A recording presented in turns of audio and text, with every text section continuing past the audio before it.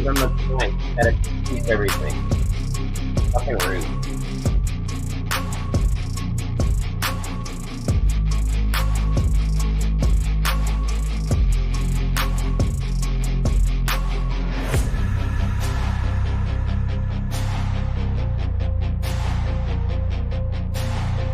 What?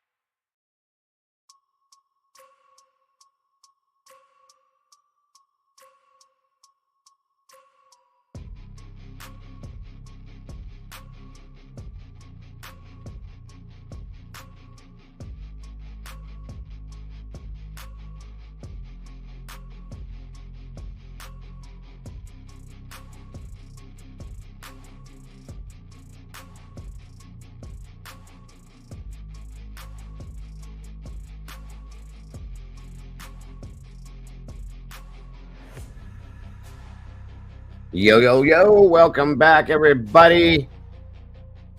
Welcome back to the cafe, guys.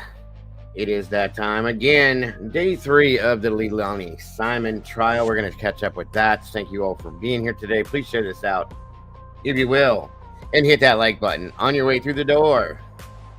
That being said, you know the rest. Let's do it. Here we go, here we go, here we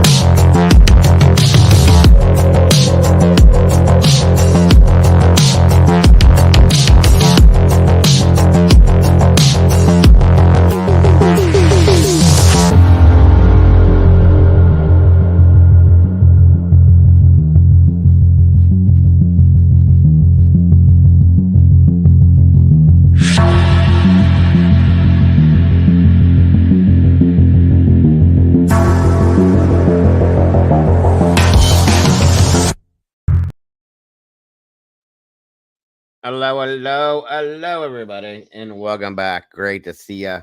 Thank you for being here. I hope you've all had a great day since I've last seen you.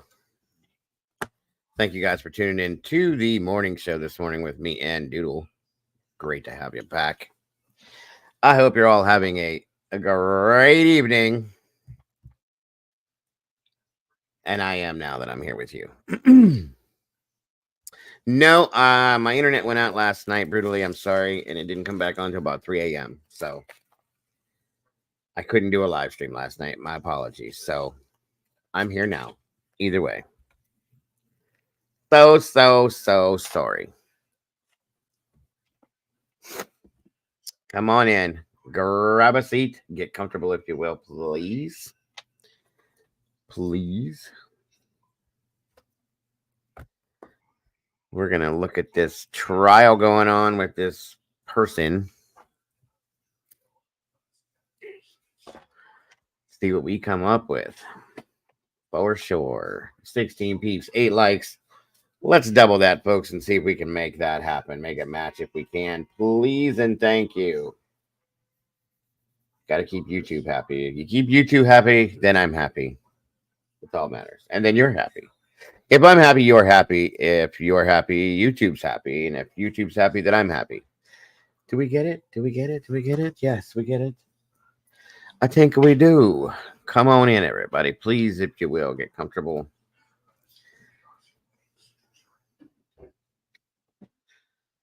Let's see who we got in here. Good afternoon, Croc Charlie. Good to see you. T2014, welcome back to you. Brutally Honest. Wonderful to see you tonight. Miss Crazy Linda, welcome back to you. Great to see you. Fark you, hello from down under. Justice Jane's back in the house. Tomboy Charm's out driving around, but she's listening. Let's see here. I think I got. Well, hey, Walt Digo here. Good to see you. I think I got just about everybody. Tomboy, yes. Doodlebug, there's my Doodlebug. Welcome, Miss Doodlebug. Thank you for being here.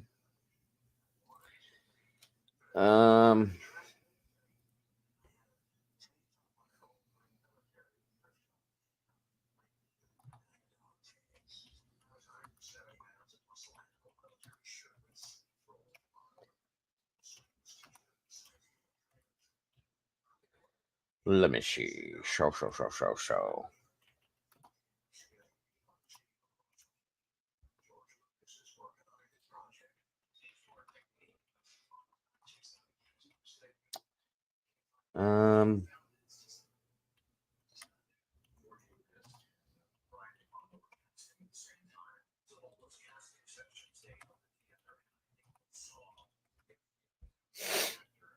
Great to have you here, Mr. Walt.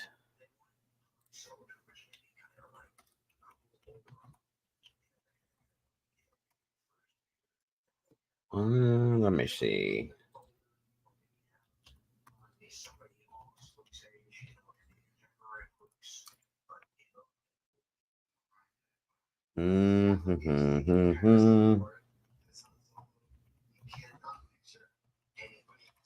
Okay.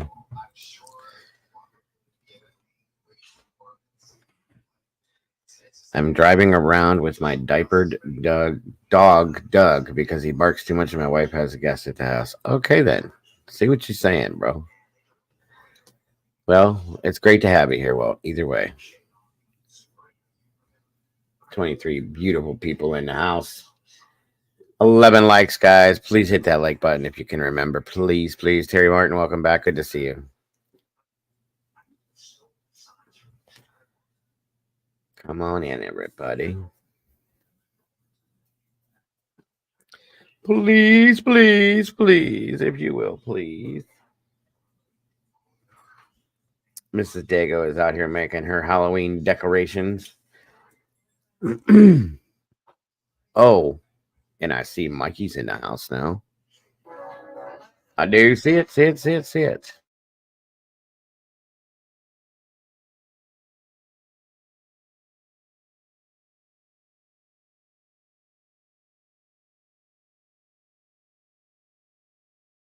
She's in here listening to her Halloween music type stuff, making her Halloween decos, enjoying her vacation. She's very talented. She makes all sorts of crazy stuff. She's been having fun with this Halloween, though. She'll go and buy, pick up stuff at, well, actually, she hasn't had to buy anything. It's a bunch of stuff that we've had. And she'll grab things out of her little totes and she glues them together and makes these little things. They're all turning out really cute, though. She made a mirror with a hand coming out of it holding a lantern. She did the skeleton guy. He turned out pretty badass because she painted him up to make him look old and beat up. She made a candy basket. It's like a stacked basket. It looks like there's spider webs, giant spider web bowls, and they're stacked with a post in the middle, and there's spiders on it and skulls around the tops and stuff. She's just enjoying her crafting stuff. It's all turning out. She's very talented at everything. She bakes and does this, that, and everything else. So yes. Oh, and she's dancing too. You can see her wiggling in the background there. You know you're on camera, right? No. Yeah, you have been. No. Doing your little dance thing. Happy fucking Halloween. Yep. I told you it turned out good.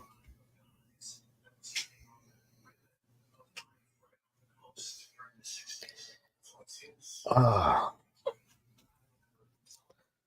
Let's see here. I finally got to get my hair cut. That was driving me nuts. I felt like a damn bum. I need to dye all this stuff so I don't look so old.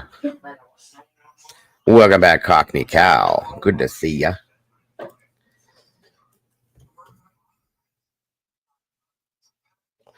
Welcome, Karen Langston. Thank you for joining us today. Great to have you here. Hope you're doing well. I see all the meatballs in the house. Moonlit Baby's back in the house. Hello, hello, Irma Gerd.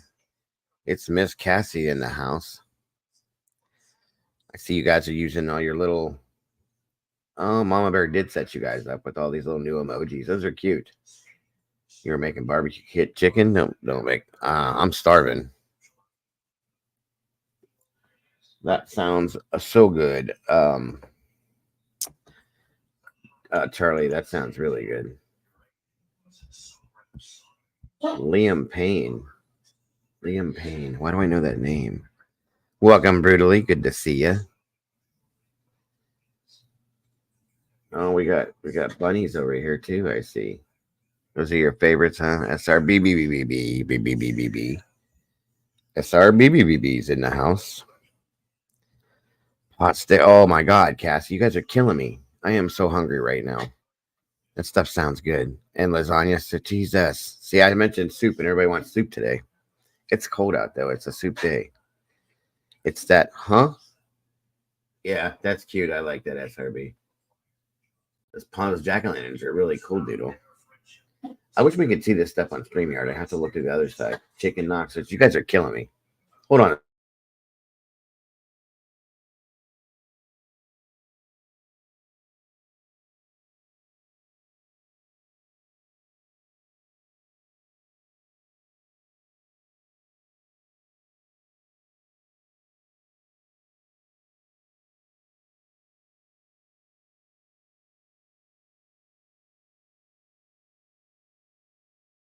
Lasagna soup.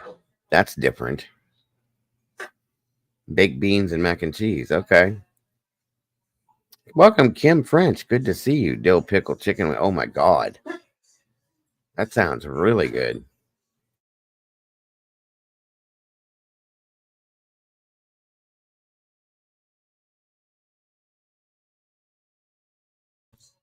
$32 peeps in here. 18 likes.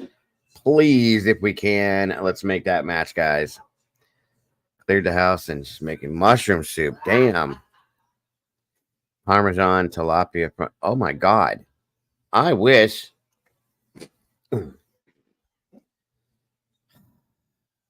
Air fryer. Y'all are killing me. This sounds way good. Welcome. Good to see you, Miss Leslie. Welcome back to you. Sweet spicy barbecue sauce. Yes, yes. This all sounds too good. Too good.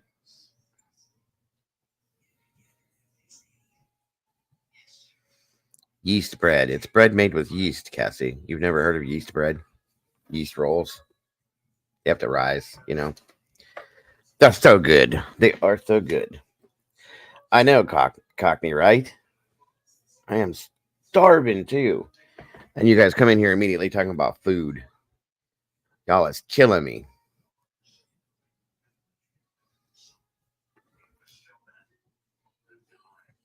I got cash and I am unattractive.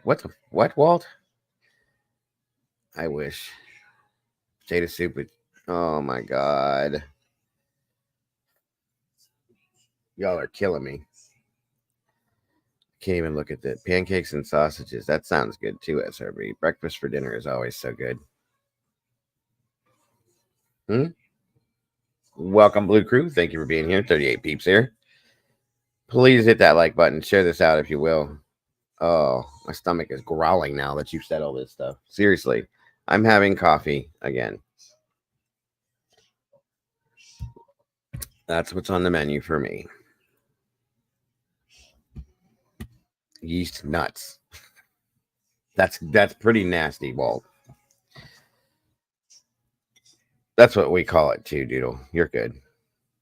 My daughter does at least. She makes bread all the time.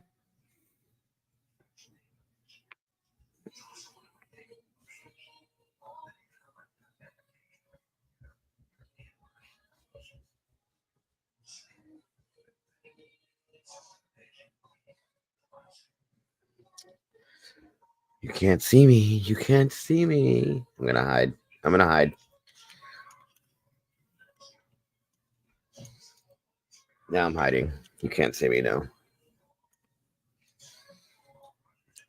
I'm too high. I get creative with dinner. That happens a lot when people get high. They start making all sorts of crazy things. Smell is better than the taste. Always is. Bread smells amazing.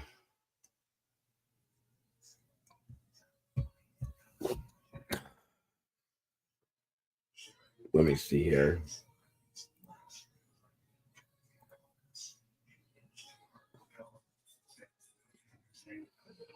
I wonder if Mom's around. I haven't seen Kimber in a while. I hope she's okay.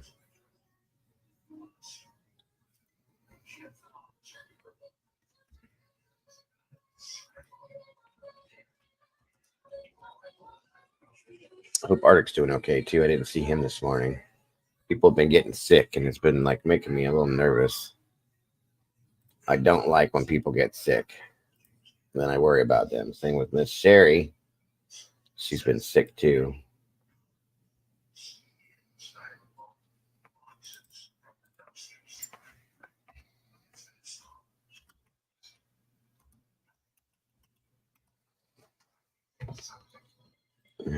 I don't need it. I was just messing around with you guys. Parmesan tilapia. God, that sounds so good. Welcome, Truth Seeker. Good to see you tonight. Let's see, late afternoon, whatever it is. Thomas Sharp, bratwurst cornbread. Oh my God, that's what I wanted too. Is I want bean and ham soup really bad. I'm craving it with cornbread. My mother-in-law makes the homemade cornbread in the iron skillet, and it is to die for, folks. Seriously, it is so good. Food in general is good. Just saying, when you're hungry, you know.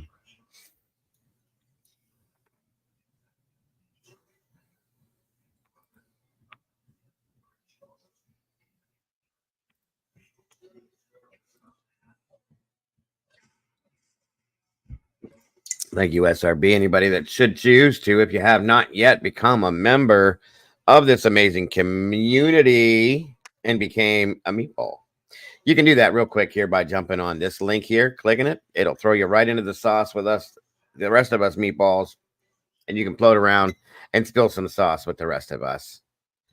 There's Alicia J. Hello. Miss Barbara Hall's in the house tonight. Oh, God, that even sounds good, Barbara. Tuna salad. Yes. Stitches, what's going on? Yes, agreed, Thomas. Agreed. Only way to make it. Couldn't see me. I was hiding. I went. These are my invisibility shades. I'm cloaked now. You can't see me. I can make faces at you. You guys won't know. You can't see me. No, Mikey, that didn't happen. We don't have the ingredients to make the soup. Sorry, bro. I'm dying for it. Any soup would have been good, but no, didn't happen. Hey, Phil, welcome. Heat skillet, medium high. Spread a stripe of peanut butter across one edge. Spread a stripe of Nutella. Yeah, I'm done. I don't like Nutella. Like a taquito toothpick brown. Yeah, I don't like Nutella. Everybody thinks I'm insane. Welcome back, Phil. Cornbread. Yeah, it sucks, Mike. It is what it is. You're getting used to it. But you don't have it, you can't make it. That's all there is to it. It's a good weight loss program. Just saying. It does work, folks.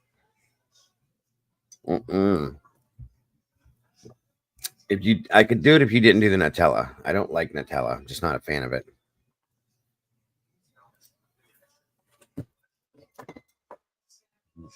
Again. Swear to God, I need a different coffee mug.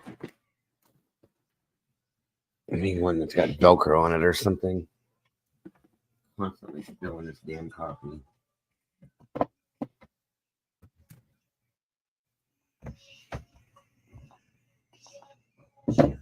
What are you staring at me for, little dog?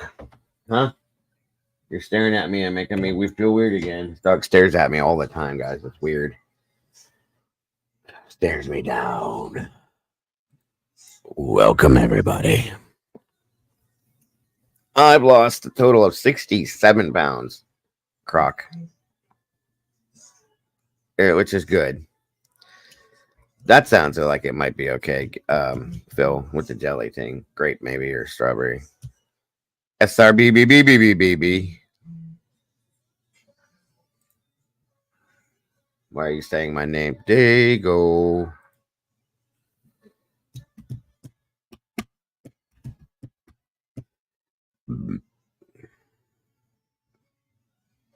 What, Mike? Recently, what? In total, like over the past, I think it's been like 6 months. I've lost 67 pounds in total. Well, no, it's like over the past year. I'm sorry, but yes, I have. It's going away little by little.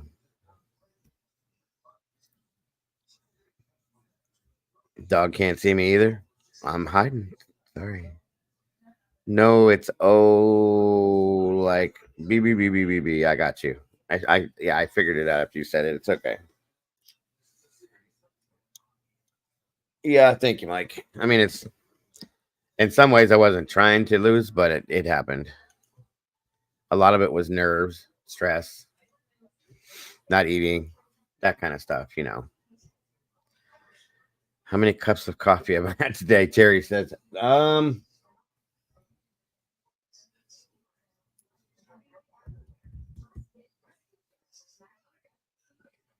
this is number 7.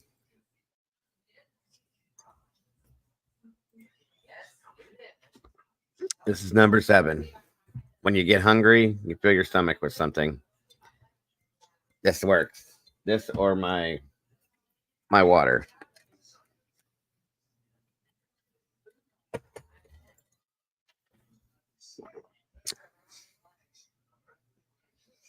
It's harder to lose weight when you get older too. I figured out. That's when I was younger. It was so easy, so easy.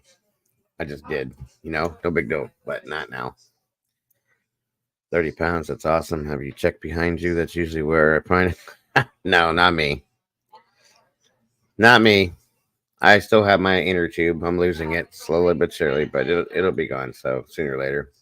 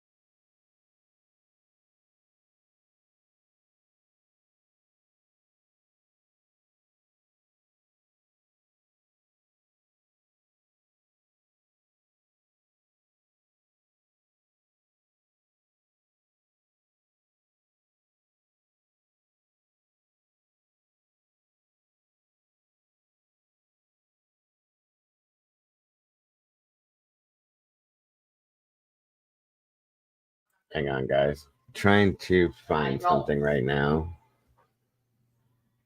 Give me uno momento.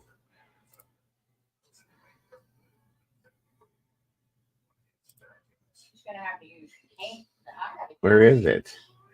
Where is it? Where is it? Hang on just a moment. Boobs are the first to go. Well, just saying. I didn't really have that problem, Phil, but wonderful to have you here tonight, Miss Barbara. I hope you're doing well. Come on now, damn it.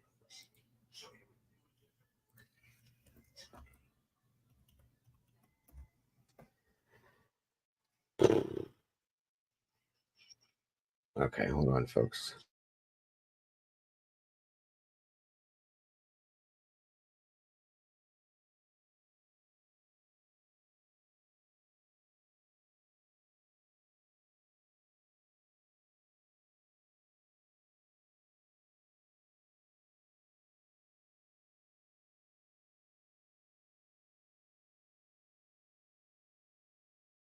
Well, from my understanding, I guess she came into court like the Quaker oat hoe, because that's what she is. Sorry for my language. I'm sorry. I shouldn't do this, but I can't stand this person. So anytime I speak about her, I just want to say something rude. So yeah, she's dressed like a Quaker oat hoe today because she's a hoe. I don't. That's all she is.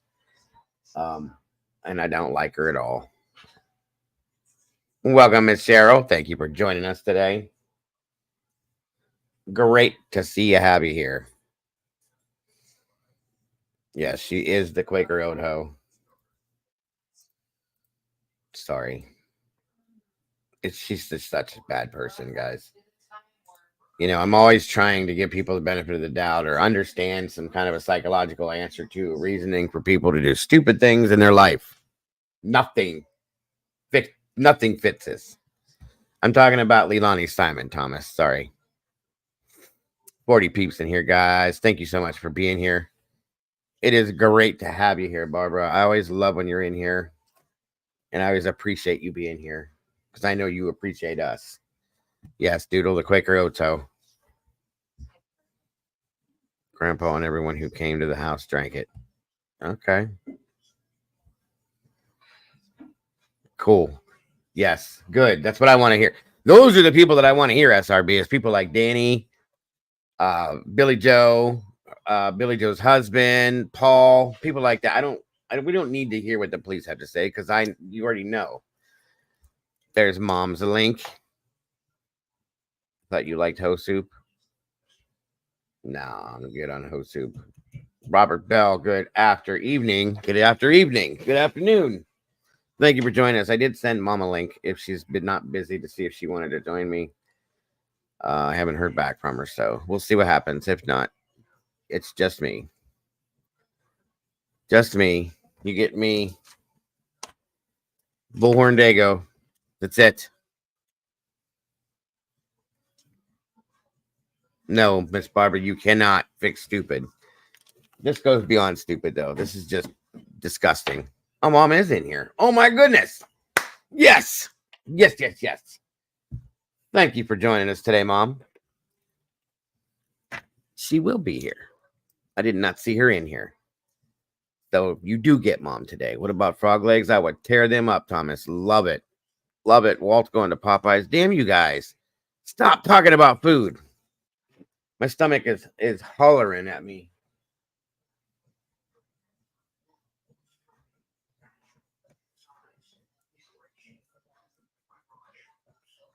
Be safe out there, Walt, and don't eat your chicken while you're driving. Quaker Oatho. I'm not sure if that's more sexist or racist, misogynistic. No, it's just because of the shirt. She looks Quaker-like.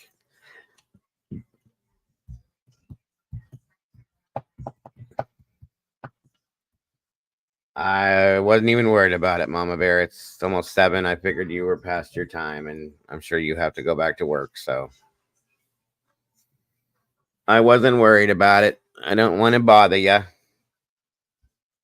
Yes, it's her shirt. I saw a picture of her, and I was like, that's kind of Quaker looking.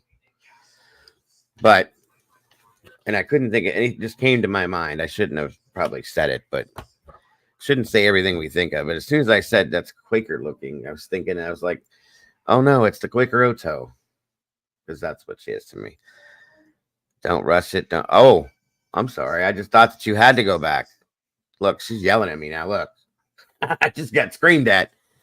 She was like, don't be getting me back to work until I have to go back to work.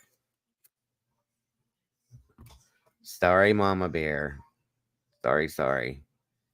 Yeah, I thought she was on vacation. And when you said that you had to get up early, I figured you had to go back to work. Sorry. Calm down there, ma'am. Let me have my face back. Whatever you didn't chew off, please, if you don't mind.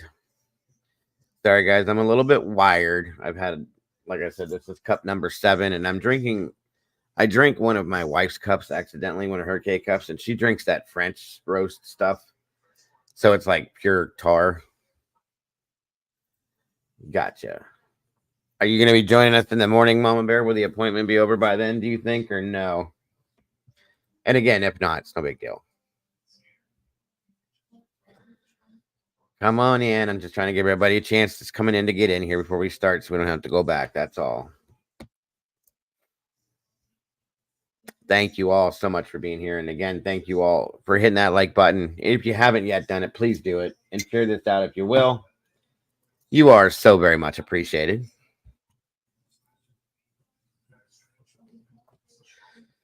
And I got an update. I think somebody decided to purchase and donate something to me via the Amazon wish list thing that we had, whoever that was, because it says anonymous. Thank you very much. I know it's not much, but it's very much appreciated. Very much appreciated. You have no idea. I really appreciate when you guys do stuff like that. It means everything to me. So thank you, whoever that was. Oh, okay. Well, if not, you can jump in here and join us then, Mama Bear, if you choose to. No rush. I want you to enjoy your vacation too. I don't want you to just like not work and then have to come in here and do this too. So there's that. Yes, whoever it was, thank you so very much. Like I said, I know it's and it says on there not much, but just wanted to do that, but didn't leave their name. But it doesn't matter to me. I don't care if somebody donates a nickel to me. I don't care. It is very much appreciated because we don't expect it, guys, from you guys at all. Dago, don't take my comment as a shot. You could say anything. You couldn't say anything too harsh about that. Oh no, I'm not, Phil. No worries at all.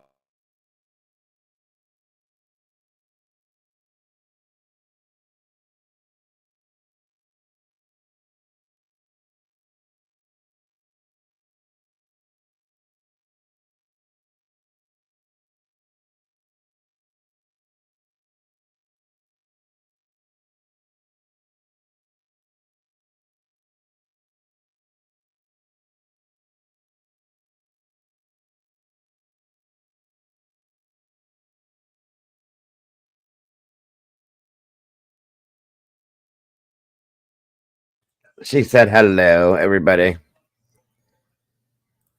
Oh, I know that, but still, I still want you to be able to enjoy your vacation and not have to like waste it all just in here with us. You know what I'm saying? Good, good, good. Those will go in my notebook. She said hello back, Miss Alicia.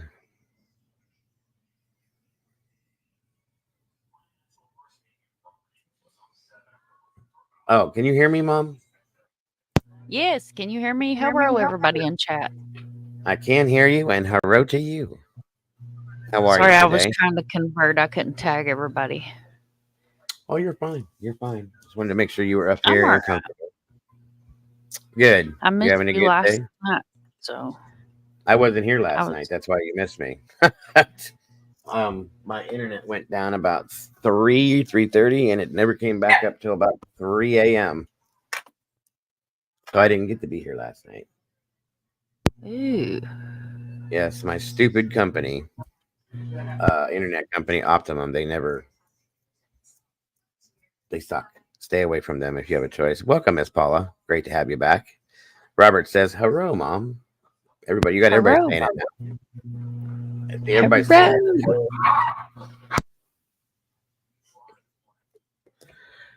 Yes, that we have different languages in here. Cassie has her language. Doodle has hers. You have yours. And now you got Miss Cheryl saying it. Hello, hello. Hello. Hello, Paula. Hello. Faithful Yes, Mom Robert. Cheryl. Hello, Cassie. SRB, Doodle. Mama Bear. Miss Barbara. Yes, that's Barbara's. Everybody's here. Phil. Midwest, welcome back. Good to have you here tonight. Yes, Robert, believe it or not, I unfortunately still have these damn internet issues with this stupid company. Every few days or so, there's something. Either it's stalling out, or they're stalling it out, or throttling it down or up and it screws it up or something. There's always something with this company. Please, nobody ever, if you have a choice, never go to Optimum. I don't care how cheap they say it is, it's because it's not. They charge you out the booty for no, like the service isn't even that fast either. That's the other problem. I have to have a whatchamacallit on this to speed it up. A booster. A booster. Not gonna lie, I missed you. Well, I wasn't here, Phil, so you couldn't have missed me. Oh, you mean you missed me not being here? Well, thank you if that's what you're saying. I appreciate that. I know tomorrow's Thursday. Don't even say it because I already know. Tuna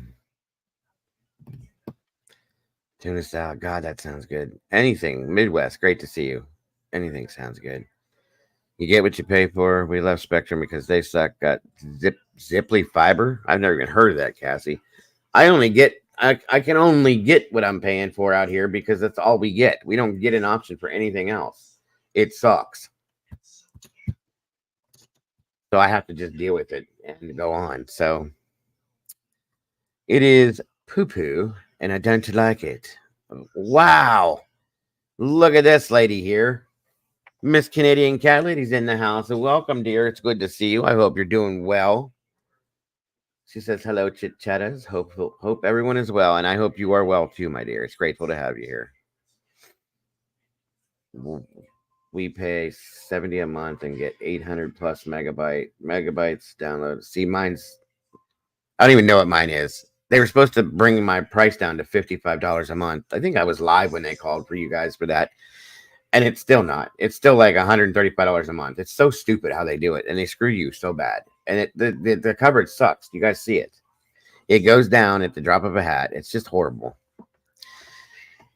It is wonderful to see you, dear. I hope you're doing well. We have definitely missed you. I hope that we get some memberships in here one of these days and we can get you back in the sauce with us, Cat Lady. I hope we do. Hopefully I can get mine. I get free ones every month and I can get mine to share out, and maybe you'll get one of those. I would love to see that. $67 a month. That's not bad. As long as you get good coverage, that's all that matters. ATT Air. I can't get any of that stuff out here. I've tried. The only thing I can get out here is Optimum. Nothing else. I didn't. Well, damn. Okay, Miss Paula. I didn't mean that, but thank you. Miss Paula's just gifted 5 memberships. That's awesome. Can you see who got those, Mom, by chance? Looks like Mark Sherman, Winnie the Pup, Kim 0509, the Canadian Cat Lady, welcome back, love, and Angie Carter. There it is. That is awesome. Thank you, Miss Paula, so very much, and welcome back to the sauce, Miss Cat Lady. You are back being a member. That's awesome. Worked out perfectly. That is amazing. Thank you so much, Miss Paula. God bless. Welcome to all the new meatballs, and welcome back to the ones that were meatballs. We appreciate having you back in the sauce. That's amazing. That worked out perfectly. And I didn't say that meaning somebody gift one. I was just saying, but damn, that was quick. Yes, congrats to all the new members, and welcome. We love you guys so very much. And thank you, Mama Bear, for the new emojis. Everybody seems to be enjoying these new emojis. They're pretty cool. Oh, those are cool. Mm-hmm. Yes, so very much. So kind to you, Miss Paula. We appreciate you so much for that. Welcome, Sussbusters. Well, guys, we got Quaker Meets Librarian. I don't know about that exotic. I just called her the Quaker Oats Hoe. Because that's what she is. Sorry. I have no respect. You know how this goes, Mom. You already... I hope you're I ready. wouldn't just down her throat if her guts were on fire. Thank you. Thank you. Exactly. Yeah, Mom. I got nothing. No, nothing. Nothing at all. I've even sat down with my wife and had a like a psychological conversation. Like, please give me some reason to have like some form of like, nope, it wasn't there. My wife even said, "Are you crazy? There ain't nothing. Nothing. This is a piece of trash." And I said, "You're right." So onward. Do we have any birthdays in here? We do need birthday emojis. That would be great. 48 in chat and 39 likes. Come on, y'all. Pretend like you like me just for about 10 minutes here. And hit that like button if you would. And we got Miss Judge Stokes today. And I am wired on coffee, Mom. So I'm going to warn you. My comments tonight, I can't tell you what I'm going to say. Because you already know. And I know they don't bother you. But just giving you a heads up that they may not be very nice. I cut my hair so I feel lighter. Like I can just float around and say whatever I want now. Well, that looks, when you cut your hair, it looks nice, but that also allows the steam to come out without much of a filter. Yeah, it's going to too, because I know. Every time I look at this person, I get hot immediately. You can definitely, you can almost see my blood pressure go up and my face turns red. It's crazy. That is awesome, SRB. I hope we get some. Mama Bear is good at putting those together if she's got the time. Welcome, Miss Rowena, in the house. Good to see you tonight. Thank you guys so much for being here. Let's get this party on the road, everyone, and see if we can get some justice for poor little Quentin and put this trash in bed. She needs to be put away. Miss Betty's back in the house. Welcome back. We never liked Betty. That is right. We never liked you, Betty. I love her name. I love the name. I do too. It makes me happy. Yes, it's awesome. Well, So are you thank you. cold reviewing this, or did you peek? This is cold. I looked at a clip earlier, but this is cold. I like doing this. I do this on purpose where I don't watch it. I want to watch it fresh with you guys. That way my reactions to certain things can be fresh. And you guys get the real deal with it. So, and I think it's better that way. We're doing it together. That's why I try to wait on these. So, day number 3. And I guess from what SRB said, Mom, that we actually get Danny gets on the stand here. So that is those are the witnesses I want to see. Those are the people I want to see on the stand. Are the witnesses, the character witnesses, the police stuff. Like we kind of already know. You know what I mean? So, and Yeah, Mom you're gonna says, get 2 good witnesses today. Danny is one of them. I cheated a little bit. I scanned through it, and it's then okay. there's an expert witness that was phenomenal, which they're my favorite type of Yes. expert witness. So I might have been partial to her. Well, they're good because they give you an explanation as to what or why. In some senses, that's what I like too. Oh, she was phenomenal too. Like phenomenal. Hey guys, I'm watching it on my TV tonight. It is great to have you here, Betty. We love you. Appreciate you very much. And Stitches says, I have more sympathy for a cockroach. Well, you're doing better than me because I don't even have that. So, I'd build a cockroach a hotel at this point as opposed to her. yes, yes, yes, yes, yes. Just saying. Yeah, I agree. All right, let's see what we got going here.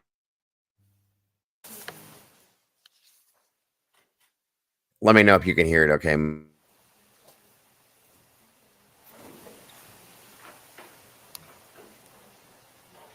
I hear fuzz, so audio should be good.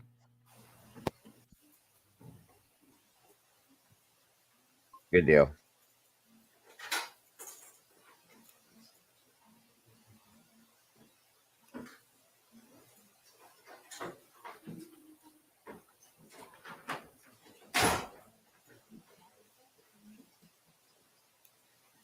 All right, good morning, everyone.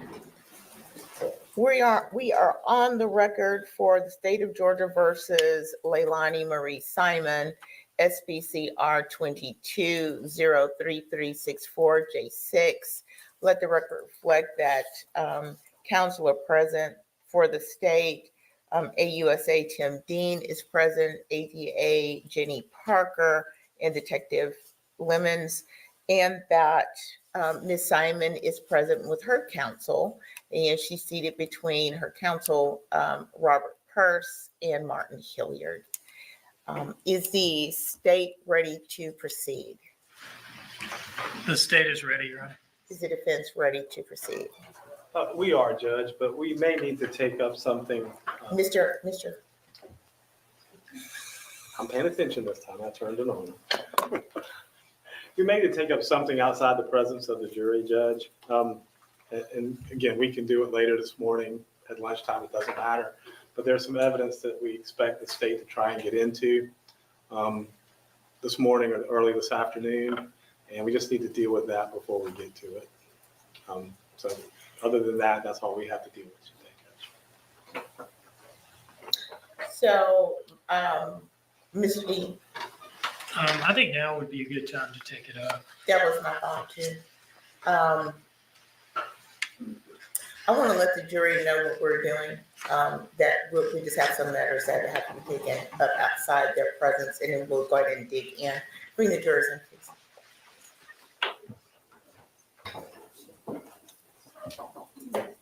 Welcome back, Miss Kim.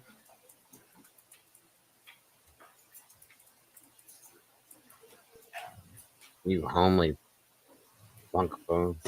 Jury is not entering.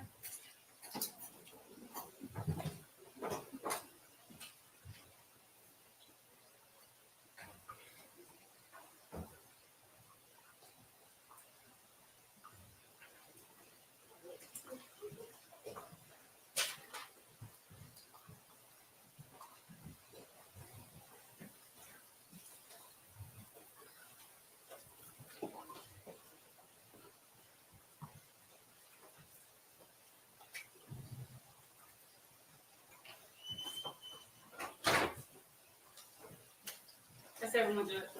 Thank you, Bert.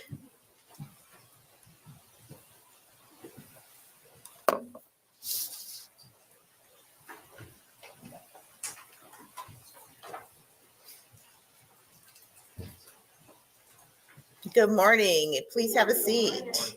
Good to see you. Everyone else, please have a seat. Ladies and gentlemen, I hope you had a good evening. Thank you for being here on time and ready to go. I have to ask you these questions. Has everyone been able to comply with my instructions not to discuss the case or do any research?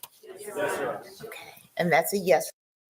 Okay, I want to make sure. Has everybody in here been able to comply with that? Not discussing the case or not doing any research? I want to make sure. Bullshit. Just saying. I'm just kidding. Sorry, guys. I told you I'm wired. I cussed a lot about LEILANI. Oh, yeah. Wow, that's part I of should what be disqualified from the jury.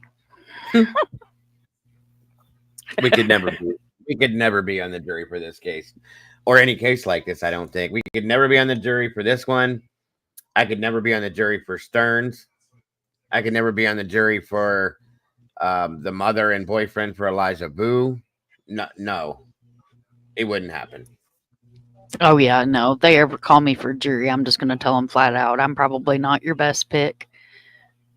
Well, I would ask, during the questions, I'd just say, well, I don't know if it matters, but I want to strangle that person. So does that disqualify me? Or, I mean, what do you think? That's kind of how that would work. I'm just saying. No. I cannot don't be think impartial. No, not at all. A juror fell asleep. Wow. Miss Barbara said, I tell them if you're going to pick me, they're going down. Yeah, there you go. Yes. Super pissed today. I'd like to already put my vote in. The bitch is guilty. Yeah, I'll be on there. Oh, that's me. I'd say the same thing pretty much. Yeah, I'll be on the jury. She's guilty. Let's go. I'd be kicked out within Fast track that bitch. Yep. Put her at the front of the line, please. Super pissed today. My daughter played in a girls' soccer game tournament yesterday, and when my kid was about to score a goal, a transgender stepped on her foot and knocked her down, breaking her. Jesus. See, I've been watching these commercials lately, and it's about in Ohio here, Sherrod Brown. It's a big commercial that they're putting out this because Sherrod Brown is okay with them having biological men that are transgender play on women's sports teams. I think that's wrong because they have an advantage that women don't have. Now, I have nothing wrong with them being transgender by any means whatsoever, but they have an advantage over women. You know what I mean? They're bigger, typically stronger in some senses. So I think that's unfair. That's not right. Welcome, Cap. Good to see you. So that's one thing I will say. So I understand what you're saying, Kim. I get it. Yeah, I'm sorry. I hope she's okay. You're going to be on the Canadian news tomorrow. Well, congratulations. Yeah, I just think that that's not right. And they're allowing them to use going to which I don't, it doesn't matter, but they're taking they're one of the big issues that they have that they're talking about with the ballot and stuff like that. This is because they're allowing them to use the women's dressing rooms and stuff like that. And it's upsetting a lot of people, but the biggest part of this is allowing them to play in sports events as women when they have there's a difference, folks. We know that. So I don't know. Welcome, Lucia. Good to see ya. Farq. Yes. Far. Farq. All right. Let's move along. And so while we are ready to get started right now, there are some matters that have to be taken up outside the presence of the jury. That will happen occasionally. I think it may have already happened. All right. Thank you, Mr. Hilliard. Mr. Dean. And I don't want to put words in Mr. Dean's mouth, but it looks like through maybe the day of October 4th, 2022, of an alleged affair between Ms. Simon and an unknown subject by the name of Craig. And the text messages were provided in discovery, and they were part of the phone extraction, and they were done pursuant to the search warrant. If I'm making a mistake, let me know, Tim. However, the main thing is the motion in limine I'm making is to exclude these text messages as they're more prejudicial than probative, number one. Number two, they don't relate to any material allegation in the indictment. None of the false statements accounts are in relation to these text messages. Number two and number three, I don't think that they do anything other than attempt to introduce her character, the evidence, and interject her character improperly. So for those reasons, I make a motion to exclude any testimony regarding these text messages back and forth between the unknown subject, Craig. So I think that's short, succinct, to the point. So. All right. Thank you, Mr. Hilliard. Mr. Dean? The court will remember that our motion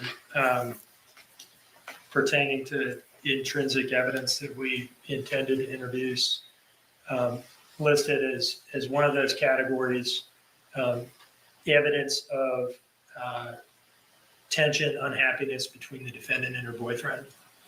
And that has now been ruled admissible.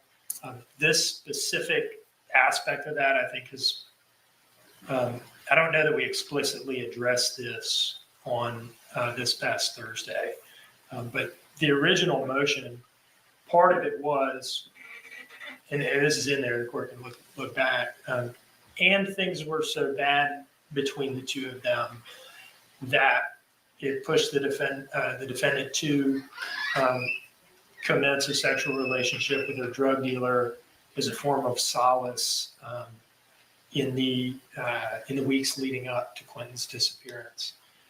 And this would be evidence of that. As Mr. Hilliard said, these text messages extend from September 25th to October 4th, so they're tightly connected in time to the day of the crime. And I'll talk just briefly about what they show. I have, as a matter of fact, I'll approach with what I've marked as State's Exhibit 83. All right. I have a copy of it as well. Thank you. Here's how it comes up naturally in this portion Welcome, Miss Elizabeth. Thank you for being here. of Detective Lemon's investigation. At this point, we've just seen this interview, these interviews yesterday, where she identified the drug dealer whom she saw that. Hey, Mikey. Okay, she calls him Red. Sometime after that, but still, this is the night of October 5th, early morning hours of October 6th. They go through her phone in some more detail, and they find a bunch of text messages between her and a contact saved as Craig. And they ask her who Craig is, and she says Craig No worries, Elizabeth. No worries at all. I appreciate you so very much. and Red are the same person. So she's identifying Craig now as her drug dealer, and not just any drug dealer, but the ones that she ran off to that night after getting into an argument with the defendant about his lack of sexual desire for her. Welcome, Niles. It's going great. It's wonderful to have you here. I hope you're having a wonderful night, sir. Okay.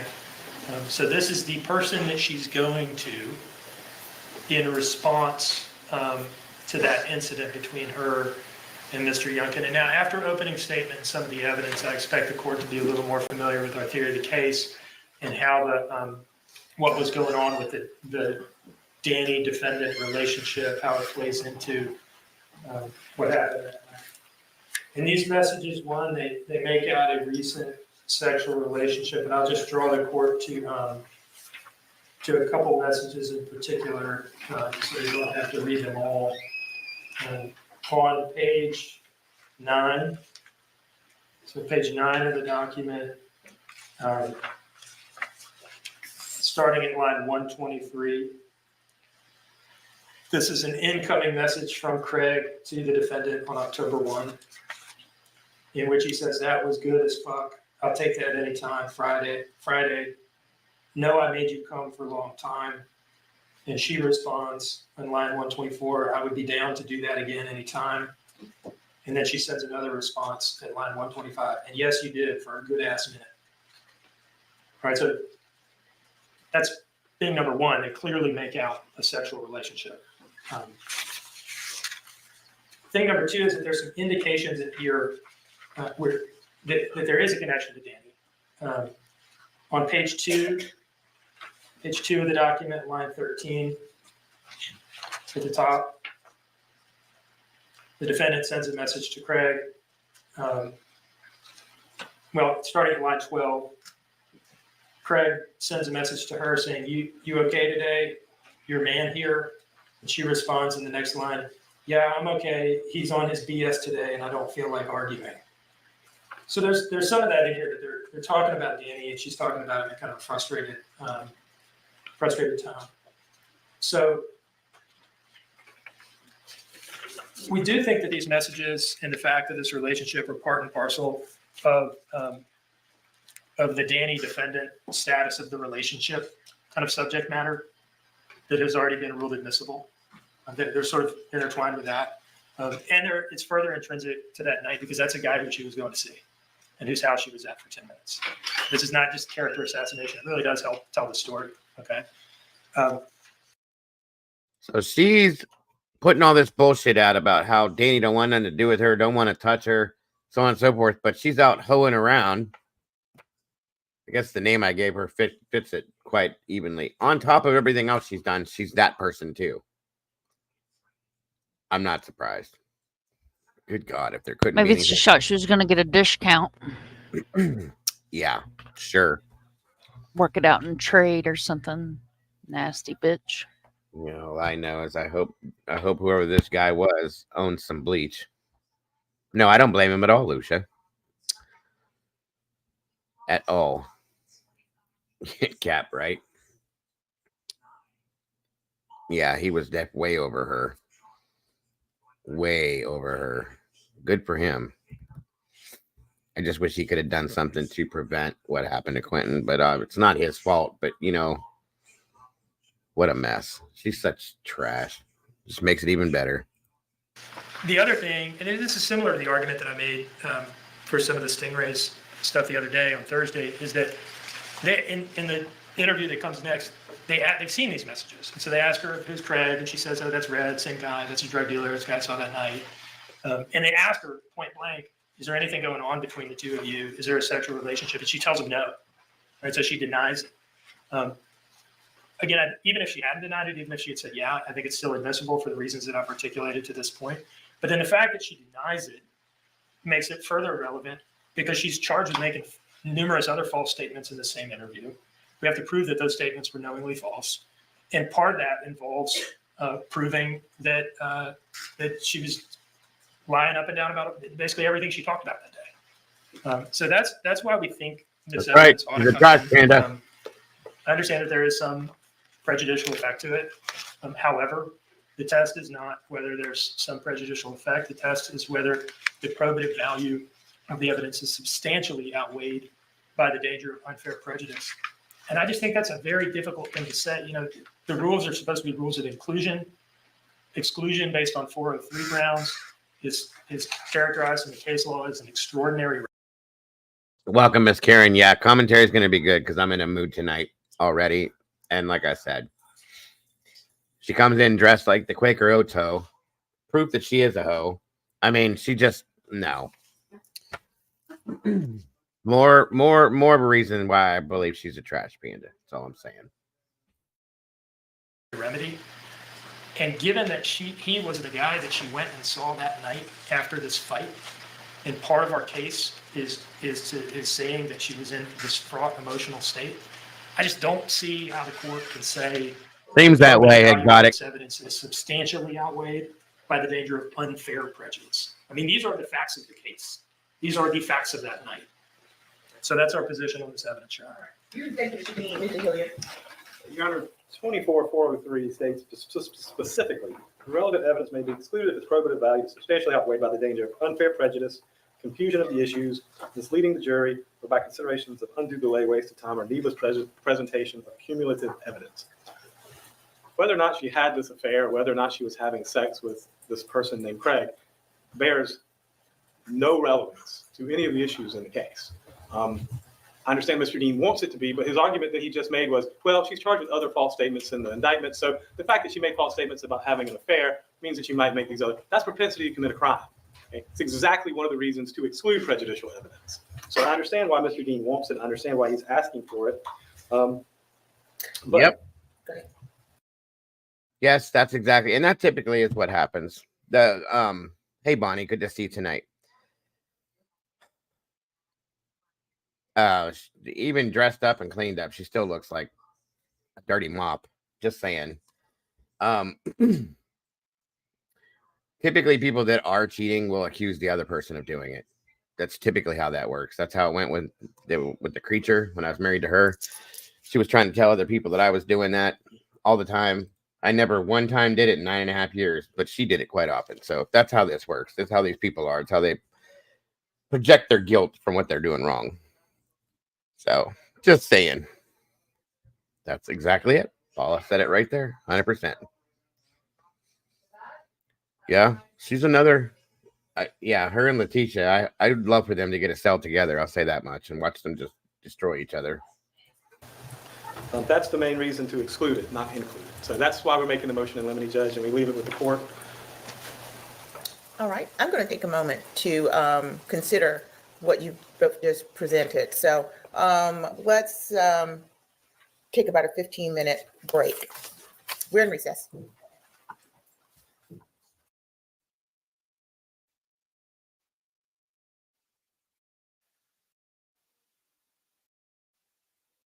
Present and admit into evidence.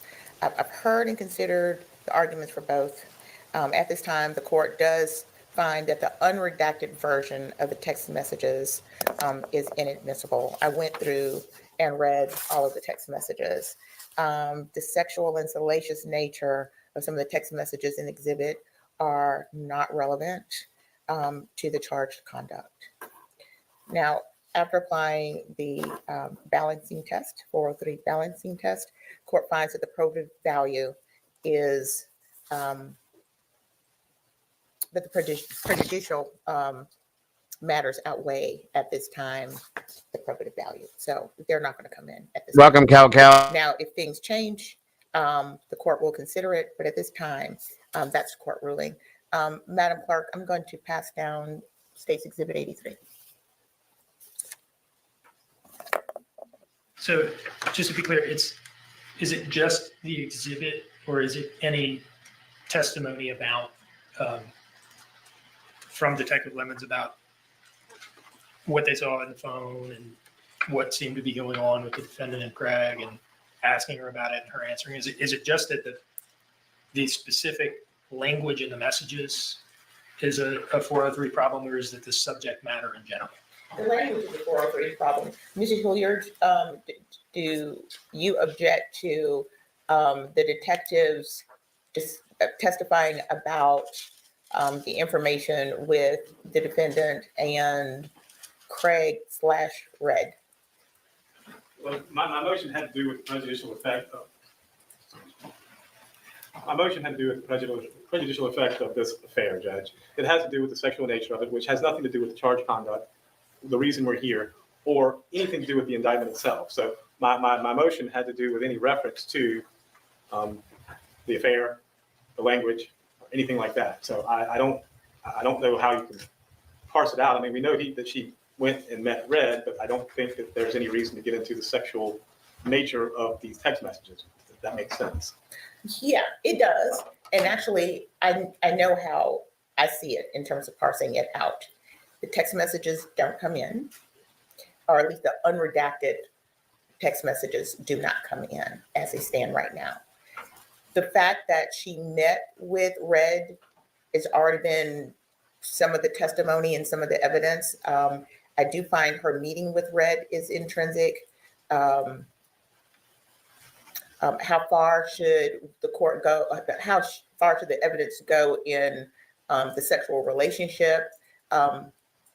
you know, at this point, I'm going to find that the sexual relationship with Red is inadmissible at this time as well.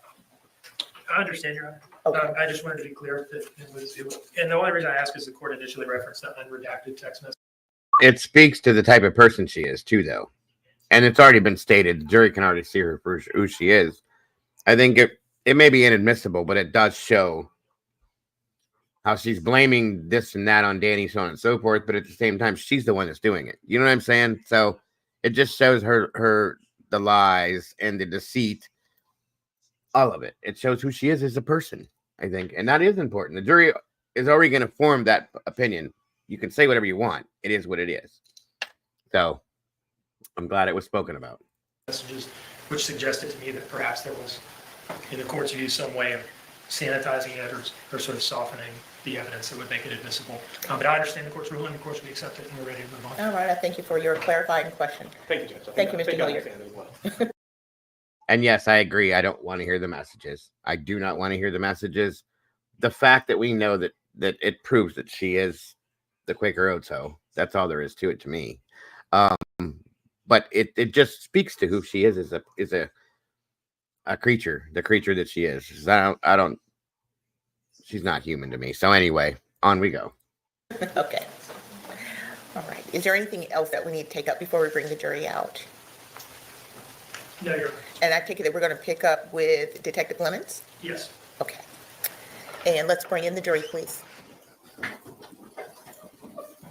Yep.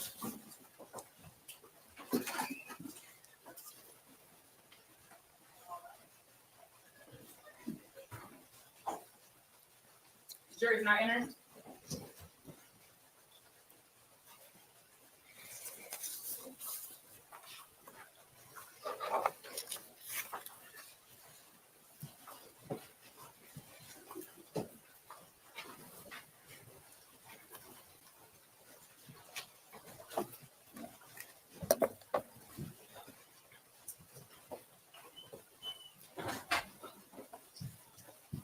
That's everyone, Judge. Thank you.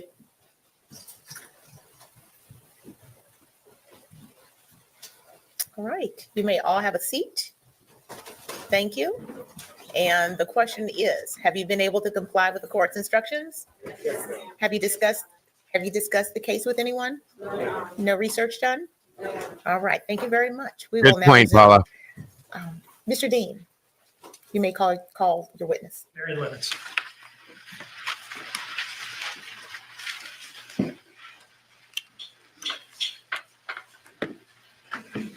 I knew what you meant, Paula.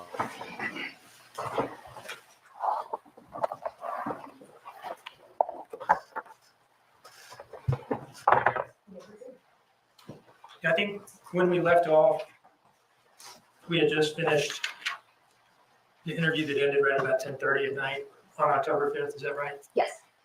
Later that night, did you and Special Agent Snyder interview the defendant one last time? We did. Again in the interview room? Yes. Your Honor, at this time, I would publish from State's Exhibit 3 a file bearing the file name Interview Room 2355 to 0038. Give me 1 second, Judge. Just want to make sure.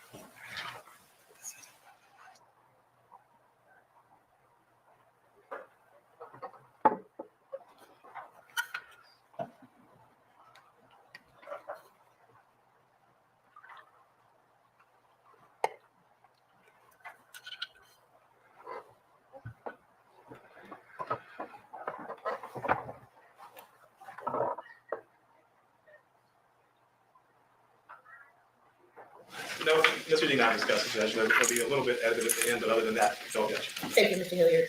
Mr. Dean, you may proceed.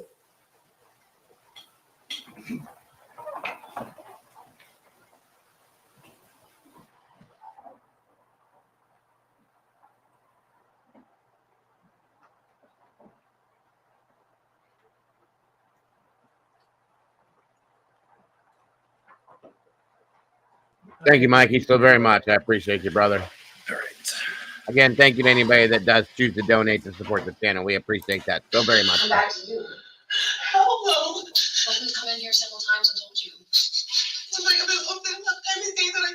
whenever I didn't clarify or say right, whenever I'm clarified, I would never be the reason when something happened to my baby. You don't understand that. I am so serious. Well, they always say, yeah. Just relax. Just relax. It's hard to relax. And not only have I lost my son this morning when I woke up, he's not there. But by the end of the night, I'm sitting there being told that everything looks like it's my fault. It's my fault because I put my son to bed last night and woke up to him being gone. That's my fault. There's so many inconsistencies, Leilani, in your story. How? I was out there on like 360 for hell, pulled up anything that I could to show that this is what happened, this is where I went, this is what I did, here's the proof that this is where I went. Every time I'm in my house, you can ask Penny, you can ask everybody that them babies were all in that room. Every single one was in that room. When I went to bed, every single one was in that room. And yes, they were perfectly fine. Yes, they were breathing. Yes, he moved when I touched him. Yes, they were all in there. And they were perfectly okay. Okay? And then I got up, it was gone. You were talking about a mother's worst nightmare? A mother's worst nightmare is not knowing dang well at all if her child is even okay or not. A mother's worst nightmare is not knowing if you were ever going to even know what actually happened to your baby. It's not sitting there wondering if he's going to get it proper. You don't always wondering if he's ever going to get one at all. This is wondering if you're ever going to know what happened to him. So you said he's not going to, until you let us know the accident that happened. There's nothing that happened. I never said that. There's no accident. There's no inconsistency. Like, because I forgot to say something about my hand back in front, and then I came out to Drew about it. Told you about it. Take a Percocet. No, I did not. I did not take a Percocet right now. I'm going to piss in the cup for you right now. What did you do? Right now. I didn't think it was the Oreo. There was even Oreo in that freaking bathroom thing. There's one that's empty, which is the one that I ran out of when I called to ask to see if I had more. To see if they had more. No. So I got the one from her. Now there's one in there that's empty and there's one that's not. You have to see that in that bathroom. It's in the mirror. Do Okay. you recall exactly when you left and where you met? Yes. Misty. Okay. Exactly where I met her at. Right there. Like where those mailboxes and stuff you got. See that, bro? What's Misty's last name? I can't recall. I worked with her over before Scott was born. Before Scott was born. We got to talk to Misty right now. How do you know her? Where my phone is, I had a number in there. That's what I called her. I downloaded text now and tried to call that, and I called it and got through to her. So I asked her to straight up said, "You still have this mouth problems?" And I called her. She said, "Big old thing right here. I can give you where she works at. Where's she I can at least give you that. She works at Bojangles. Bojangles. Bojangles on 17. On a GG and 17. I can give you that. I don't know her last Is she name. a white lady or black lady? White lady. White lady? 4'11" maybe. 4'12". How old is she? 40s. Late 60s, late 30s, early 40s. What kind of car does she drive? She walks. Which is why I had to come all the way to her. What shift does she work at Bojangles? I can't tell you that no more. They were not even open up for dinner when I was there and when I was working there, and they are now. So I can't tell you what shift she's working. What kind of car was she driving when you met her at Bojangles? She lives over there by Chevron or whatever. So she walked up and met me at the front of her neighborhood and gave it to me. What other cars were there when you met her? There was a tan older car, almost like a cop car Ford something. Or whatever, Tam was sitting in her driveway. In her driveway or the driveway or at the Chevron? No, like when I pulled up, I could see like where she lived at. You could see her walk out of her driveway and walk up. And I'm pretty sure that was in her driveway of the tan car. So, but I've never seen her drive a car at all, ever. She's always walked to work and walked home to the point that I was giving her rides because it was too hot at one point to do that. So, When did the cereal spill in the back of the car? that's in there. I won't lie. Even like over a month, my friend gave me a big old bag of a whole bunch of baby cereal that she didn't have anything to do with. I put it in the car. What type of baby cereal? Like First. that she put like it's almost like a rice consistency? It's rice or oatmeal is what it is. And What type of container was it in? the actual container itself that comes in from the store. What does that look like? It's blue and it's about this big and comes up like this. And there's a screw on top that pops open. Oh, whatever. And what happened? How did it come? 2 of them that she gave me, she had just opened and she tried it with her baby, her 9-month-old baby, and it didn't work very well with him. So she gave me those and a whole bunch of the other ones that she bought. When I put it in the car, got home, took it out, the bag. This is so disgusting. I very, very rarely do you find somebody that can lie while in motion. She's creating a story and lying about this story as she goes, guys, and it's just coming like this. That tells you how dangerous this person is. Anybody that can do that is a horrible person, in my opinion. Truly. She's inventing this story as she's sitting here right now. And it's coming like this. There's no hesitation. There's no eye rolling, changing. She's right there in her own story, in her own words. There is not one bit of effort she's putting into this, folks. Boom, boom, boom.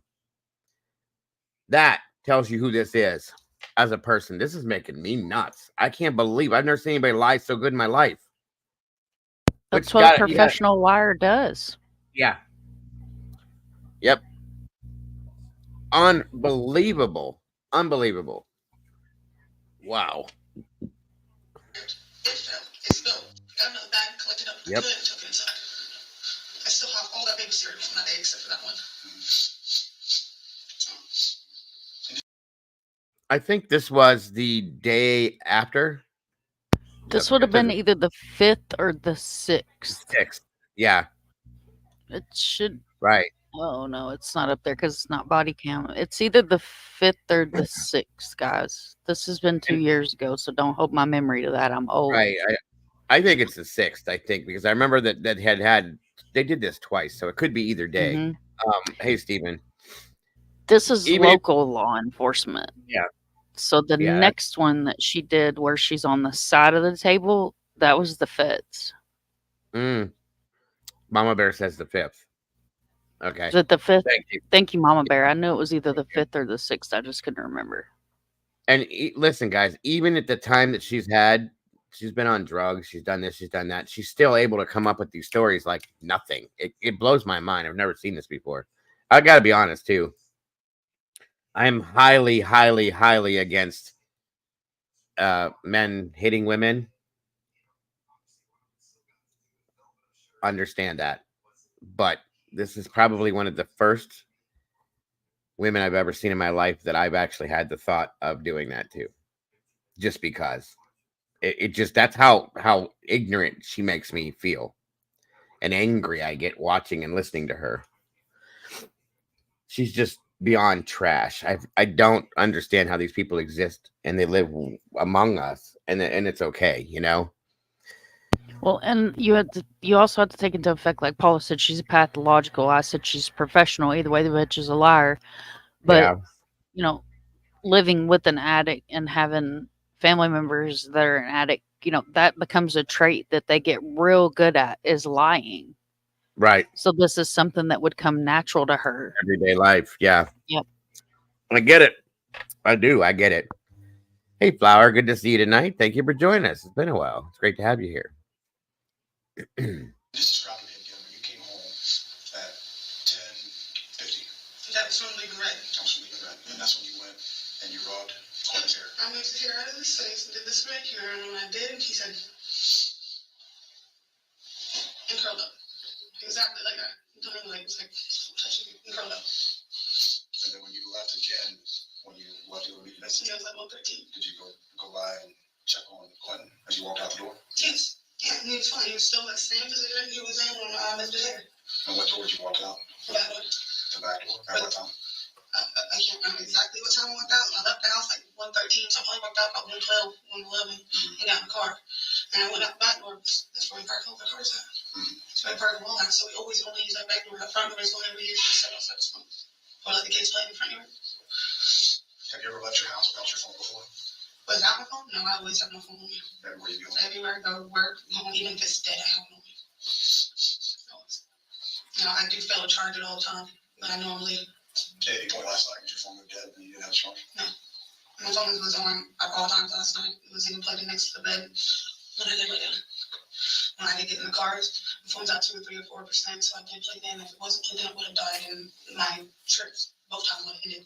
You know, before I even got home, y'all would have seen the time that I arrived home. It doesn't stay on.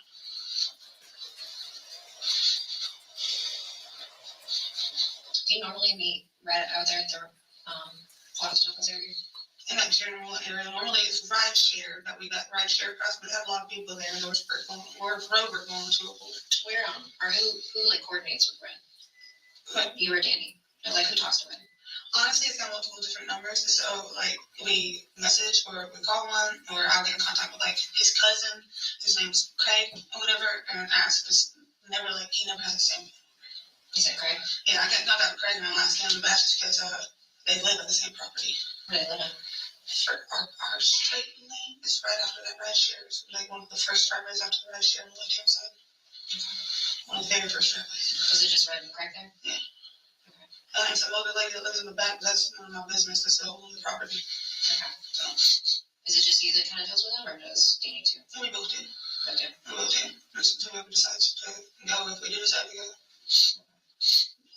They both deal with the same thing? and we'll do the same thing. They don't even do nothing more than that. It's just what they do when they get old bills and get old bills. How long a time, minutes, seconds did you interact with Mitzi? Missy, she walked up. I said, "Hey, girl, how you doing?" She said, "I'm good." And she was like, "I was in the office. I go get Lewis to take her out, but it's currently like, she's like, here you go." So that was literally probably a 2-minute conversation, and then she went home and I got in the car and went out. Did the ordeal give you any relief? Enough relief to lay down long enough to fall asleep.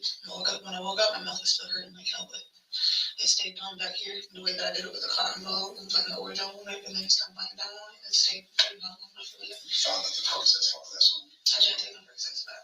I have to process them all the time, and I'm not taking any of them. If I can get them from somebody, just get them for somebody. So, all I did was cotton ball, ordeal was on the middle of it, all it up, put it in the bit on it. When I bit on it, my saliva going in it, made the ordeal come out, and stay in this general area, which low enough to get low enough to let go. You'll see.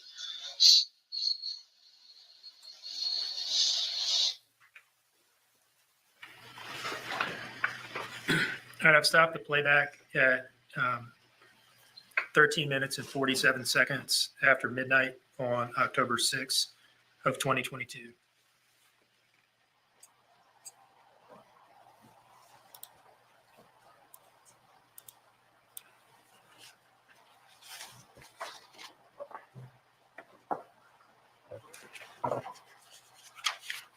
Now, Welcome, Noni. you mentioned that you did go through the defendant's phone that day I did. manually. You talked about just thumbing through the actual phone itself. Yes. Did you look at the Cellbrite extraction that day, or was it just manual review?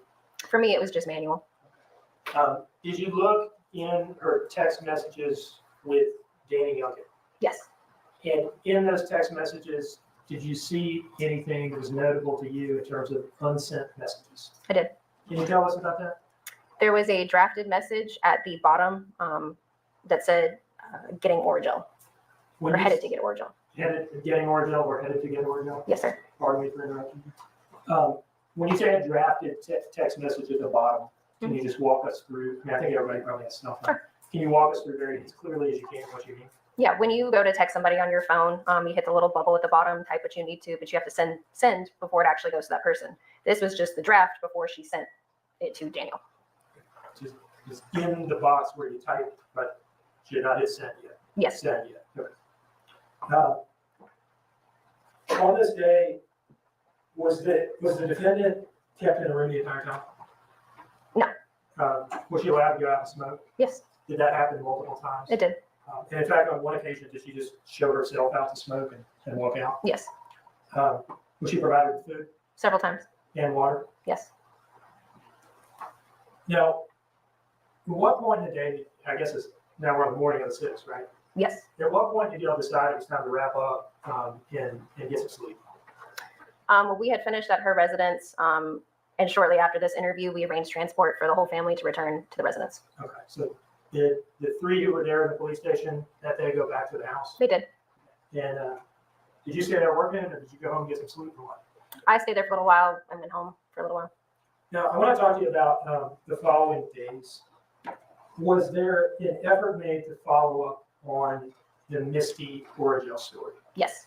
And who was responsible for following up on the Misty aspect of that story? Yes. For Misty, it was Special Agent Snyder. And when did that happen? I mean, he'll testify about it, but when did it happen? The following day. Was there an effort to follow up on Danny's whereabouts on the morning of October 5th? Yes. And who was tasked with following up on that? That was Detective Noble and Special Agent Solomon. Okay. And was there some follow-up on Paul and when he had gotten home and so forth? Yes. And who was responsible for that? Detective Noble and Agent Solomon.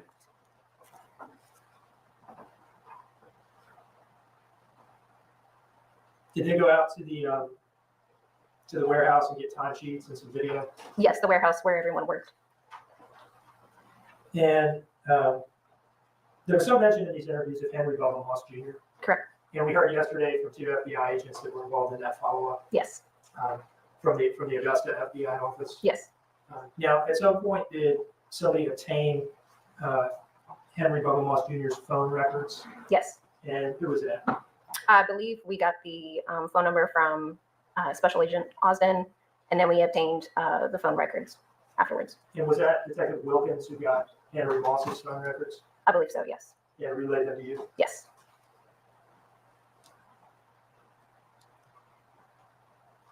Now, was there follow-up on the vehicle, the Dodge Journey? There was. And what did that involve? A search warrant was applied for and executed on the vehicle where we examined the inside, the outside, and then we also did what's called an infotainment search warrant. And what is an infotainment search warrant? So the electrical box that's in your vehicle, that stores data. So what we do, it's called an infotainment search, and we're just seeing what kind of data is stored in that electrical system. And what kind of data can you get from those with some vehicles? From some vehicles, you can get as meticulous as every time a door opened or a light turned on. Others, we don't get anything. And you as the investigative team tried to do that in this case? We did. Was that effort successful? It was not. Why not? That make and model did not have the data in that system. Okay. But you tried. We did. Now, one thing on the vehicle I'd like to ask you about. We heard some testimony from Officer Schenker at cross-examination about a potential spot of blood on the driver's seat. Yes. And we also heard him testify that he provided all of his pictures that he took that day to you. Yes, everyone was in constant contact with each other. I'd like to approach with what I've marked as State's Exhibit 84.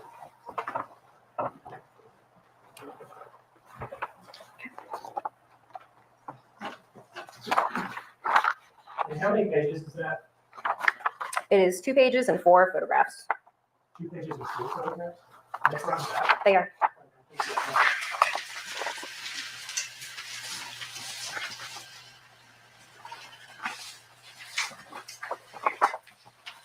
Um, 2 pages front and back. Correct. It's on page 1. It's the same picture on the front and back. Oh, yes. Same for page 2. Yes, Do you recognize those images? I do. What are they? It is the front seat of the Dodge Journey, one with plain light and the second with the alternative light. Is that the blue star that Officer Schenker was talking about? Yes, Where you can see the spots lighting up a little bit. correct. Okay. And is the first picture, can you see the little spots in there as well? That may be the spots right in the center, but it's not like an apparent red or anything like that. Your Honor, I would introduce this as State's Exhibit 84. No objection, Your Honor. What is 84? Is it this? And I'll publish this in the area.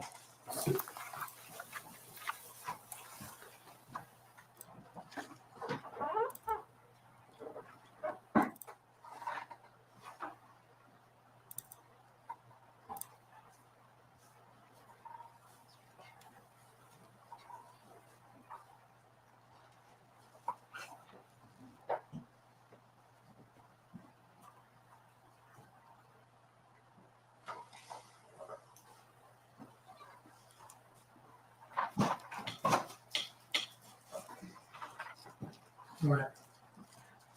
On the screen here, are we seeing the first picture in that exhibit? Yes, I'm going to zoom in here. What do you see there? 3 small dots. Do they appear on their face to be blood to you? No, they don't. Can you tell whether they're fresh or old? No, it's not. It doesn't look like fresh blood. Moving to the next image. What are we looking at here? It is those same 3 dots under the blue star. Now, you were aware of this during the investigation. I was. Did you view it as significant? No.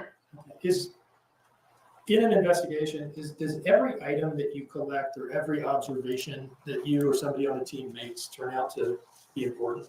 It does not. Can you explain what you mean? especially in this type of investigation, but really any, you start as broad as possible, collect as much as possible, and look at every single thing you can. And then you start to realize what's important, what's not. And this is one of those that we did not deem important in our investigation. Let me ask you a question, sort of for example, about electronic devices. How many phones are we going to be talking about in this case? Of significance, 3. Okay. How many electronics did y'all seize from the house in the course of the search warrant there? Probably over 15. Old computers, old phones? Thumb drives, CDs. And we have about like 37 people on our witness list. Yes, How many people were interviewed in the course of this investigation? well over 100. And I think we introduced 100 some images that Officer Schenker took at the residence on Yes. December 5th. And how many did he take total? I believe it was almost 400. Were some of them in the RV under the carport? Yeah. Any reason to think the RV has any relevance to the investigation? No. Okay. Were some of them in Billy Joe Howell and Thomas Howell's master bedroom? Yes, Any reason to think that that room has any relevance to the investigation? No. How long do you think it would take to try this case if we were to call every person that you all interviewed and introduce into evidence every picture and item that you all collected at the broad stage of the investigation early on? including the canvas that Special Agent Austin provided, months. Thank you.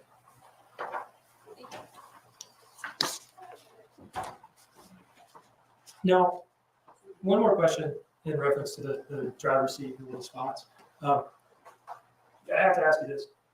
On October 5th at headquarters, you interacted with the defendant a lot. Yes, Was she menstruating that day? she mentioned that she was, yes. Did she have to go to the bathroom a couple of times to apply feminine hygiene products? Yes, Thank you.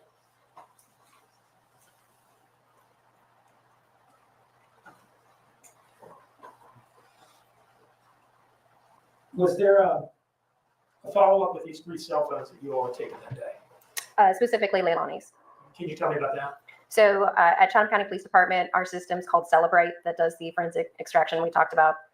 Savannah Police Department, though, has a system that can do a deeper dive into the phone. It's called Gray Key. Then what happened in reference to the defendant's phone? Yep. Detective Cox reached out to Savannah Police, and they did a Gray Key extraction of her cell phone. And did that have something to do with the fact that it was an iPhone? I believe so. iPhones are likely difficult. Now, was there a follow-up done in reference to the Chevron/Azalea issue? There was, yes. Can you tell us, generally speaking, about that? Yes, we went out and looked for video footage in that area. The Chevron gas station as well as Azalea Mobile Home Park both had cameras. And when you say we went out, were you involved in that? I was. And what day was that? That was on the 6th the following day. Okay. So you were involved in the video canvas in that area? Correct. Were you there when they collected the footage that day? I was not. And was there follow-up in reference to the dumpsters and garbage trucks and ultimately the landfill? Yes, And who was the point person for that? that would be Detective Noble. Now, we heard some testimony yesterday from Special Agent Austin about the involvement of the CARD team. Can you remind us of what that acronym stands for? Yes, it's the Child Abduction Rapid Deployment Team, and we asked him to come down and assist. Now, were you the lead detective for the Chatham County Police Department at this point? Yes, And who was the lead for the FBI? Agent Brad Snyder. Did the two of you work directly with the CARD team? We did. And can you tell us about what that involved? We wanted as much information and as many resources as the CARD team could give us. One of those things was a template for a canvas that our team did. And what did the canvas operation look like? Where did y'all do those things? So canvassing, easily broken down, was just knocking on every single person's door. We did Buckhalter Road, Garrard Avenue, into Azalea, as well as I-95 and Highway 204 area. And what was the manpower requirement involved in this thing, this canvas operation? We broke out into 3 teams, those 3 separate locations. Each team probably had roughly 30 law enforcement officers. And how many teams now? 3, 3 teams. so around 90. Okay. And how many days did this canvas operation take? I believe it took 2 days. And did each encounter involve filling out a questionnaire? It did. Those are questionnaires Special Agent Austin talked about. Yes. And did they help you tailor those to this case? Yes, he did. I'd like to approach with an object that I do not intend to introduce into evidence, but I would like to just talk about it a little bit. And just to make the record clear on what this is, what is this here? What are we looking at? This is binder 4 of my case file. It is the template canvas sheets that were filled out. What size binder is that? It is a 5-inch binder. And roughly how many pages of interview forms, canvas questionnaires are in there? 700.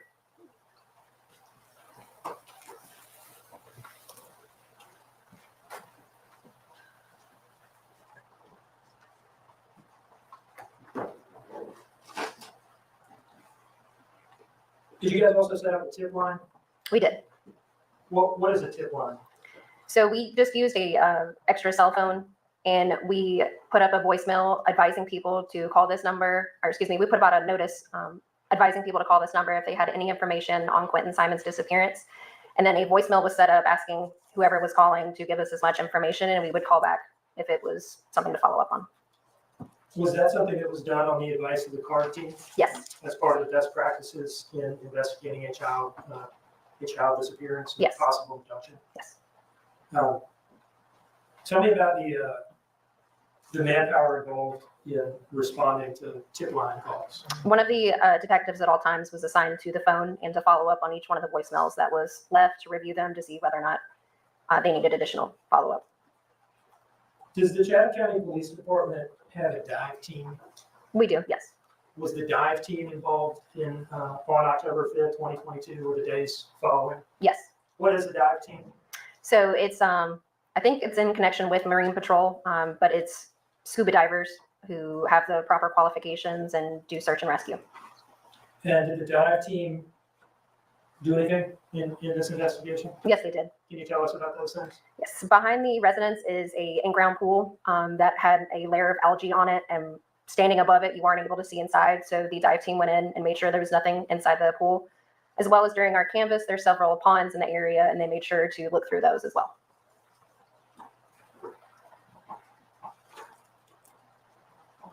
I think you've already said that you did receive the defendant's cell right extraction from Sergeant Coleman of the forensics unit. Yes. And did you review the extraction of her phone? Yes. And did you find any evidence in her phone revealing anything about the state of her relationship with Danny Youngkin in the days, weeks, months leading up to October 4th? Yes. Can you describe that to us in broad terms, please? Through their text messages, it was pretty apparent what kind of relationship they had. Anything other than text messages? There was some concerning web searches as well. Any videos? Yes. Can you tell us about that? There was a clip that was recorded on August 6th of 2022 where LEILANI was blaming Daniel basically for the suicide that she was about to commit. Now, have we prepared a couple of exhibits capturing the things that you just described? Yes. Do you see in front of you an exhibit marked as States 18? I do. Can you tell us what this is? It is a series of text messages between LEILANI and Daniel. And were those pulled from the cell right extraction performed by Sergeant Coleman? They are, yes. Do you see a disc marked as States Exhibit 19? I do. What is that?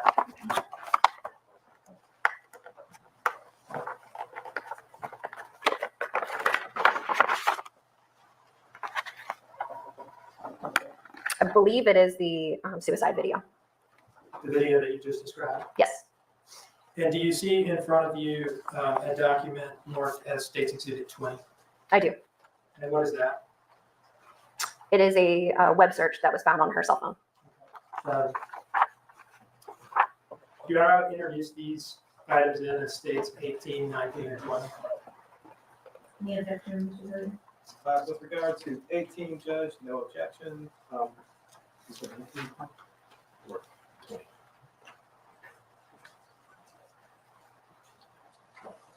No objection as to 19. No objection as to the, I think, the photograph. And no objection as to number 20, which is. Okay, so states exhibits 18, 19, and 20 are admitted without objection. Your Honor, at this time I'll publish States Exhibit 18. And may I have some? Yes. Thank you.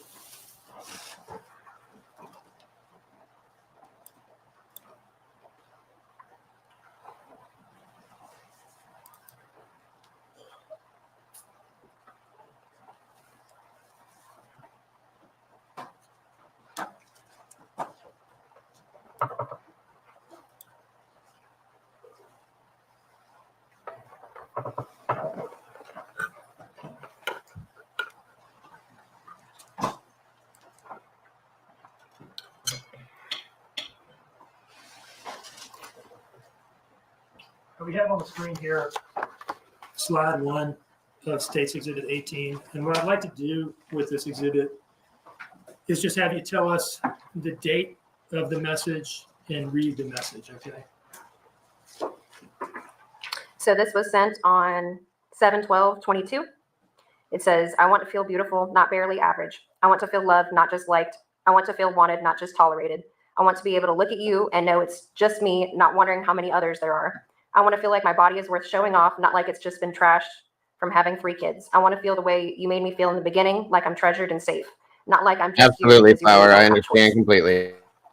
Slide 2. Sent on 7/15/22. And I damn sure ain't the reason why you talk to other bitches in the first goddamn place or you put your dick in to begin with. Slide 3. On 8/6/22. Yeah, go get yourself some ass. I know mine is good enough. Never was, never will be. Now, the video that's been introduced into evidence is State's Exhibit 19. When was this video? Were you able to tell when the video was filmed? Yes, we were. Okay. What was the date that video was filmed? On August 6th. At this time, I will publish State's Exhibit 19.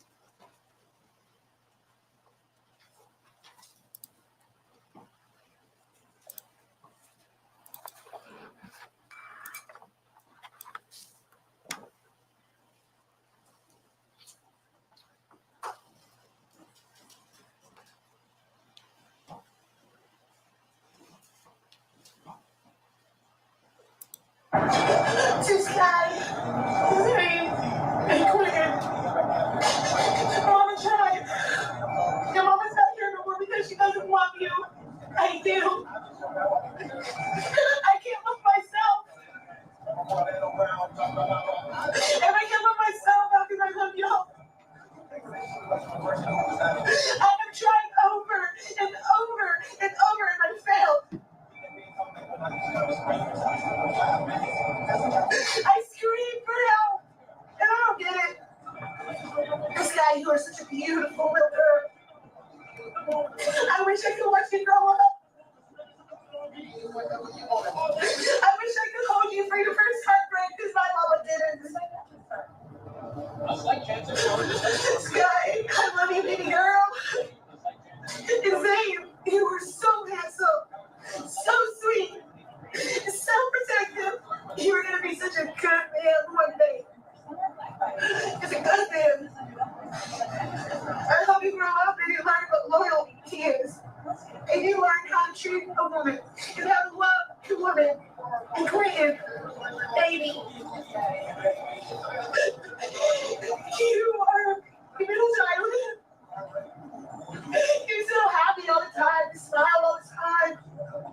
I wish I could see what kind of man you would be too. And Maggie, I loved you. I loved you with all of me, all of my heart. I loved you. I wished that the crowd you walked on when we found each other. We were both in such fragile states. And I built you back up. I would do anything for you. But during this time that I was building you back up, you were doing things that would eventually tear me back down. Unlimited data, Wi-Fi included, and a free streaming box. And even now, after everything that I think isn't brought to light, hopefully it was everything, right? Even now, you look at me with the same look in your eyes that you would have when you talk about Caitlin. I don't hear the love in your voice anymore. I don't feel the love in your touch anymore. And I definitely don't see the love in your eyes anymore. If you truly loved me like you claimed, you wouldn't have done all that. Even when I was carrying your child and hating myself every fucking day, crying myself to sleep every fucking night because you did not want to have sex with me. You know, did not want to love me. You know, just did not want me. And I wanted you. I wanted you more than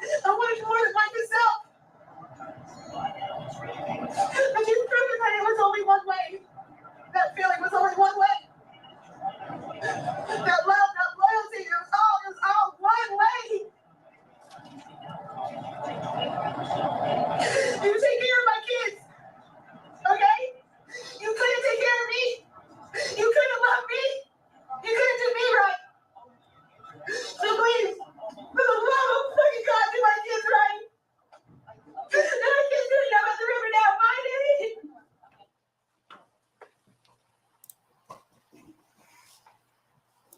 All right, moving back to State's Exhibit 18, What a joke. slide 3. So is it the case that that message on slide 3 was sent the same day that video was filmed? Yes.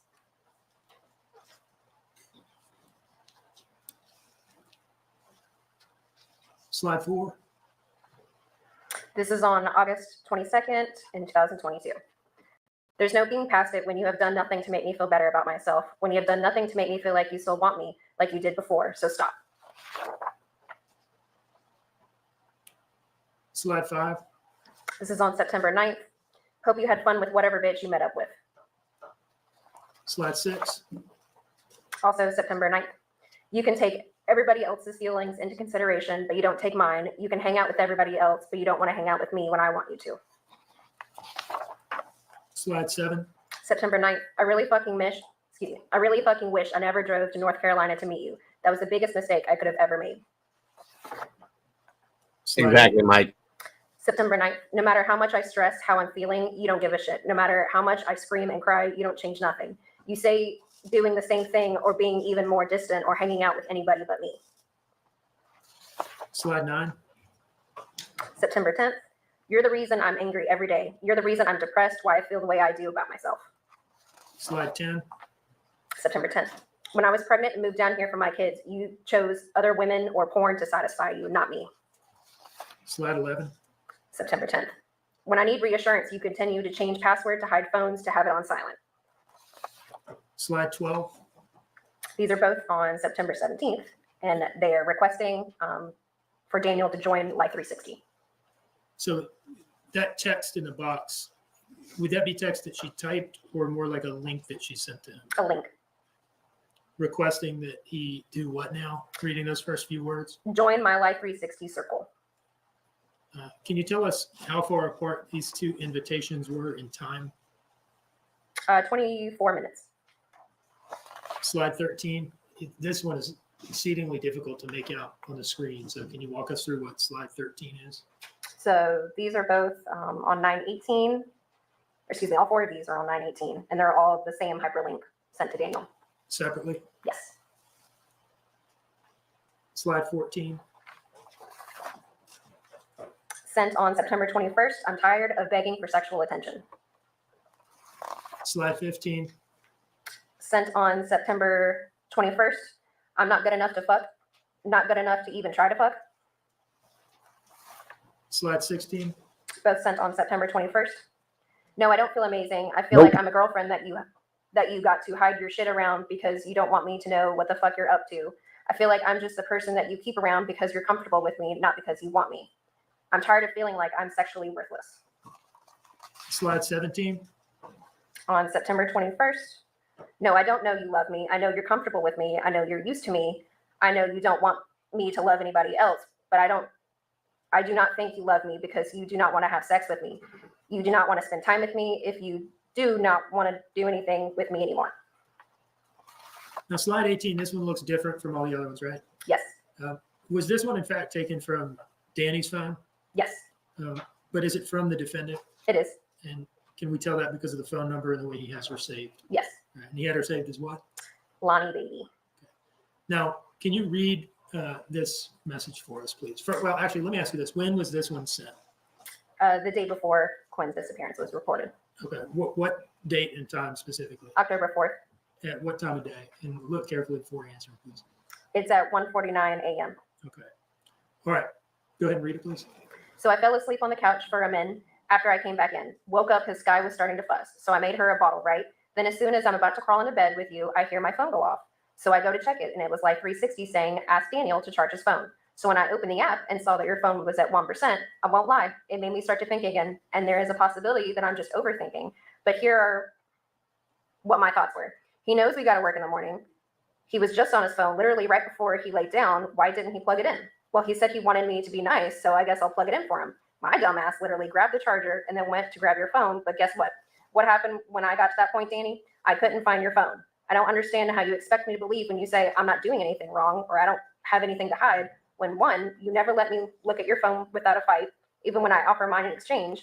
Two, you always 24/7 keep your phone on you when you're awake and hide it when you're asleep. And three, never leave it around me at all. SMH. Even when we have work, even when we have work and your phone is almost dead, when it's time to lay down, you still choose to risk it, possibly dying and us missing work. All because what? Because to me, it's because you have something to hide. Because why else would anyone do anything? Why? Because why else would anyone do the things you do if they weren't hiding something? Do you know what SMH means? Shake my head. And so this would have been in the middle of the night before the morning of the trip to the dentist. Yes. I believe they showed this yesterday, guys, but I think they're showing a different context of it today. Parts of it, I should say.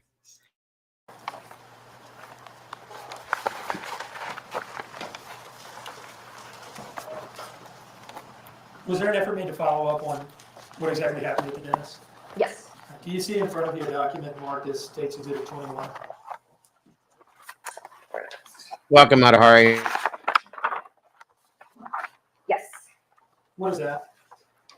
The top page is a certification of medical record. No, this was streamed live 9 hours ago, it says. They're just showing different versions of things that they showed yesterday.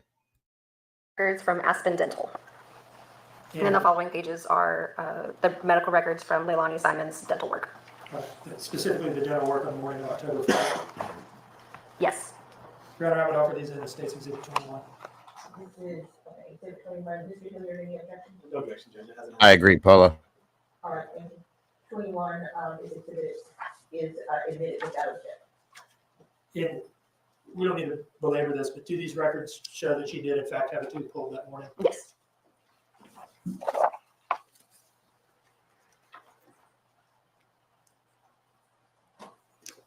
Now, during this investigation, did you follow up with Michelle McCarty?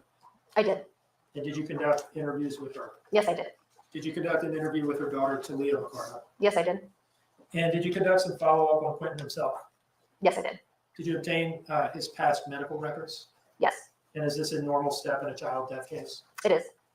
Where did you yourself get medical records from? The two search warrants I did were from the local pediatrics office. Well, locals in Georgia. What was your goal in getting his medical records? To get some of them, to get all of them, what? All of them. Do you see in front of you a document marked as States Exhibit 27? Yes, And do you recognize that document? I do. What is it? It is a search warrant order for medical specialists in Waynesboro, Georgia. What type of practice is that? I believe it's a pediatric medical facility. And how did you know to go there for Quentin's medical records? I believe it was in interviews with LEILANI, the family, as well as Billy Joe. That's a past pediatrics clinic that he had been seen at. Yes, And did you send that search warrant to that practice? yes, And did they turn around to you his pediatric records from there? yes, they did. Your Honor, I would introduce this as States Exhibit 27. No objection. Admitted. Now, what is States Exhibit 28? It is a order, an additional search warrant for some more medical records. From what practice? It is the J.C. Lewis Primary Healthcare here in Savannah. I thought J.C. Lewis was a car dealership. Is that not the case? Or? Welcome, Siggy and Mike. Buildings. Okay. So they have a pediatrics clinic or indigent care clinic or something? Yes, Like that? Okay. And was that Quentin's last pediatrician? to my knowledge, yes. Did you send them the search warrant? I did. And did they turn around his pediatrics records to you? Yes, I did. Your Honor, I would introduce this in States Exhibit 28. No objection. It's admitted. Did any other detectives involved in this case get additional medical records for him at your direction? Yes, And who was that? Detective Cox. And did she provide the records that she obtained to you? Yes, she did. Did you incorporate all of the medical records you got into your case file? Yes, I did. And did you turn them over to our office Yes, I did. so that they would be turned over to the defense as well? Yes, Now, do you see in front of you a document marked as States Exhibit 23? yes, Do you recognize that document? yes, I do. What is that? It is a search warrant sent to Verizon. And what number is it for? It is for 912-547-5277. You as well, Whose Siggy. phone number is that? LEILANI Simons. Did you send that search warrant to Verizon? Yes, I did. This is a search warrant you prepared? Yes. And did Verizon turn responsive records around to you? Yes. They gave you her phone records? Yes. Do you see a disc labeled States Exhibit 24? Yes, I do. What is that? It is the response I received from Verizon containing LEILANI Simons' cell phone records. Did Detective Cox also get some cell phone records in this case? Yes. Did she provide all the cell phone records that she got to you? Yes, she did. And did she obtain records from Life 360 directly? Yes. And did she provide those to you? Yes, she did. Were all of the phone records obtained in this case and the Life 360 records provided to the FBI for analysis? Yes, they were. Okay, Mom, I'm not quite understanding something. I know that sounds dumb, folks, and I'm sorry. I'm not dumb, but in this sense, I am. What is Life 360? So sorry, my hat fell, y'all. So It's okay. Life 360 is like I have an iPhone, so I have Find My iPhone on my phone. So I don't have Life 360 anymore. Oh, and back okay. in the day when phones first started getting that app on there, it was called Find My Friends. And you could add people to like a friend group and you could see their location. Gotcha. Okay. And like say So it's a stalking app. like pretty much. Well, I mean, for those of us that are paranoid as hell about our kids, you know, I mean, I openly stalk my children and my sisters. Somebody like her that was stalking the boyfriend, thinking that because of her wrongdoing, she's thinking he's doing it right. Gotcha. Yeah, absolutely. Like Facebook used to have it, but they did away with it. So if you were friends with somebody on Facebook, you could go on there and open, I think it was Messenger, and you could find their location on Messenger. And I mean, it would pull it up within 5 feet of where they where they are. I remember that. Like even to this day, like if somebody doesn't have an iPhone, like I have an iPhone and the old man doesn't have an iPhone. He has an Android because he used to have a bad habit of breaking phones. So we still haven't upgraded him. So if he was still up to no good, I would have already put Life 360 on his phone and hid it in the background. Gotcha. So I could see where he was at. Okay. Absolutely. So, yeah. So she used it as a stalking app so she could know exactly what he was doing because, yeah. Okay. Perfect. Interesting.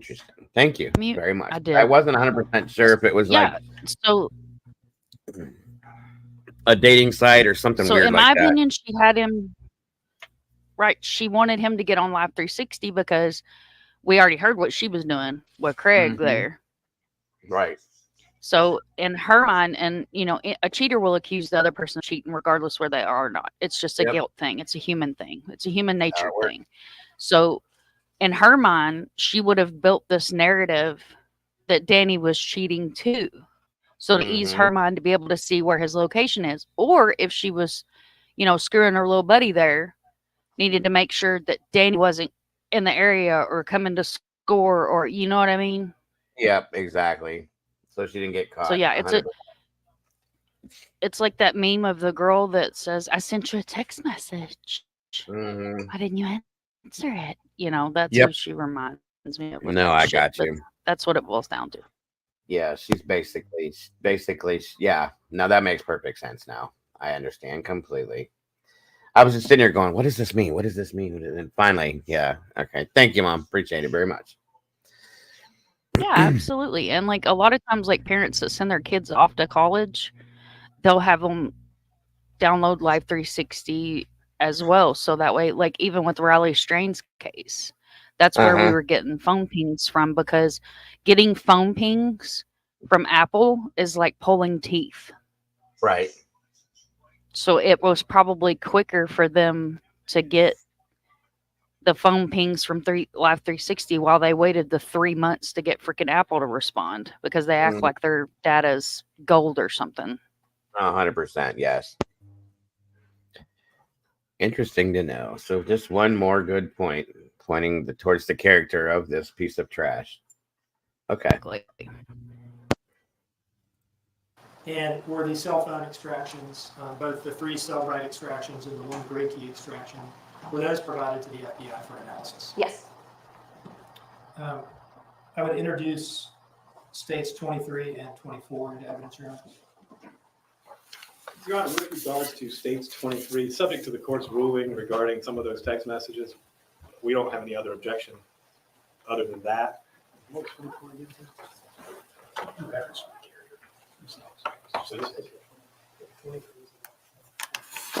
Let me reverse that. As to 23, no objection to the search warrant, Judge. As to 24, no objection, subject to the court's ruling on those text messages.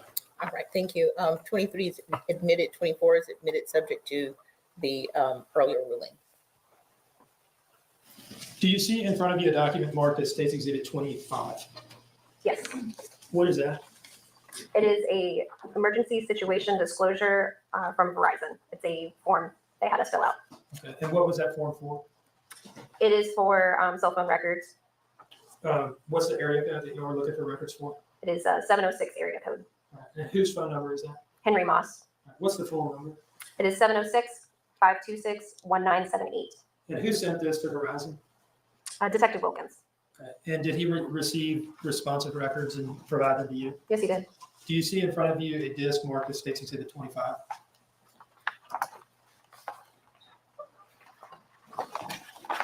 I'm sorry, 26. Yes, 26. If you don't, just tell me. I have 26. What is that? It is a response from Verizon for that phone number. Your Honor, I would offer 25 and 26 into evidence at this time. No objection, 25 and 26, Judge. Thank you. 25 and 26 are admitted. Have I formally offered 28, Madam? I don't believe so. Madam Clerk has, Was search warrant or for Jason or Melvin? Yes, ma'am. I just don't remember whether I actually offered it or not. Instead of me. Thank you. Now, you testified about the fact that Special Agent Snyder went out and talked to Misty, right? Yes. And that you all did this video canvas at Chevron and Azalea, right? Yes. And I think you said that both of those things happened on the 6th or the 7th or something along those lines? Yes. On October 8th, did the defendant come to the FBI office in Savannah for an additional interview? Yes, she did. And who conducted this interview? Bridget Brock. Is she an FBI agent? Yes, she is. And did she come down from Quantico, Virginia for the purpose of interviewing the defendant? Yes. And were you present in the building for that interview? Yes, I was. And were you watching it in real time? Yes. Were you in the room? I was not in the room. How were you watching it in real time? Through the security camera in the room. We put it up on the monitor and watched. Okay, so you were watching on like a live feed from a different room? Yes. Do you know the video recording equipment in the interview room that the defendant was in to have been working during that time period? Yes. In fact, you yourself conducted interviews in that room with other people. Yes. And have you reviewed the videos from those interviews? I have, yes. And did those interviews fairly and accurately depict what was said between you and your subject? Yes. Do you see in front of you a disc marked as States Exhibit 22? I do. Yes, I do. Okay. Do you know what that is? I believe it's the interview from the October 8th interview.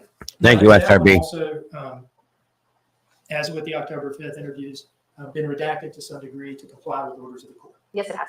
Does it otherwise fairly and accurately depict at least the relevant portion of Bridget Brock's interview with the defendant on October 8th? Yes. Now, did Bridget Brock confront the defendant in this interview with the fact that video footage showed her not stopping at the Chevron, but rather pulling into Azalea and remaining stationary at the dumpsters for 2 minutes? Yes, she's directly confronted with that. And what did the defendant have to say to that? She says that did not occur. Did Bridget Brock tell her that Misty had been interviewed and had told the FBI that she hadn't seen the defendant that night? Yes. And what did the defendant have to say to that?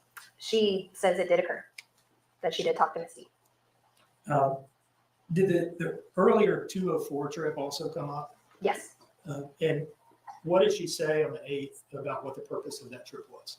to pay off a drug front for marijuana. And is that the same story she had told about it on the 5th? Yes, it is. Your Honor, at this time, I'm ready to publish this interview. It is, however, 12:25, and I will throw that out there before I do so. How long approximately is the video? I'd have to check. Anyway, you expected to take some time. So I'm going to turn to the jury. I know we started a little late this morning with taking evidence. Do you want to go through this at this point? We can go a while longer before we stop for lunch.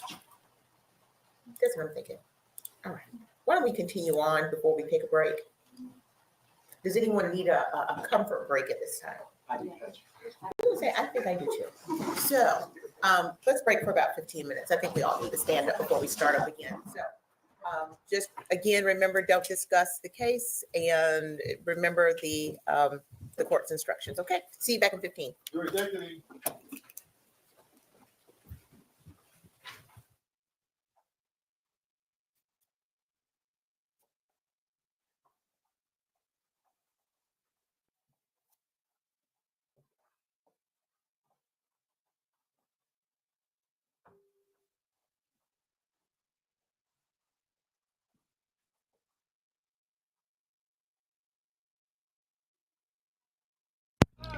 So just on a lighter note, I love the beret and I love the bow tie. The court staff is killing the game on fashion today. Okay. Thank you. Okay, let's take a 15-minute break. It's about it's almost 12:30. Let's just come back in and plan to get started up again 1:45. Thanks.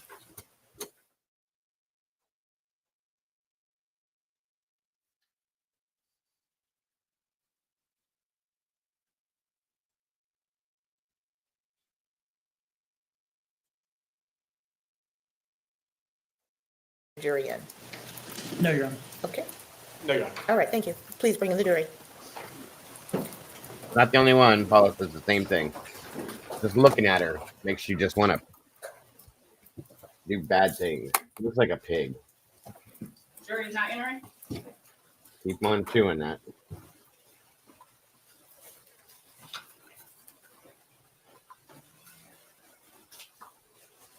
I agree with you 100%, Paula. Yes, Bobby, I agree.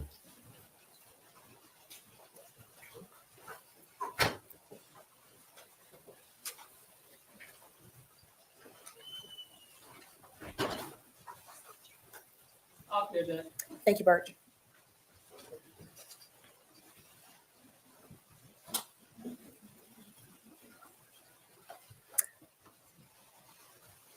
All right, and everyone, please have a seat. And members of the jury, were you able to comply with instructions? No discussion about the case and no research? Okay, very good. Mr. Dean. When we left off, I was asking you about State's Exhibit 22, which you identified as an October 8, 2022 interview recording of the defendant's interview with FBI agent Bridget Rock, right? Yes, And that was conducted at the FBI office in Savannah. yes. Did the defendant come in willingly and voluntarily to talk to Special Agent Rock? Yes, you did. How was it arranged with the defendant? I believe it was a conversation that we had on October 5th to do an additional interview later on. And she didn't have a problem with that? She did not know. How did she get to the FBI office on the 8th? One of the investigators drove her. Okay. And was that in part at least because the car was still being held in evidence? Yes. Thank you, Michael. After the interview with Bridget Rock, where did she go? The defendant, I mean, not Bridget. She returned to the hotel room she had been staying at. How did she get there? I drove her. Your Honor, this time I would introduce 22 into evidence. Any objection? No objection, subject to the redaction. Thank you. Well, you may. She truly looks like the Muppet, Miss Piggy, with dark hair. Picture it.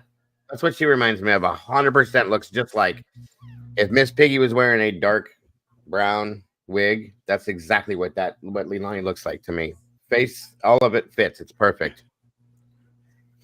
I'm gonna have to figure out a way to do that. Doodle. Doodle, if you can hear me, take your little Miss Piggy thing and color the hair black. I want to see what she looks like, because I'm telling you that's exactly what LEILANI looks like.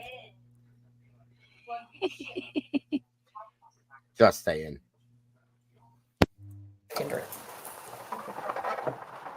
Before I do that, I want to circle back and just publish one exhibit that I neglected to publish earlier, and that's State's Exhibit 20. Do you have that in front of you? Yes. Remind us again of what that is. Oh, I agree. It is Miss a Piggy. web search from LEILANI's phone.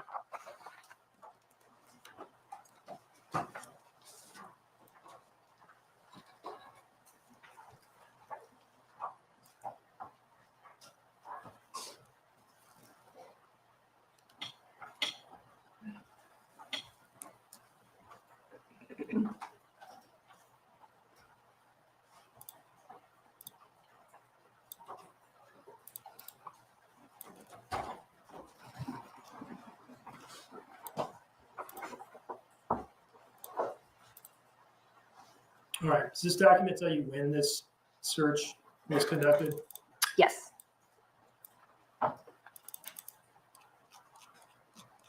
And when was it conducted? October 1st of 2022 at 1:10 a.m. And it says on here that the source is Safari. Yes. What is Safari? An internet browser. And can you read into the record the text of that search? Yes. Is it common for a mother to have resentment or even anger towards her child because of the father or another reason? Now that said, I will go back to State's Exhibit 22 and publish this.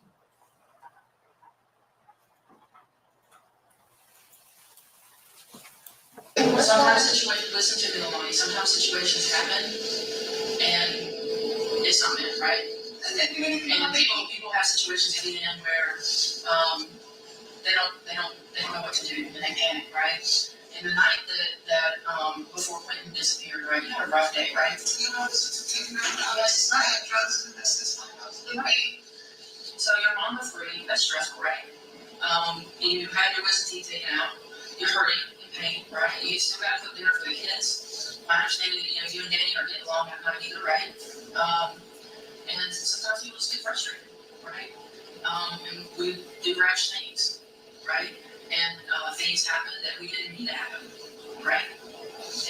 And then we don't know how to deal with that, and we panic. And I know you know what happened. I don't know. And I know you know where Quentin is. I don't know where he is. Right? I don't know where he is. Here's why I know, right? Because the story that you already told law enforcement, that you've got that story in your mind, and you've been rehearsing it for a while. I mean, you were like spot on what you told the other people, right? And we've already analyzed data. There's 360, right?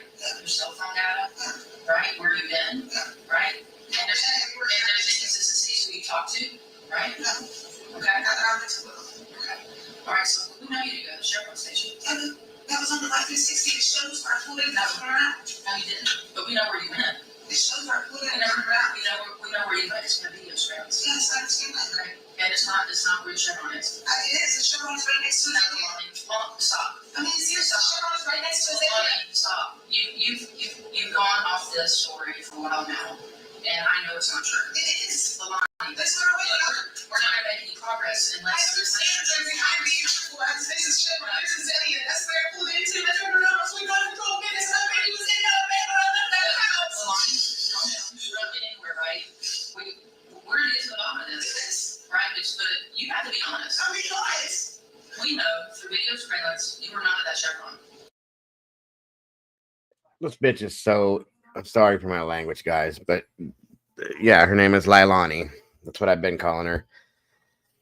She's so immature. Do you see the temper tantrum she's throwing because they're not believing what she's saying? She's literally stomping, like slamming up and down like a fucking 5-year-old child, acting like a baby. Grow. Oh my God. I can't. Okay, Doodle. But we do know where you're at. I pulled into this I saw where I got moved to work. So we're pulling around. And I told him I was right next to Chevron, not at Chevron, right next to Chevron. So tell me that again. What did you just say? she was making a reference there to what she had told you and Special Agent Snyder on the 5th, right? Yes. And what is she saying she had told you? That it was right next to the Chevron The place that she met? that she went to. Yes. Is that what she told you on the 5th? It is not. What did she tell you? She told us that she met Misty at the Chevron, and she wrote it in her written statement. More than once, right? Yes. And that was stopped at 3 minutes into the foul, which is 12:32:40 on the timestamp in the bottom left corner of the video. Boy, I got the order, I'll turn around and went back home. And how did you turn around? Go straight around neighborhood. What neighborhood? The one right next to Chevron, it's Azalea. Right next to Azalea? And what kind of neighborhood is that? It's trailer park. It's a trailer park? Yes. Okay. And when you were in the trailer park, you pulled right back out? Yes, I pulled it in and I pulled it out. Okay, so why does video surveillance show you stopping Stopping to get that orange out. in the trailer park? Getting the orange out. You're not near the Chevron? No, because she lives in the Chevron. Look at her shut. Misty, one gave me, I think, for as much information. Well, let's talk about that, okay? Because Misty hadn't talked to you. Yeah, she has. She hasn't talked to you in quite some time. Yeah, she has. She did not have a conversation with you about the orange out. Yes. So in your mind, you've looked at all these timestamps and plausibly you came up with a story that's partly true. No, that is true. But there's very, very many missing pieces, right? And in your story, you haven't been completely honest about where you were at and why you were there. I was 100% honest about where I was at. I showed the Life 360. I told them I even gave them the orange that she gave me. Right, and that didn't happen. We've already interviewed this. I got the orange that did happen. She had that moment inside her mouth. That's the reason why I got charged for it. You have to stop saying this. It did not happen. Yes, it did. Right? And Lonnie, right, to get through this, you're gonna have to talk about what happened. I told everybody what happened. And where you took Quentin. I didn't take him anywhere. Okay? I didn't take him anywhere. He was at that house. He was in that bed. I was just here on the safety part of the bed. The only thing I was sitting there possibly made myself was when I came back in, I first smoked a cigarette and I made my house shut that door all the way. And that's how I made me advise to Claire. That's the only thing I've been questioning myself about. I was looking at drugs in my system. I couldn't even feel my mouth. So I don't know if I locked that door and pushed it all the way in and it was open when I got up. And I'm sticking to everything that I've said because I'm telling you the truth. I questioned everything. The door was closed. No, that's what they say, but the door was open. And Danny said that when he left out the door, they said it was open from 2:30 to 5:24. It was shut when he left. I think my system was messed up. And that's why I told him, because the door was open when I got up and my baby was not in that bed. Well, Lonnie, the door wasn't open. Yes, it was. And look. Yes, it was. The door was open. You said like you would never hurt or harm Quentin. No, I wouldn't. And in this circumstance, something happened. No. Right? No, I did not. Nothing happened when he was in my care. I did not hurt him. I did not take him anywhere. I would have been that baby in that bed like I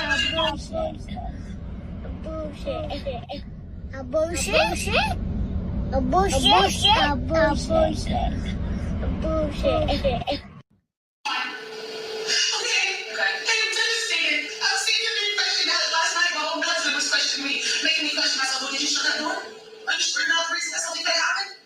I mean, it's stuff like that. Well, you keep telling yourself the story over and over. We're done with that story, right? And you can keep trying to convince yourself, but the evidence is not pointing to that, right? You try to put a timeline together to cover up. I didn't try to put nothing together. What happened that night? And you're the only one that can tell us what happened. No, and you said you did. I know, like I didn't even listen. He was shaking me. Lonnie, listen to me. You told me how you felt when you and your mom were abandoned on the side of the road. Right? That was right? So as a mother, look, we just want to find Quentin. Yes. Right? We do. We all do. I mean, I can help searching everything. And they have been. They're still out there searching, right? But you can help us find him. Right? I 100% believe that. You can help us find him. He was in the bed of my sleep. So when you left and you drove through the trailer park and you stopped for a while. I didn't stop for a while. What was going through your mind? This went through my mind, get the word up. I did speak to her and I did get the word up. So you did not talk to Missy? Yes, I did. We've already talked about that. I spoke to Missy. And until you start being 100% honest with me, you're going down the same road, okay? We're not getting anywhere. You said you wanted to be healthy. I do. That's why I've done everything I can and I don't know where my baby is. Okay, I don't know. Right, so. I did not hurt him, but I don't know where he's at. He was in that bed when I woke up. Right. So, what we do know is that when you pulled into the trailer park, you stopped. Right? I can't imagine what was going through your mind at that time, right? Where you were trying to make a decision. No, I stopped for I was gone from the house for a total of 12 minutes. I stopped for 2 minutes. I was getting the word else from her. Right. Pulled her out, and there she was. You didn't see Misty. Yes, I did. You stopped for 2 minutes, so in that 2 minutes, know you were sitting there thinking about what you were doing. No, I was not. Something had already happened. No, it was not. That baby was getting out of bed when I went to bed. Danny seen him when he left to go to work. Okay? So no, he was home. He was in our bed. He was asleep. Right. And we both know that's not true. It is true. He was home. He was even Danny. Even he said he seen him before he went to work. So I don't understand how that's not the truth. Or have I done something to him? What? Something in the morning? That's literally physically impossible when he was seen that morning. Right. You understand? Right. I don't know about my baby. So Danny told us that he can't 100% confirm that he actually saw Quentin in the room that morning. So he told me that he 100% said he's told us that he cannot say that. Right? And that's different than the first night, right? No, you guys talked to police because you put that in your statement. Yeah, so he told me 100% that he seen him that morning. He cannot 100% say that he saw Quentin that morning. And so that leaves another hole in your story, right? No, that's what he told me. Had he got a phone call, I'm screaming and yelling, where's my baby? Where's my baby? No, that's not the case.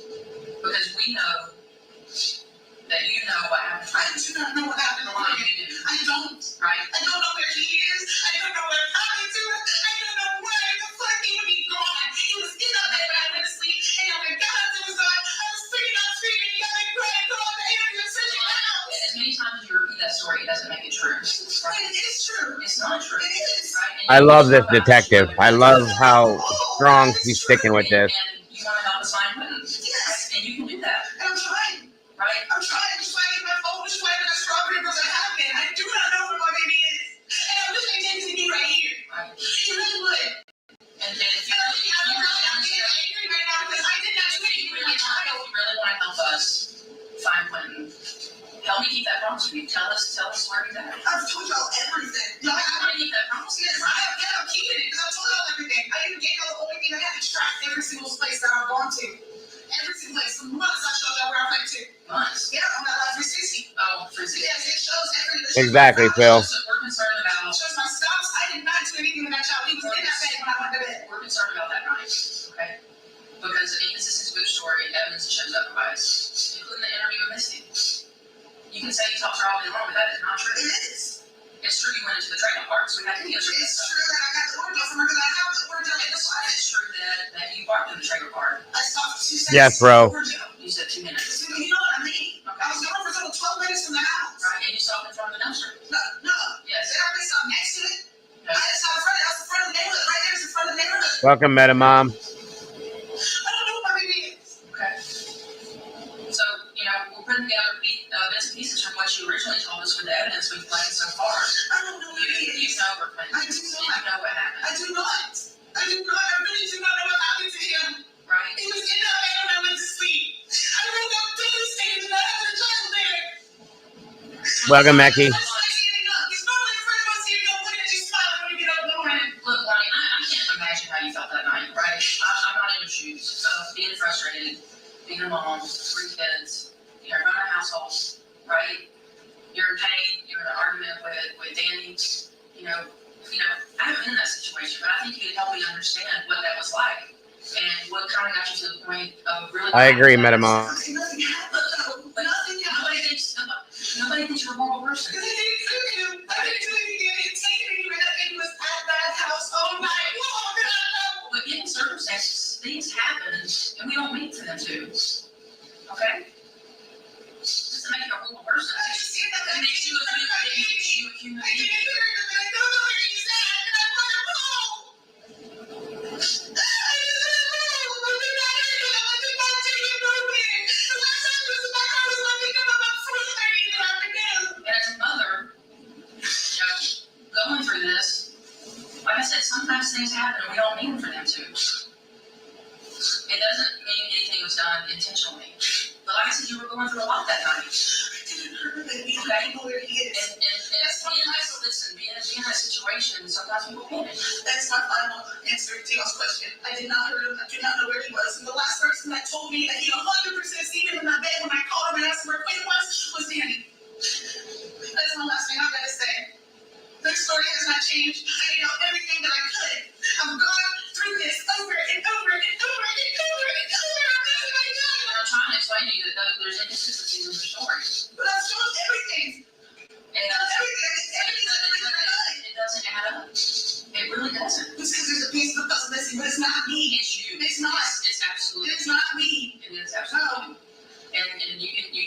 repeat that over and over and over again, it doesn't make it true. That's not me. That's not me. I'm not true anything, my baby.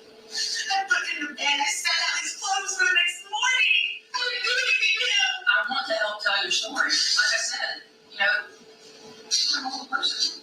You have 3 kids. You obviously love them. You talk about bathing them that night, playing with them, putting them to bed. Hey, Mikey. That shows a caring mother. I didn't do anything, my baby. And if I didn't, just like I told my mother, y'all would have already had him. And I would already be behind bars and stuff. But I didn't do anything to that child. I didn't question. Are you sure that you shut that door? Are you sure that you shut it all? If you don't shut it all, then we just stop coming. Right? I don't know. You gotta push it really hard. I was loopy on my medication. Loopy and said, I had to use Life 360 just to make sure that my times were right when I left the house and got home. Right. And that helps out a timeline. But like I said, you're not being 100% completely honest with us. And I want to help LEILANI tell her story about what happened, right? When we have circumstances like this, sometimes things happen. We don't mean them to. Doesn't make us a bad person. But this has been in the news a lot, right?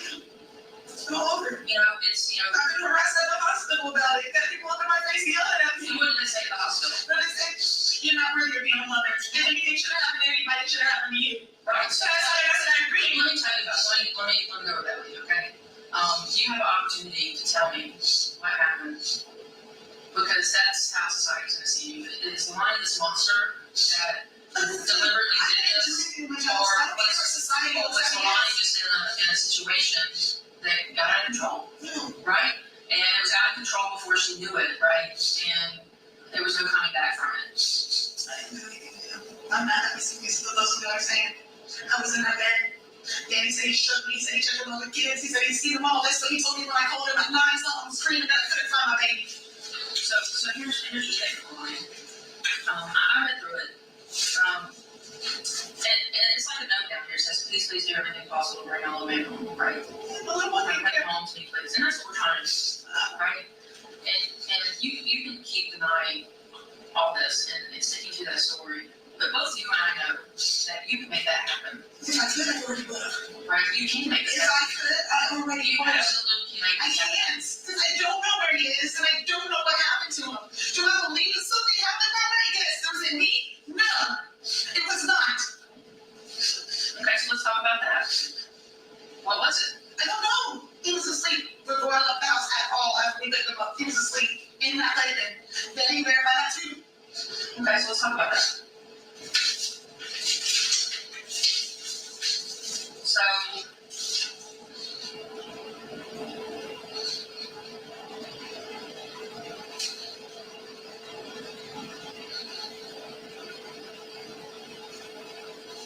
let's talk about that. Let me go grab that. I'll be right back, okay? Is that cool? Just you brought it up, we'll talk about it, okay? Let me make sure they can look this.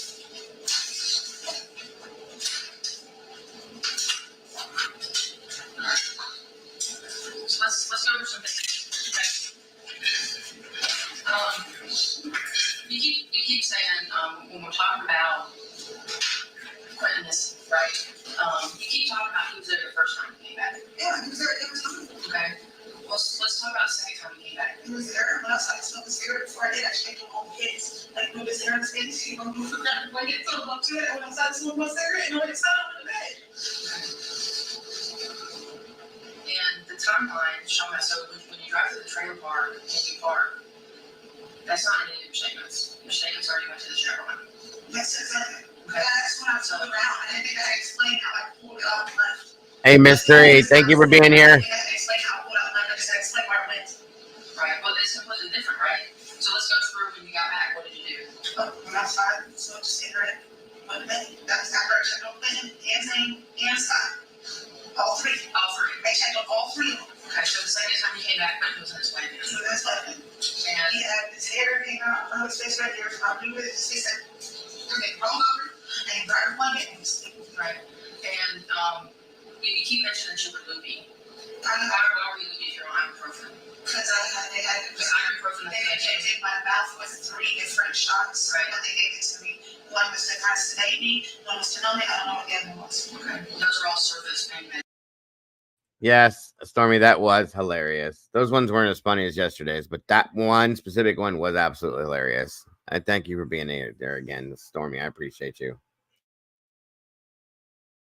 Right, surgery. But ibuprofen doesn't make you look. That medicine and everything that the guy that had put my work, they injected me twice with it because I still numb, it wasn't numb. So Yeah, I met him on my wife. that's what it is that happened, right? And we gotta get there. Yes. And you have to help me do that. I'm helping everything I can. I did not leave my baby. He was in my bed when I went to sleep, and when I got up, he was gone. When I called in on, asked him, is for some reason, did you just take the put him to the babysitters? Or what? Where's he at? Where's my baby? And he said, no, he was there when I left the house. I said, well, he's not here now. So he left work to call babysitter. Well, we've gone over that several times, right? And that's the story you keep repeating over and over and over. And the thing about 8 and 8:59 in the morning, yeah, you probably did have that conversation with him. But we're talking about the night of when him going missing, right? He was in my bed. And what truly happened He was in my bed. in that house. He was in my bed and I went to sleep. When me and my mom was sitting there trying to discuss what happened between 2:30 and 5:44 when that back door was supposed to be open. Let's talk about that, right? That's what I want. That's what we heard confused about too. So you're talking about, going through the night, you left about 10:30 to 2:40. $20 or pay somebody $20. Okay. And then who's paying the $20 to? Yes, she is, Mr. Buckman. For week. Okay. And then you return back home. Yes. Okay. So when you return back home, that's the first time you return back home. That you're talking about. And in that, on the bed watching TV, the kids were laying down, fainting in his cell, like Quinn was asleep, and Sky was fussy, but she was having one. okay. And then we talk about when we get into later on in the night, and you talk about your statement too. You talk about the LEILANI, and I think you and Danny had an argument too, because something It was because of the lack of sexual tension that I was getting frustrated with. The whole reason why I left anyways, and it was the reason we did. Okay. So you got back, so you got back up with Danny, and then you got back up at some point. Yeah, because I couldn't get comfortable. You couldn't get comfortable. And when you got back, take me through, and in general, I don't need times or anything like that, just in general. I was uncomfortable. I was laying there for a little while. It was like almost 2 hours. I was laying there. I couldn't get to sleep. My head was just hurting. I got to get to work now. At first, I called Circle Pain. They didn't have any work job. I wondered that myself. I haven't seen him for a couple days. Right over the road. Hold it. Put it in. Got it. Put it down. Okay. Now, home, I was outside the front door, smoked a cigarette, shut the door, went to bed. Okay, so the second time you came home. And I did check on them before I went outside all 3 of them because it's hard not to. The doors are here, here's Quinn, here's Scott, and here's Zane. So you're back home, and then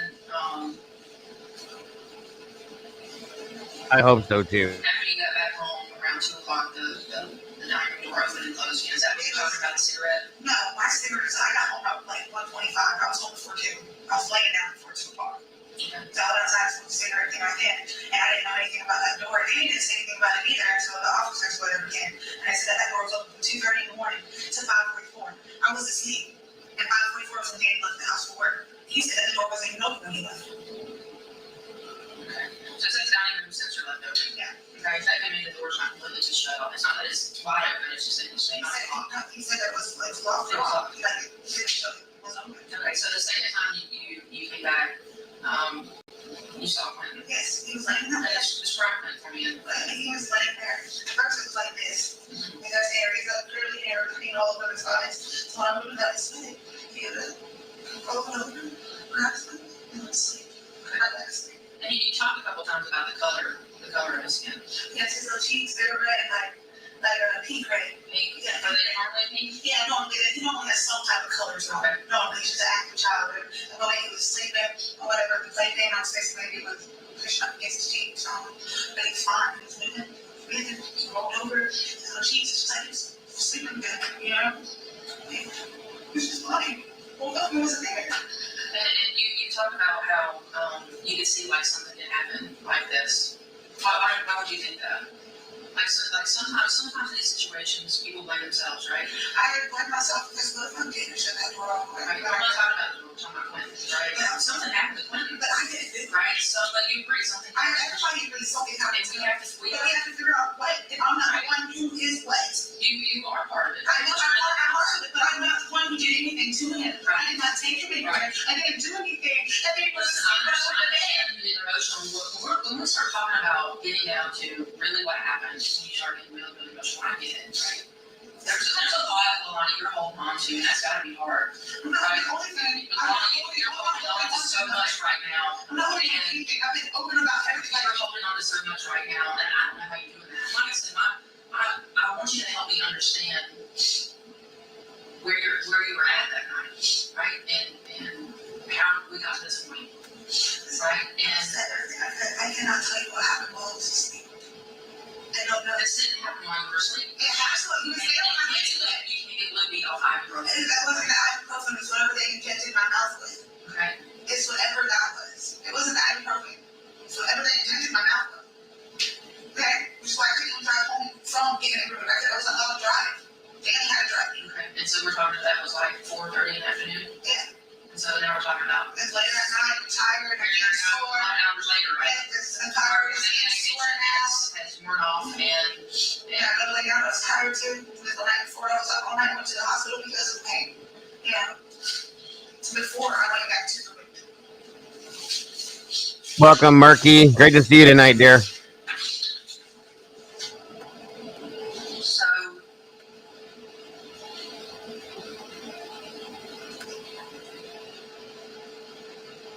in these situations, and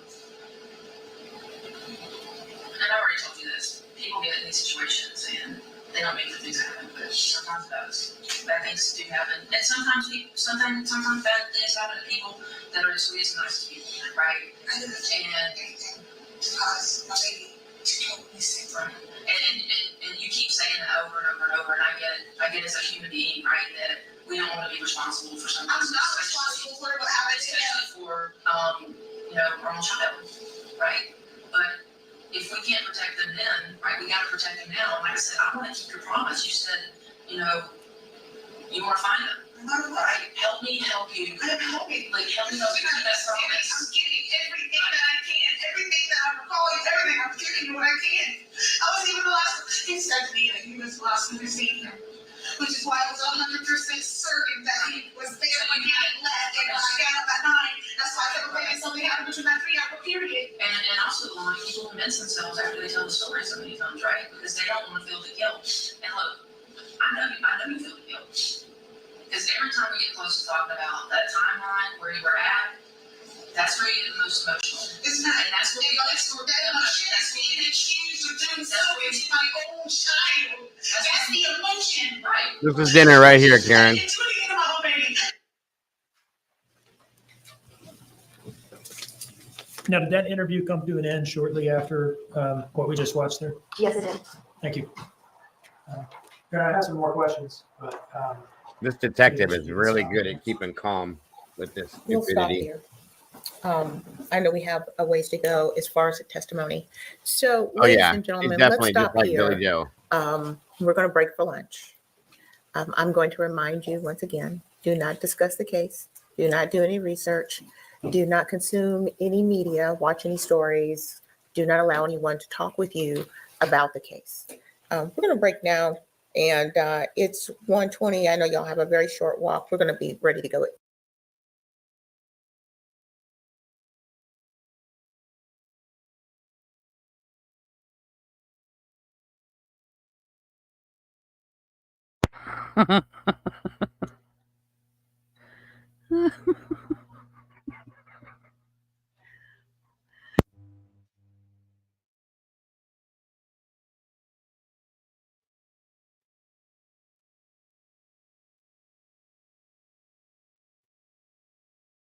Just saying, folks, I can't help but see this. And of course, I'm going to put it up there. All we had to do was put glasses on Piggy, and it would have been perfect to me. Just saying. Put glasses on.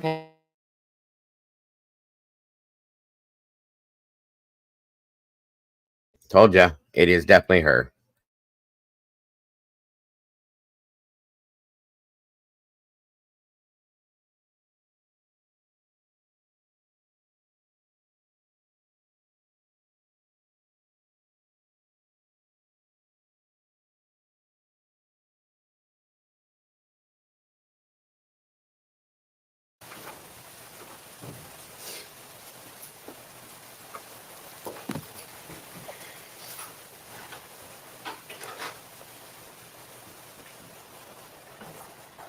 All right, Ms. Simon, please I have a agree, seat Stormy. with your attorneys.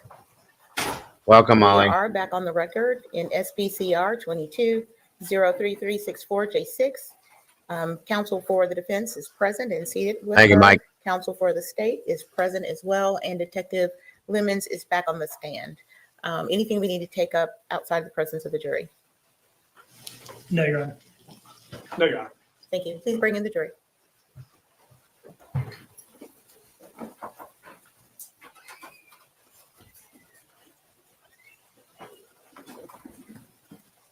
We have one in the restroom.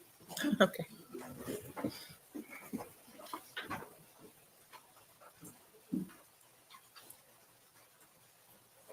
Everybody can have a seat until the jurors are ready.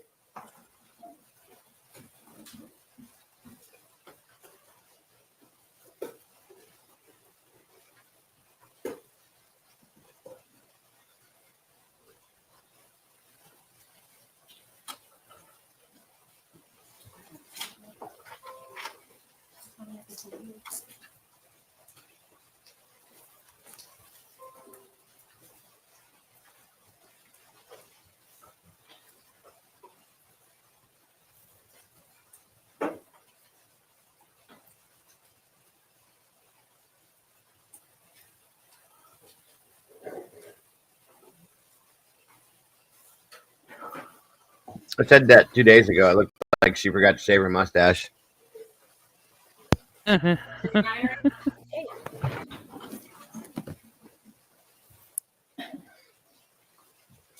told you guys I'm going to pick apart everything I can about her. She drives me nuts.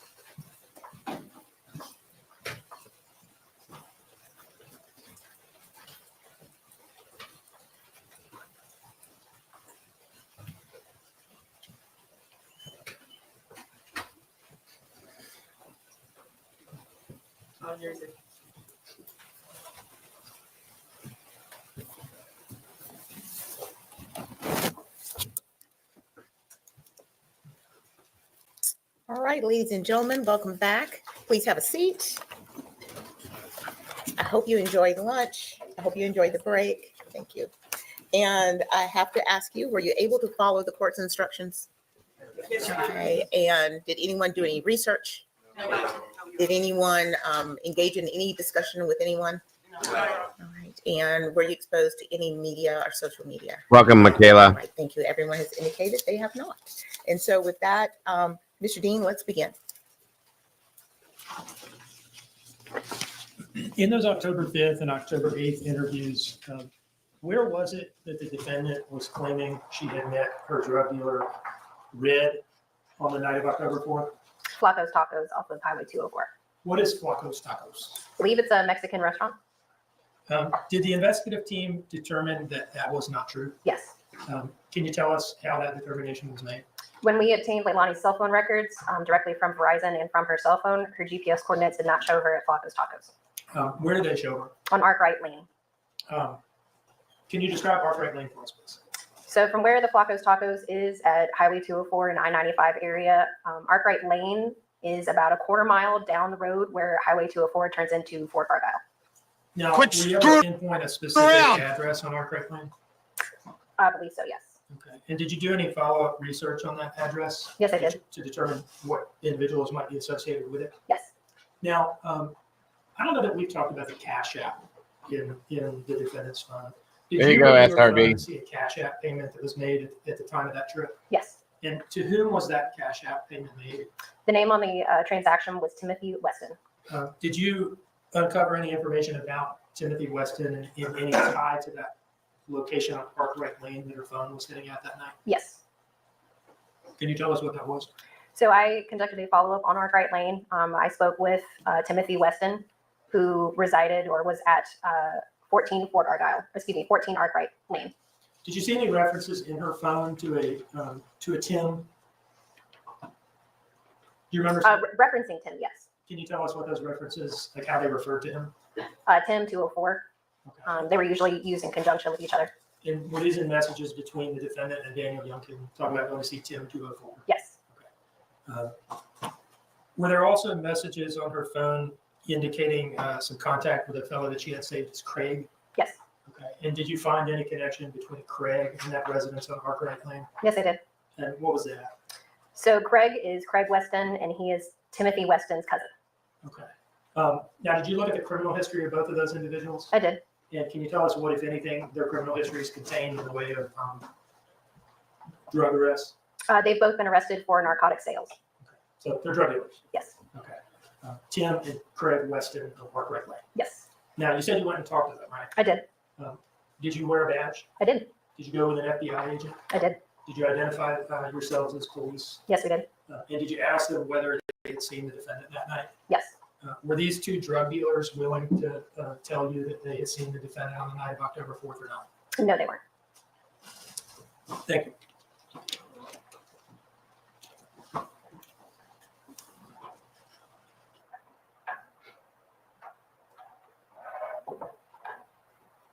Thank you, Mikey. Let me just ask you real quickly. We've talked about how the defendant came back in on the 8th for an interview with Bridget Brock at the FBI office. Yes. Did Danny Younan come in that day as well for a follow-up interview? Yes, he did. And did Paul Simon come in that day also? I'm not sure if it was that day. It may have been a later day. His second interview was conducted. Okay, he did, in any case, come in for a follow-up interview? Yes, he did. How would you rate Paul's level of cooperation during this investigation? He was very cooperative. And how would you rate Danny's level of cooperation during this investigation? He also was very cooperative. Anything in particular that he did that causes you to say that? Both of them were in constant contact with us. Daniel specifically wanted to do anything that we asked him to find Clinton. Did he agree to any monitoring of his contact with the defendant? Yes. And can you tell us about those things? Yeah, so there was two things that we asked Daniel to do, one of which was a monitoring of his cell phone. Specifically, we wanted to monitor his cell phone in a live manner anytime he communicated with the defendant, which means if Daniel's getting a phone call, we're hearing it. That applied to all of his phone calls, not just the ones with LEILANI. So he agreed to a wiretap? Yes. Any other monitoring he agreed to? Yes, he also agreed. So, did you see LEILANI's face? I don't know if she knew that or not. Did you see her face, though? She would have to know that at this point, wouldn't she? It would have been in Discovery. Okay, well, regardless, her face looked a little off-put there for a second, unless she's still just angry because Danny didn't want nothing to do with her Miss Piggy-looking ass. Either way, I think it's funny. Yeah, at least by now she should. Good. I'm glad he did that. That proves the type of person he actually is as compared to who she is, you know? And at least in my opinion. To a hotel monitoring where we set up recording devices in a hotel room that he and LEILANI shared so we could listen to their conversations while LEILANI thought nobody was around. How long did the phone monitoring last for, roughly? I think it lasted 3 months. And when was the hotel recording operation conducted? It was between October 7th and 9th. So was it in effect then on the day of the October 8th interview that we just watched? Yes. They were recorded that evening in a hotel? Yes, they were. Just a couple more housekeeping questions so that I don't forget. 535 Buckhalter Road, what county is that in? It's in Chatham County. And the Azalea Mobile Home Plaza, what county is that in? Chatham County. Now, the route between 535 Buckhalter and Azalea Mobile Home Plaza, does it pass through any counties other than Chatham? No, it doesn't. And is the landfill on Little Neck Road in Chatham County as well? Yes, it is. The Chatham County Police Department has jurisdiction over what geographical areas in Chatham County? Do you mean like the boundaries? Well, let me ask you this. The Chatham County Police Department, is it responsible for policing unincorporated Chatham Yes. County? And is 535 Buckhalter Road in unincorporated Chatham County? Yes, it is. So if it happens there, it's y'all's responsibility. Correct. No further questions. Yeah, I'm not sure. Do you know if Danny has custody of Sky? I would hope so. It wasn't mentioned, but I would hope so. He did have her a lot. Then, Yeah. So I think maybe possibly considering. Yeah, So yeah.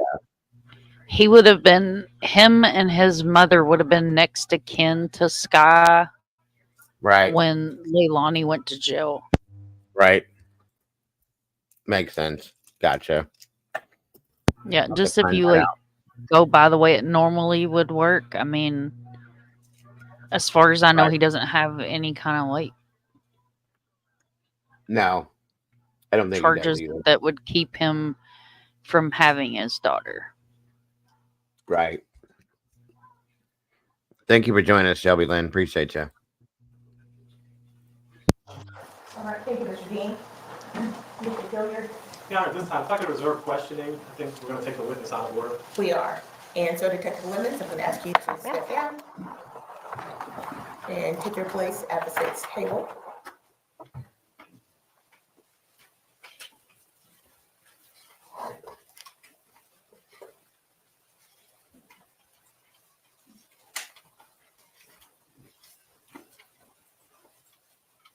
And Mr. Hilliard, you reserve cross-examination at this time, but you will cross-examine later. Correct. Okay. And there is a witness, Mr. Dean, that you wish to call at this time. Yes, Your Honor, may I first bring some exhibits up to the clerk and make sure that everything's in order? Yes.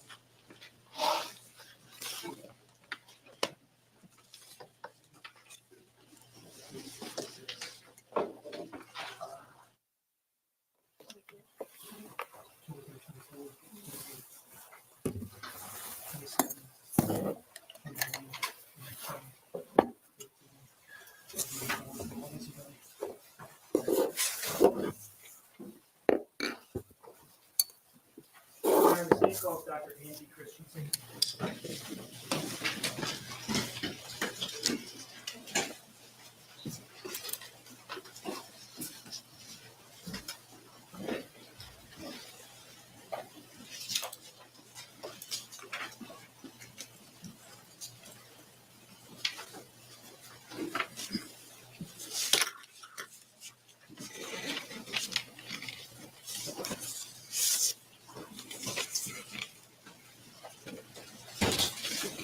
Thank you, sir. Can you raise your right hand? The evidence you should give the court and the jury and the trial decision should be the truth, the whole truth, and nothing but the truth, so. Step this way, please.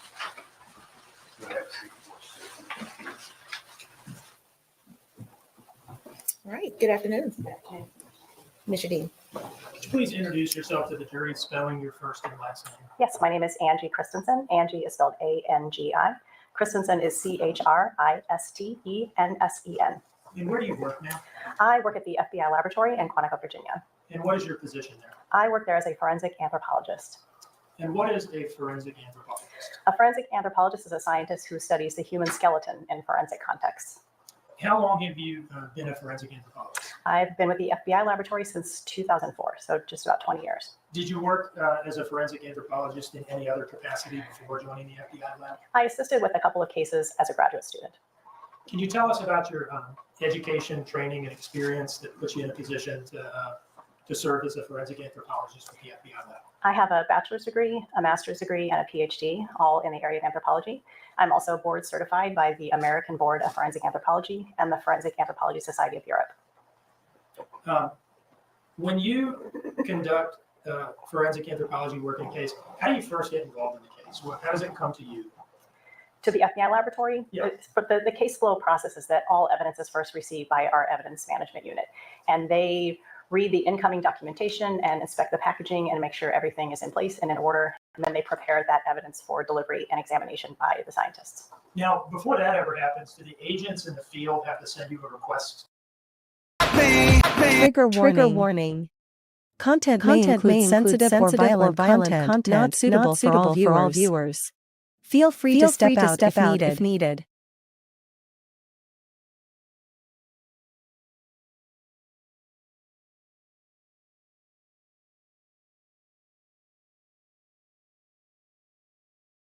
To do some work in the first place? Whoever is requesting the examination will send a letter documenting what that request is and that they're requesting. Does that letter bear the FBI's case Trigger number? warning. Yes, if it's an FBI case, then it will, yes. And does the lab then assign its own case number? Yes, in addition to the FBI case file number, the laboratory will assign an FBI laboratory number. And did you conduct some forensic anthropology work in connection with the Quentin Simon case arising out of Savannah? Yes, I did. What was the FBI case number for that case? Your Honor, may I refer to a copy of my report?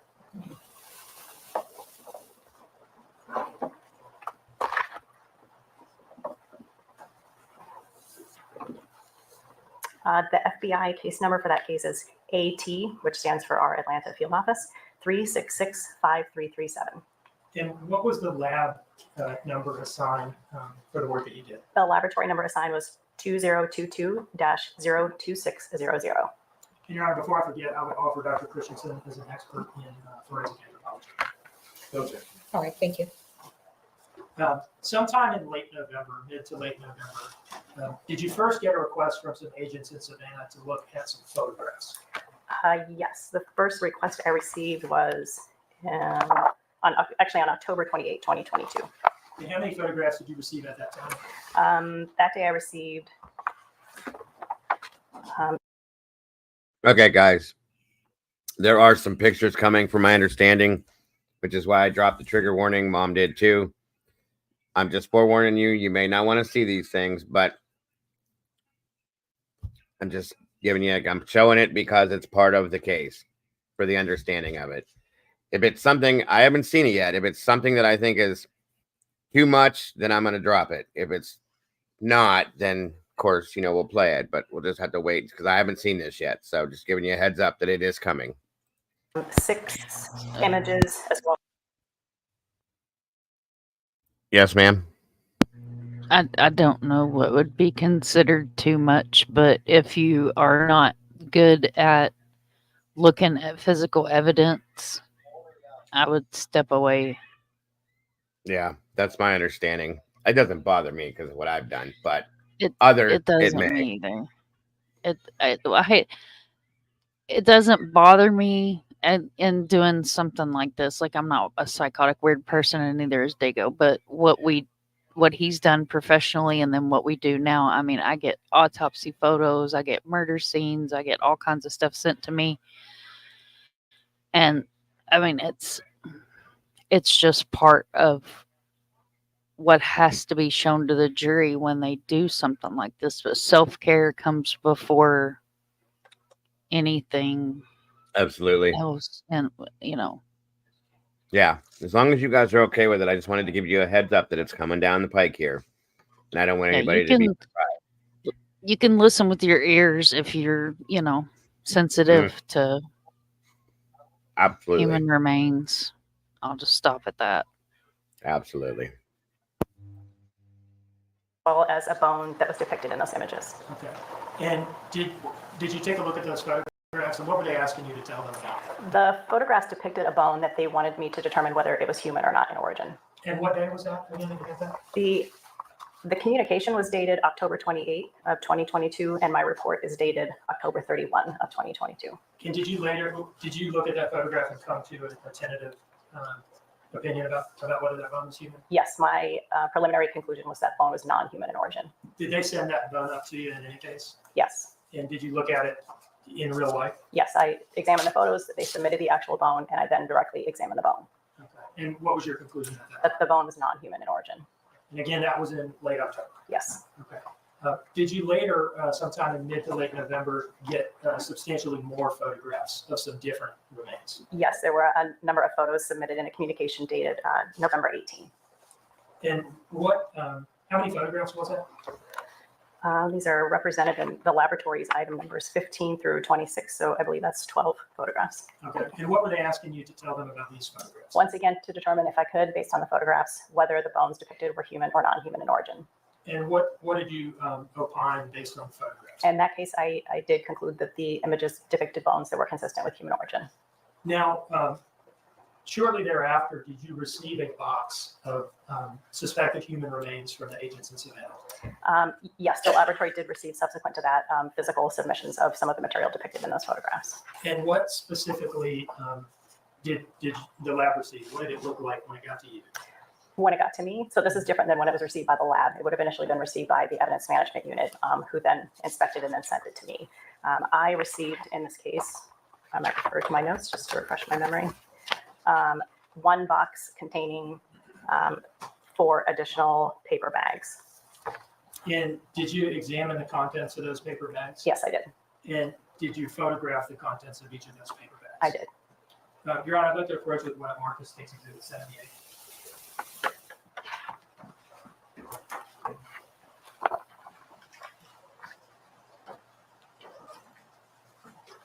Do you recognize those images? Yes. And what are those images? These are photographs that I took of the contents of those 4 bags as I received them.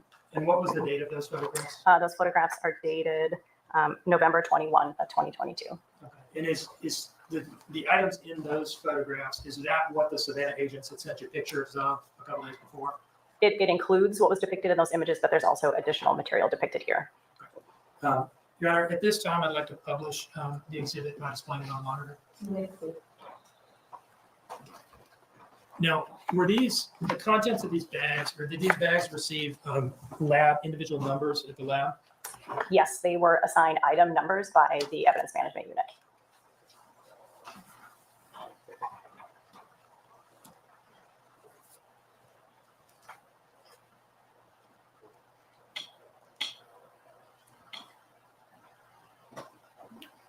Now, what were the numbers assigned to each of these bags? Items 27, 28, 29, and 30. Does this first image here depict the contents of the bag numbered item 27? Yes.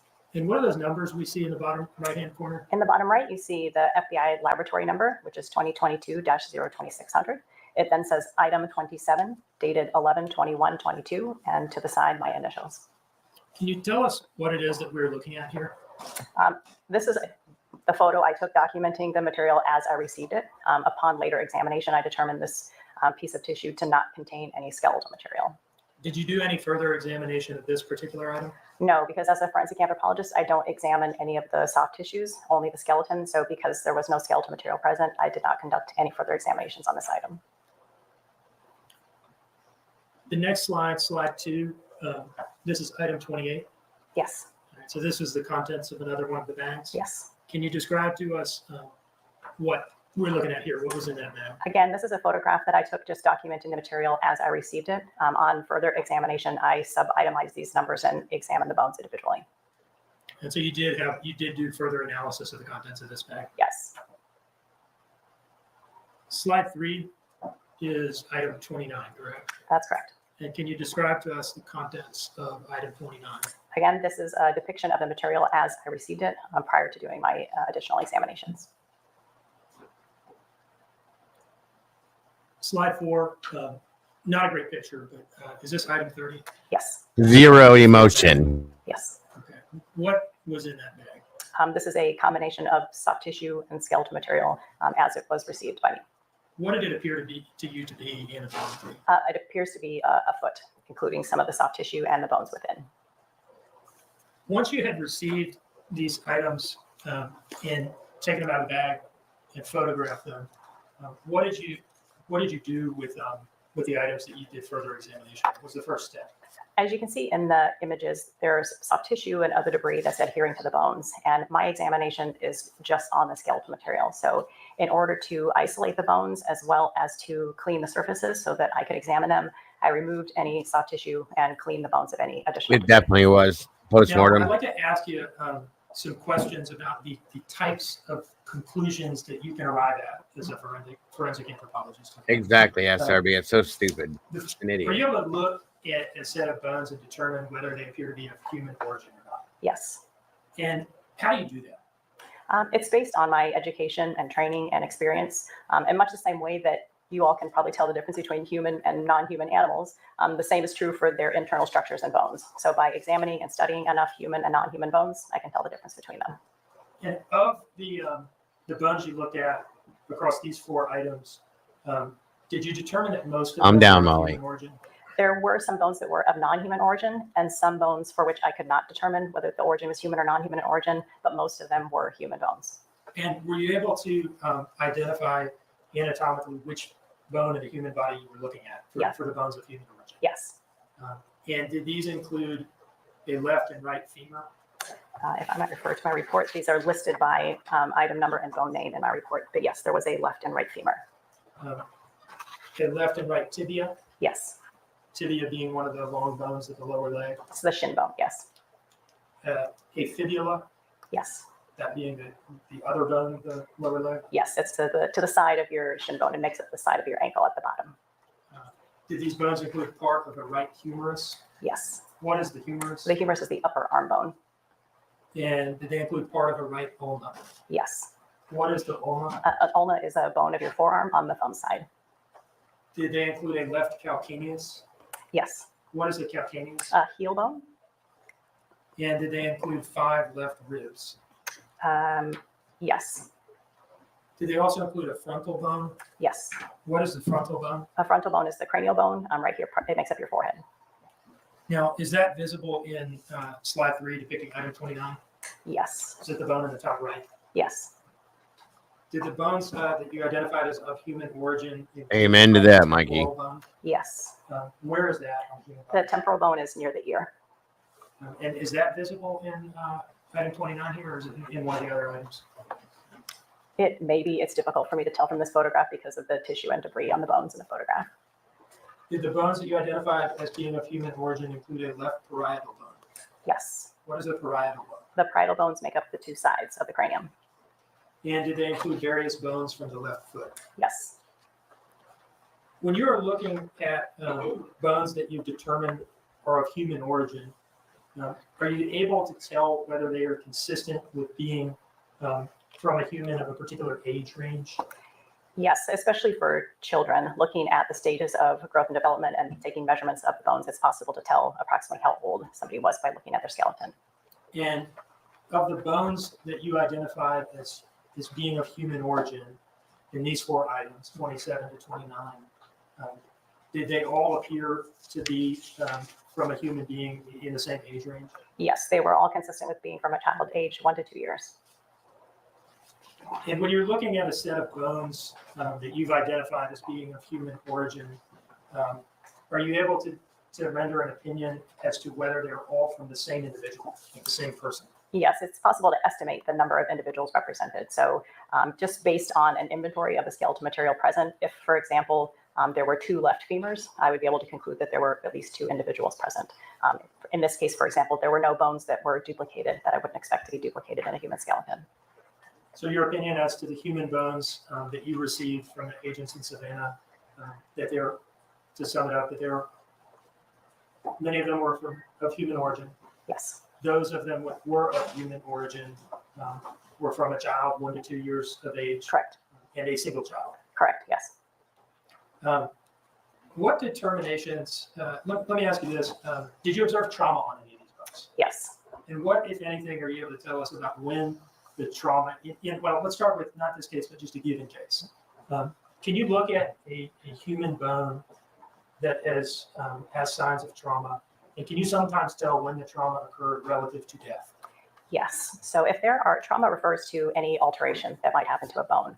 And we can tell if that happened before death, which we call antemortem, if the bone displays any signs of healing. So as soon as you break a bone, your body immediately starts the healing process. So if we see any signs of healing on that bone, we know that it happened before the person died. Perimortem means that the trauma occurred around the time of death. And this is a term that's used a bit differently by medical examiners and pathologists than by anthropologists. So perimortem being around the time of death, typically a pathologist is talking about a very narrow range of time. Anthropologically speaking, because we're only looking at the bones and we're not examining any of the other tissues, all we can tell is what sort of state that bone was in when it was fractured. So in life, the bone has water and collagen, and it's actually a rather flexible material, and it has some give before it breaks. Imagine, for example, you have a fresh green stick and you try to break it. That stick has a good bit of bend before it will actually break.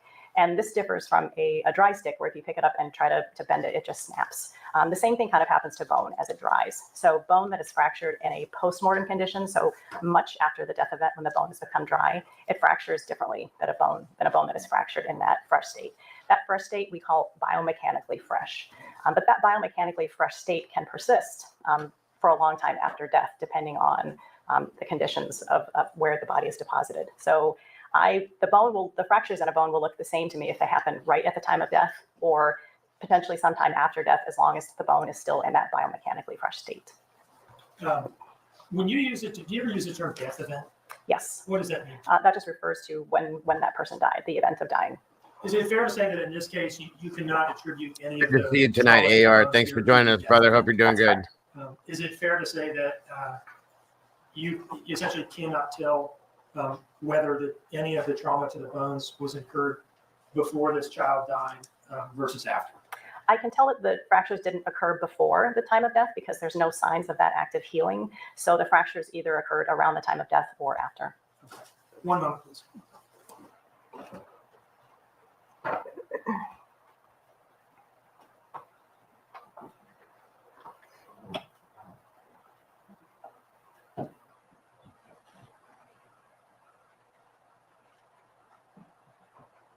These images that we've been looking at, No, these are Paula, the it pictures just that you doesn't took happen, I truly. took these photos, yes. Do they fairly and accurately depict the evidence that the lab received from Savannah in They- late November? As I received it, yes.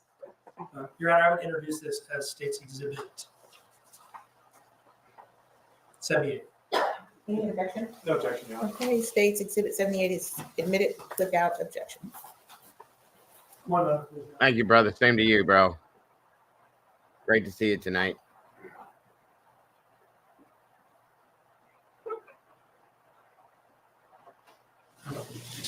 No further questions, Your Honor. Thank you, Mr. Dean.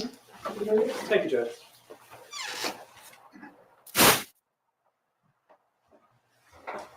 Dr. Christian, good afternoon. My name is Mark Haley. How are you? Good afternoon, very well, thank you. I just want to follow up with some questions, if you don't mind. Okay? You said I'm going to skip the first items from October 31st because I just don't think they're relevant. Okay? I'm going to skip straight to the items from November 18th, if that's okay.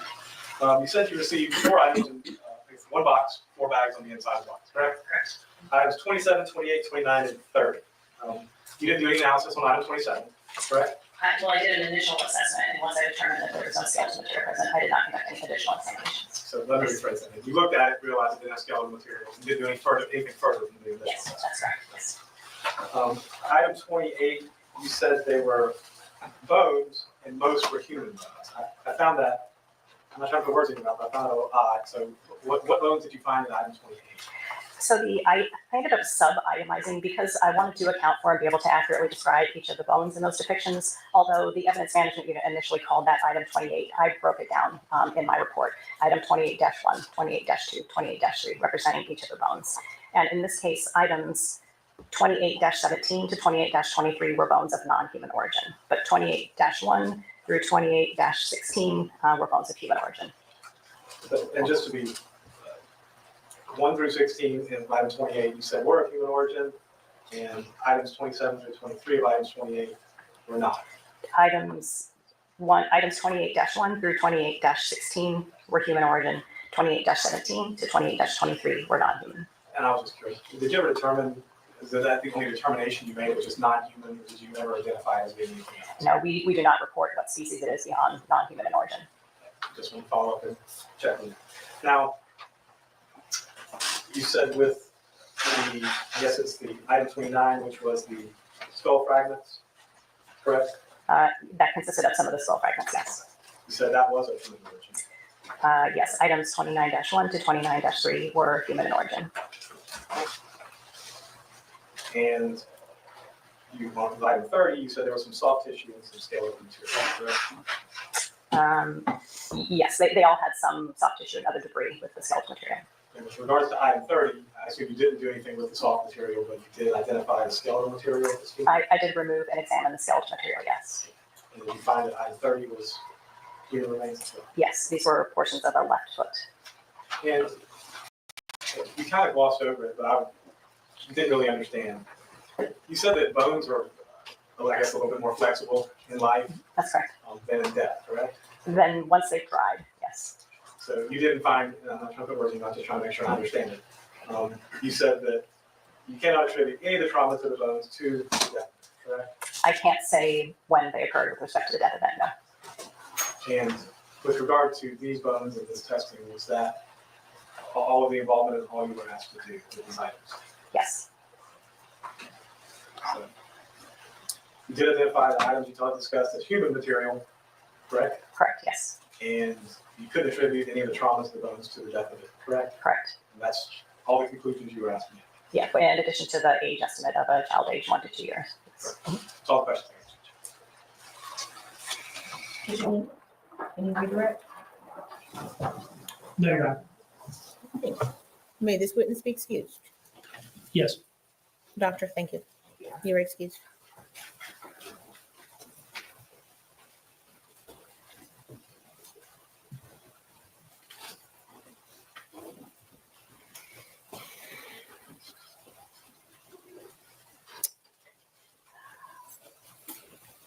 I'm going to have the jurors return to the deliberation room at this point. We're at a point where we're deciding going forward or stopping for today. It's a little early, but this makes the most sense, I think. But just to firm that up with counsel, I'm going to ask you to step to the deliberation room. Jurors are exiting.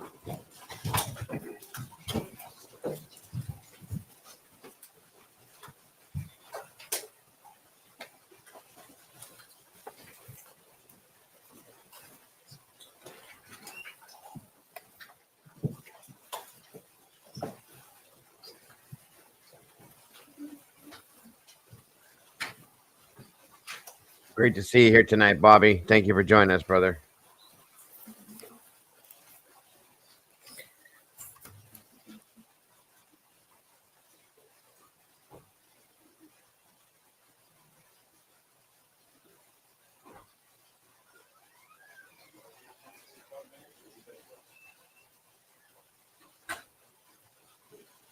All clear, Judge. Thank you. All right. So I think this is the stopping point that we anticipated. I think so too, Judge. If I could have I don't know, I mean, I'd like to do Mr. Talk, Mr. First, and kind of decide which way we're going to jump at this point. We have 2 days of women's testimony to talk about, so see whether we're kind of get a little bit of a break. Talk, Mr. First. Sure. All right. Let's take a break. Let's break until I think it's, I can't read that clock on here. 3:20. 3:20. Tell me what that clock says. 3:19, actually. It's got with the light, there's a glare to it. Okay. All right. I'll look at my own watch. Okay. Let's just step back in at 3:30. That's fine. Thank you, Judge. Okay. Thank you. Mind if we step out? Yeah, we're in recess. Yes, Your Honor. Okay. And with that.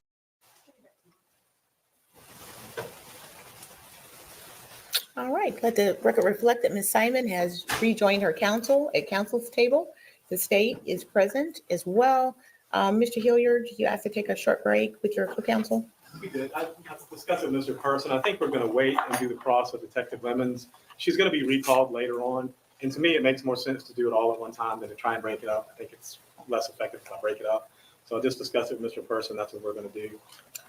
As far as the next witness, I think the next witness, just to be completely candid, I don't know how long the state plans to take.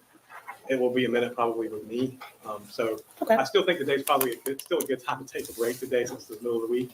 We have Thursday and Friday, but I'll leave that with the court, Judge. Let me turn to Mr. Dean.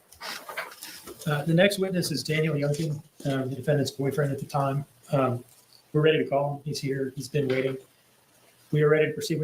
We started after 10 today, and we've only taken one complete witness. Let's hear it. A little bit of a late start today. Let's press on with Daniel Younan. He is here. He's ready. Yes. State's ready. Defense is ready. Yeah, I just have, because he is a civilian witness and not a police officer, I would like to have one moment to again caution him against testifying about any inadmissible material Yes. in the hallway. Okay. Thank you. You may do so. And when Mr. Dean comes back, we'll prepare to bring the jury in. I'm sure that she's so excited to see him there.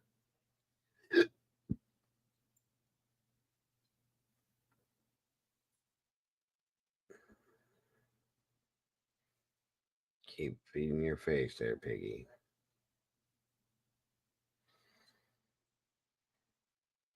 What do you think so far, Mom? I think she's a fucking monster. Is the state ready to proceed? Yes. No, that we And know. with that, the defense has indicated that it's ready as well. We're ready as well, Judge. Okay. I Thank you. just hope that the sad ass My cross. investigation doesn't hinder this case, because that investigator that testified day before yesterday, Mm-hmm. he made me so freaking mad that I was literally about to blow a gasket. Like, absolutely about to blow a gasket. This chick is FBI, so, anytime, and like I said, I'm partial because these kind of, that bones are my thing. Like, I know that sounds weird, but No, I there's get so much of a story that can be told when it's just bones. Like, all is not lost when it's Agreed. bones. So I love the anthropologist. Like, it just, as soon as I saw her hit the stand, I was like, yes. information. Yeah, Not a bunch of freaking Leilani crying bullshit. Finally we get to hear some real investigative tools that were used to identify him. And that's what I'm about to, is that kind of stuff, and like character witness and like actual criminal witnesses is what I like to see and hear in these cases. Truly, I agree with you. Yeah, like the detectives and the investigators and all that stuff, I know that's all important, and the interrogation and everything like that's all really important too. But when it comes to her, the interrogation was a bunch of damn lies. So she literally wasted everybody's freaking time to sit around with her fake ass high pitched fucking crying. Putting on her show. Yeah. Apologize for the adult language, but this one infuriates the living hell out of me. No, you are fine, and I feel the same way. She put on a show for everybody that nobody believed, sadly. No, and like all of us that started out with this case, like from the moment he was reported missing, it was a complete outcry from us going, hey, find him. Where the hell is he at? And then the more that got trickled out and trickled out and trickled out, it was like, why is this bitch not in jail? Somebody explain to me why she's not in jail. Yes, ma'am. I think we all a lot of people were like, well, they don't have a body. I don't give a damn if they have a body or not. Do you know how many people are sitting in jail where there's no body? Yeah, I never understood that shit. That made no sense. None at all. And it, like, I think we asked every day. We would come in here. I would talk about the case. We'd talk about other cases. Somebody would ask, was LEILANI arrested yet? Was she arrested yet? Has she been arrested yet? We were always checking within each other because nobody could understand how she hadn't been arrested yet. It was the longest wait, it seemed. Like it took forever. But 100%, I agree with you wholeheartedly. Yeah, I don't know if Matahari's still in here or not, but like me and her, the person that we were working with back then when this all happened, like we were literally behind the scenes looking through the curtains, and I think we were all about ready to blow a gasket. Like Facebook group chat thing like was on fire every day from all of us, just like it was so bad. Believe me, I know every stream we had with this, the whole chat was lit up about that. Why is she still free? Why is she not in jail? Why this? Why that? Well, I mean, I was saying the same thing too the whole time because it still doesn't make any sense. Yeah. As to why. But I do know, and I kept explaining it, they're trying to build the strongest case they can to ensure that there is no doubt when they bring her in that they have her locked down. And I get it, but still, it just seems like it took way too long. Right, but it was like, giving her the chance, and I don't trigger warning. I don't mean to trigger anybody, but it was giving her the chance to do something to herself to not be held accountable. I was trying to find the right words to be YouTube friendly. To do something to herself to not be found accountable for this, but I almost think she was so narcissistic and just thought that she had committed the perfect crime that she wasn't going to do time for this. Yep, I agree. And because she didn't right away, I think it got to her head. She thought she was going to be, free and clear.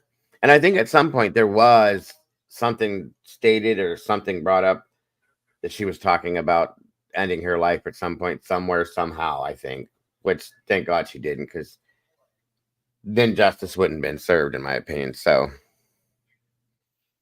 right, yeah, Matahari's still in here, so like I didn't know if she was still in here, and I appreciate the margarita. I had tea, but he took it. Try not to drink coffee this late because I'll be up to 1 or 2 o'clock in the morning. But Elijah's case was different. The way it was set up, the way it was investigated. The fact was that you saw how long it took them to find any kind of anything. Okay, they had no proof because Elijah's mom. Plus, she was arrested on some other issue too, I do believe. Yeah, and like Oakley Carlson was the same. They arrested her freaking sperm. What do you call them? The sperm donor and the sperm donor and the incubator. Yeah, they were arrested on other charges. And Oakley's still missing. Harmony, there's another one that's still missing, but they were able to get Adam on so many other charges. and then Kayla on the food stamp fraud and, you know, all the other shit that they Stop. that they were able to arrest them, but still, you know, no babies, no justice to this day. Right. So it's freaking infuriating as hell. Oh, agreed. I don't think they'll ever find Harmony. I just don't. I have a bad feeling about that. I don't want to believe that. Yeah, I have a bad feeling, sadly. I'd love to think that they would, and maybe they will, but I just in reality, I just don't think they're going to. Sadly. I honestly don't think so either. I believe that, you know, he calculated what he did. He calculated where he put her, and not to be out of pocket, y'all, but how many places that she was put in. Yes, that's it right Between there. state lines. So you're not talking about, you know, you're talking about New England.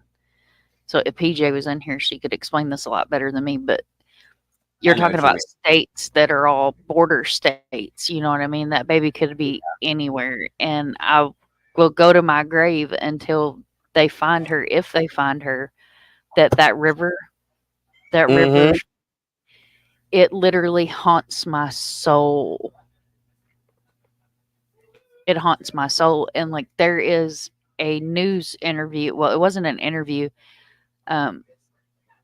She was leaving jail, or he was leaving jail.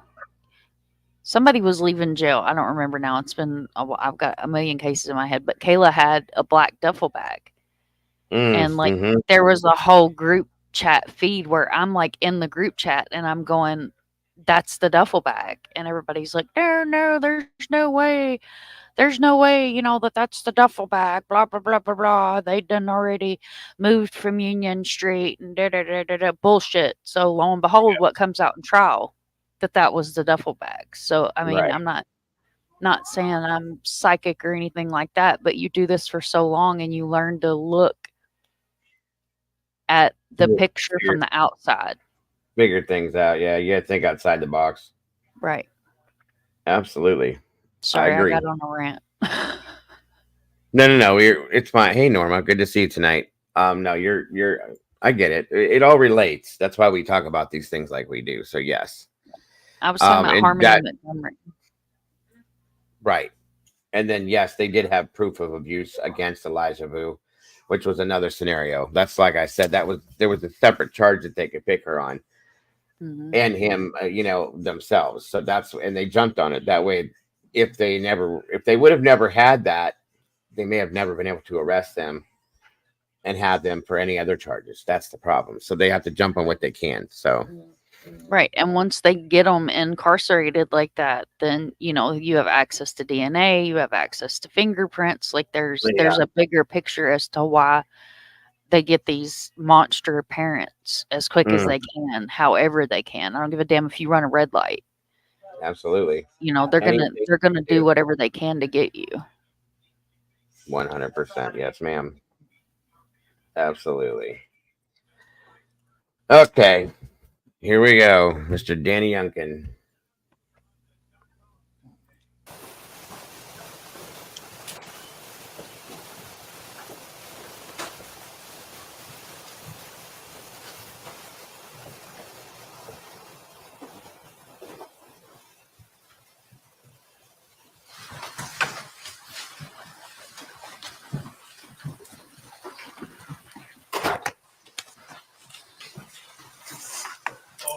All right, thank you, ladies and gentlemen. Please have a seat. And once again, were you able to comply with the court's instructions? Yes. All right, excellent. I indicated that we were reaching a point. We have one other witness that is going to be presented today. The state's going to call another witness, and Mr. Hilliard will have an opportunity to cross-examine if he chooses to do that. And then I expect that we will close for today and resume again tomorrow. Mr. Hilliard, I know you wanted to put something on the record. I did, Judge. I'm just going to reserve my cross-examination of Detective Lemons until she's recalled, but I will cross-examine this next week. All right, fair enough. Thank you. Mr. Dean, please call your next witness. Daniel Younan.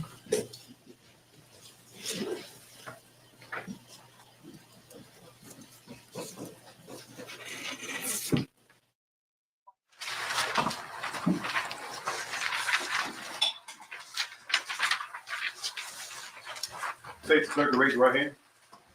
The evidence you shall give the court and jury in the trial of this issue shall be the truth, the whole truth, and nothing but the truth, so help you God.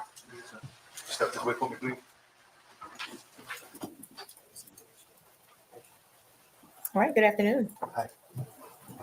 Mr. Dean. Good afternoon. Please introduce yourself to the jury. Yeah, I'm Daniel Younan. Do you go by Danny typically? Yes, sir. Okay. Is it all right if I call you Danny? By all means. Where do you currently live, Danny? Not the street address, but city and state. Orlando, Florida, And how long have you lived there? since April of last year. Where are you from originally? Like, where was I born? Or Yeah. I was born in Germany. And where would you have a parent in the military or something? Yes, sir. Okay. And who was that? My biological father. Where did you grow up? Essentially Dunn, North Carolina, Dunn, North Carolina? for the main part. For the court reporter, is that DUNN? Yes, sir. I'd like to draw your attention to the defendant here. Do you know the defendant, LEILANI Simon? Yes, sir. And how do you know her? She's Sky's mother, my daughter. Mother of your child? Yeah. When did you first meet her? Maybe 2020 or something like that. And how did you first meet her? She drove up to North Carolina from here to see me. Had y'all had some contact, not in person, I guess, before that? Yes, sir. How did y'all first, so you're talking about the first in-person meeting, if I understand you correctly? Yes, sir. Okay. How did y'all know each other before that? Some social media network, something like that, like Snapchat or something. You're saying you had met online? Yeah, Can you tell us what you remember about that? honestly, not much. Just speaking with her over social media and arranging a meeting. Let's go back to that first time you met in person in North Carolina. Can you describe that for me? Yeah, she drove up in her friend's car to see me in North Carolina, and I was at my job where I was currently working. Where were you working at that point? Love's Travel Stop off of Hardened Chapel Road in Dunn. Okay. So you said she came to see you at work. Yeah, I was trying to get off that day so we could hang out. And did y'all end up hanging out that day? Yeah, she stayed the night with me. Okay. And was that a one night stay at that time or multiple nights or what? I believe at the time it was a one night stay. Okay. And after that, after staying with you for that one night, where did she go? Back down here, I believe. At some point, did she move up there and begin living with you? Yes, sir. Okay. And did she have children at that point? Yes, sir. Did they come up and live with you as well? No, sir. What was your understanding of where they were at that time? With her mother. Okay. Now, where were y'all living when you moved up to North Carolina and started living with you? In my parents' house. Okay. And did she eventually get a job up there? Yes, sir. And where was that? She had two separate jobs that she was working for at different time periods. Okay. Can you tell us what they were? One was at Love's Travel Stop on the gas station side, and the other one was Smithfield's Chicken and Barbecue, where I used to be a manager at. Okay. And I'm not sure I understood. Was she working those jobs? Separate times. Separate times. What was the first one? Love's Travel Stop. Okay. And you mentioned that you worked. I'm not 100% sure on that. Did y'all work there at the same time? Yeah. Okay. So y'all overlapped at Love's? Yes, we worked sometimes, like occasionally worked the same shift on different sides of the store. I was working at the Subway there, but normally it'd be different shifts. All right. And you're living in your parents' house with her? Yeah. About how long did that go on for? I don't want to make I don't remember, to be 100% honest. Okay. At some point, did the two of y'all move down here to Savannah? Yes, sir. And where did y'all move into? The house on Buckhalter Road. Did y'all ever live in any other residence in Savannah, or was that the first place y'all moved back to? No, that was it. Okay. Who was living there at the time? Her brother Joe was living there, and Thomas and Billy were there, living there, but they weren't there. What are you doing? They were working. Yes, ma'am. Oh, I thought I was on mute. I was asking him what the hell he was doing. Oh, sorry. You're fine. Go ahead. A lot, so they were on the road. Okay. Thanks, Mikey. Joe move out? Yes, sir. Okay. And at some point, did Paul move in? Yes, sir. Okay. Defendant's brother, Paul Simon? Yes, sir. Okay. When or where were y'all living at the time that the defendant gave birth to your child, Scott? Buckhalter. Okay, so y'all were living in Savannah at that time. For those of you that didn't catch this, I'm going to go back and let you hear that part again. To the defendant here. Do you know the defendant, LEILANI Simon? Okay, so y'all overlapped at Bucks? Yes, we worked sometimes, like occasionally worked the same shift on different sizes. So I was working at the Subway there, but normally it'd be different shifts. All right. And you're living in your parents' house with her? Yeah. About how long did that go on for? I don't want to make an, I don't remember, to be 100% honest. Okay. At some point, did the two of y'all move down here to Savannah? Yes, sir. And where did y'all move into? The house on Buckhalter Road. Did y'all ever live in any other residence in Savannah, or was that the first place y'all moved back to? No, that was it. Okay. Who was living there at the time? Her brother Joe was living there, and Thomas and Billy were there, living there, but they weren't there. They were working a lot, so they were on the road. Okay. At some point, did Joe move out? Yes, sir. Okay. And at some point, did Paul move in? Yes, sir. Okay. Defendant's brother, Paul Simon? Yes, sir. Okay. When or where were y'all living at the time that the defendant gave birth to your child, Scott? Buckhalter.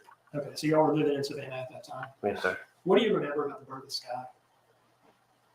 It was fast and enlightening for me, I guess. Before Sky was born, and you were living in Savannah at the Buckhalter house, were Zane and Quentin living there as well? Yes.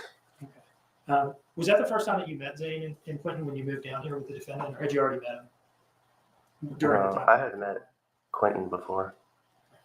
So let's go to the time period where you're living in Savannah in the Buckhalter house with the defendant and the three children, Zane, Quentin, and newborn Scott. What was your relationship like with her two older children, Zane and Quentin? Good. Loved them like they were my own. What do you remember about Zane?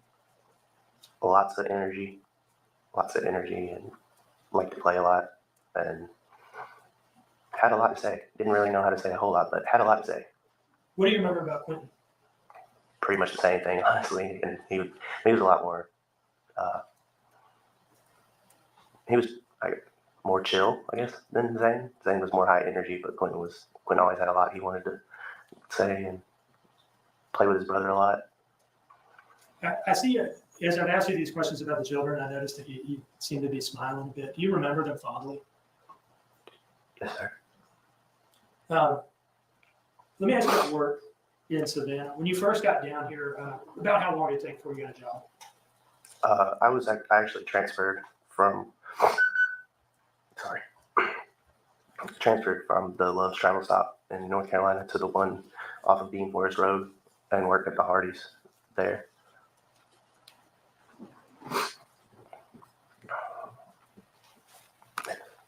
And was the defendant working anywhere in Savannah at that point? Yeah, I think she was working at this gas station off of 204, I think. Wow. See, this is a damn shame. This man is shedding tears over this situation for a child that's not even biologically his, and the biological mother hasn't done it once. Wow. All I can say is wow. Now, moving forward to the time frame of Quentin's disappearance, okay? I want to ask you about October 2022. Do you remember the day of the 911 call and all that? Yeah, I do, but vaguely, but yeah. In that general time frame, where were you working? I was working at a warehouse for a company named Eclipse. And where was that warehouse located? What's that? Port Town? I forgot the name of the town. Is it Port Wentworth? Yeah, I didn't want to sound crazy. I said, yeah, that's what I think so. And was the defendant working there as well? Yes, sir. What shift did you all work during that time period? What were your hours? First, worked from like 6 or 6:30 to like 3 or something like that. And what about Paul? Was he working there as well? Yes, sir. He was working the second shift. And do you remember roughly what his hours were? Yeah, I actually think we worked till like 2. I'm not 100%, but his were like 2 to 10 or something like that. Okay. 2 p.m. to 10 p.m. roughly. Yes, sir. Would Paul probably be a better person to ask about that? Probably. October 4th specifically, the day before the 911 call. Okay, I want to ask you about that day specifically. Did you go to work that day? The day before? Yeah. Yes. Okay. And No, maybe. I'm not gonna lie, I don't remember. I know I took her to get her tooth pulled that morning. the morning before the 911 call? Yeah. Okay. But you're saying you don't remember whether you were awake before that? I don't remember 100%. I'm not gonna. That's fine. What do you remember about the defendant taking the defendant to get her tooth pulled? Early on. Oh yeah, I think we were at work that day, and we left because her tooth was hurting, and then I took her to the dentist, and she got her tooth pulled that day, and yeah, that was pretty much that. What car were you driving? The Dodge Journey. And do you remember where the dentist was that you went to, or what it was called? I do not. I barely remember the Savannah area. Did you stay there with her while she had her dental work done? In the general area. Yeah, I wasn't allowed to be back there. Okay, what do you mean by the general area? But I went to the liquor store while she was getting her tooth pulled. And did you end up driving her home? Yes. So after you went to the liquor store, did you come back to the dentist office that she was at? Yes, sir. I guess this is as good a time as any to talk about this. At that point in time, were you a bit of a drinker? Yeah. Can you tell us about that, please? Well, I like Fireball. Were you drinking every day at that point in time? Unfortunately. What about now? No. So you're at the dentist office. Did she get her tooth pulled? Yeah.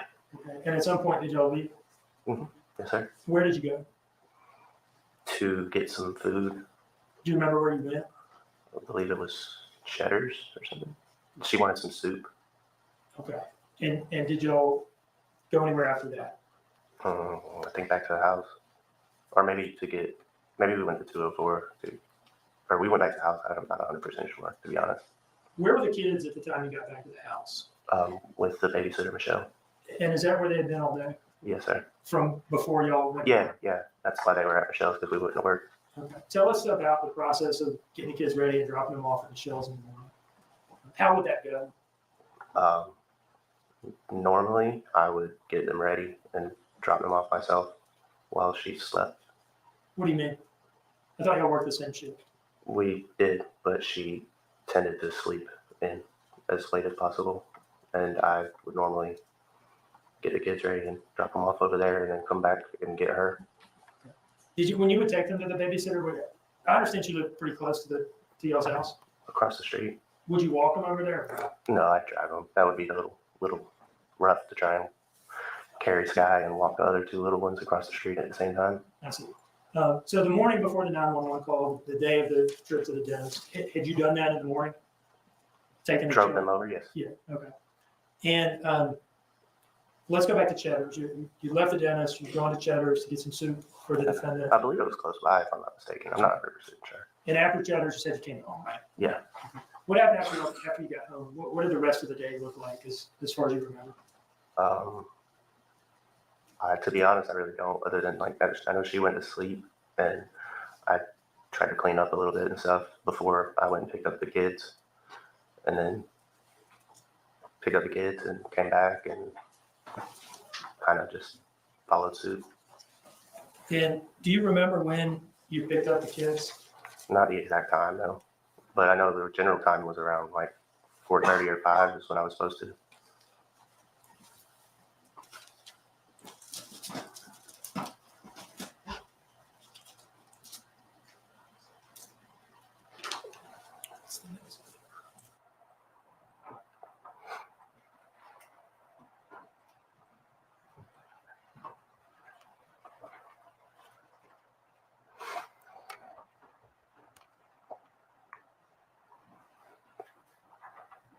like to approach with what I've marked as State's Exhibit 85, Your Honor.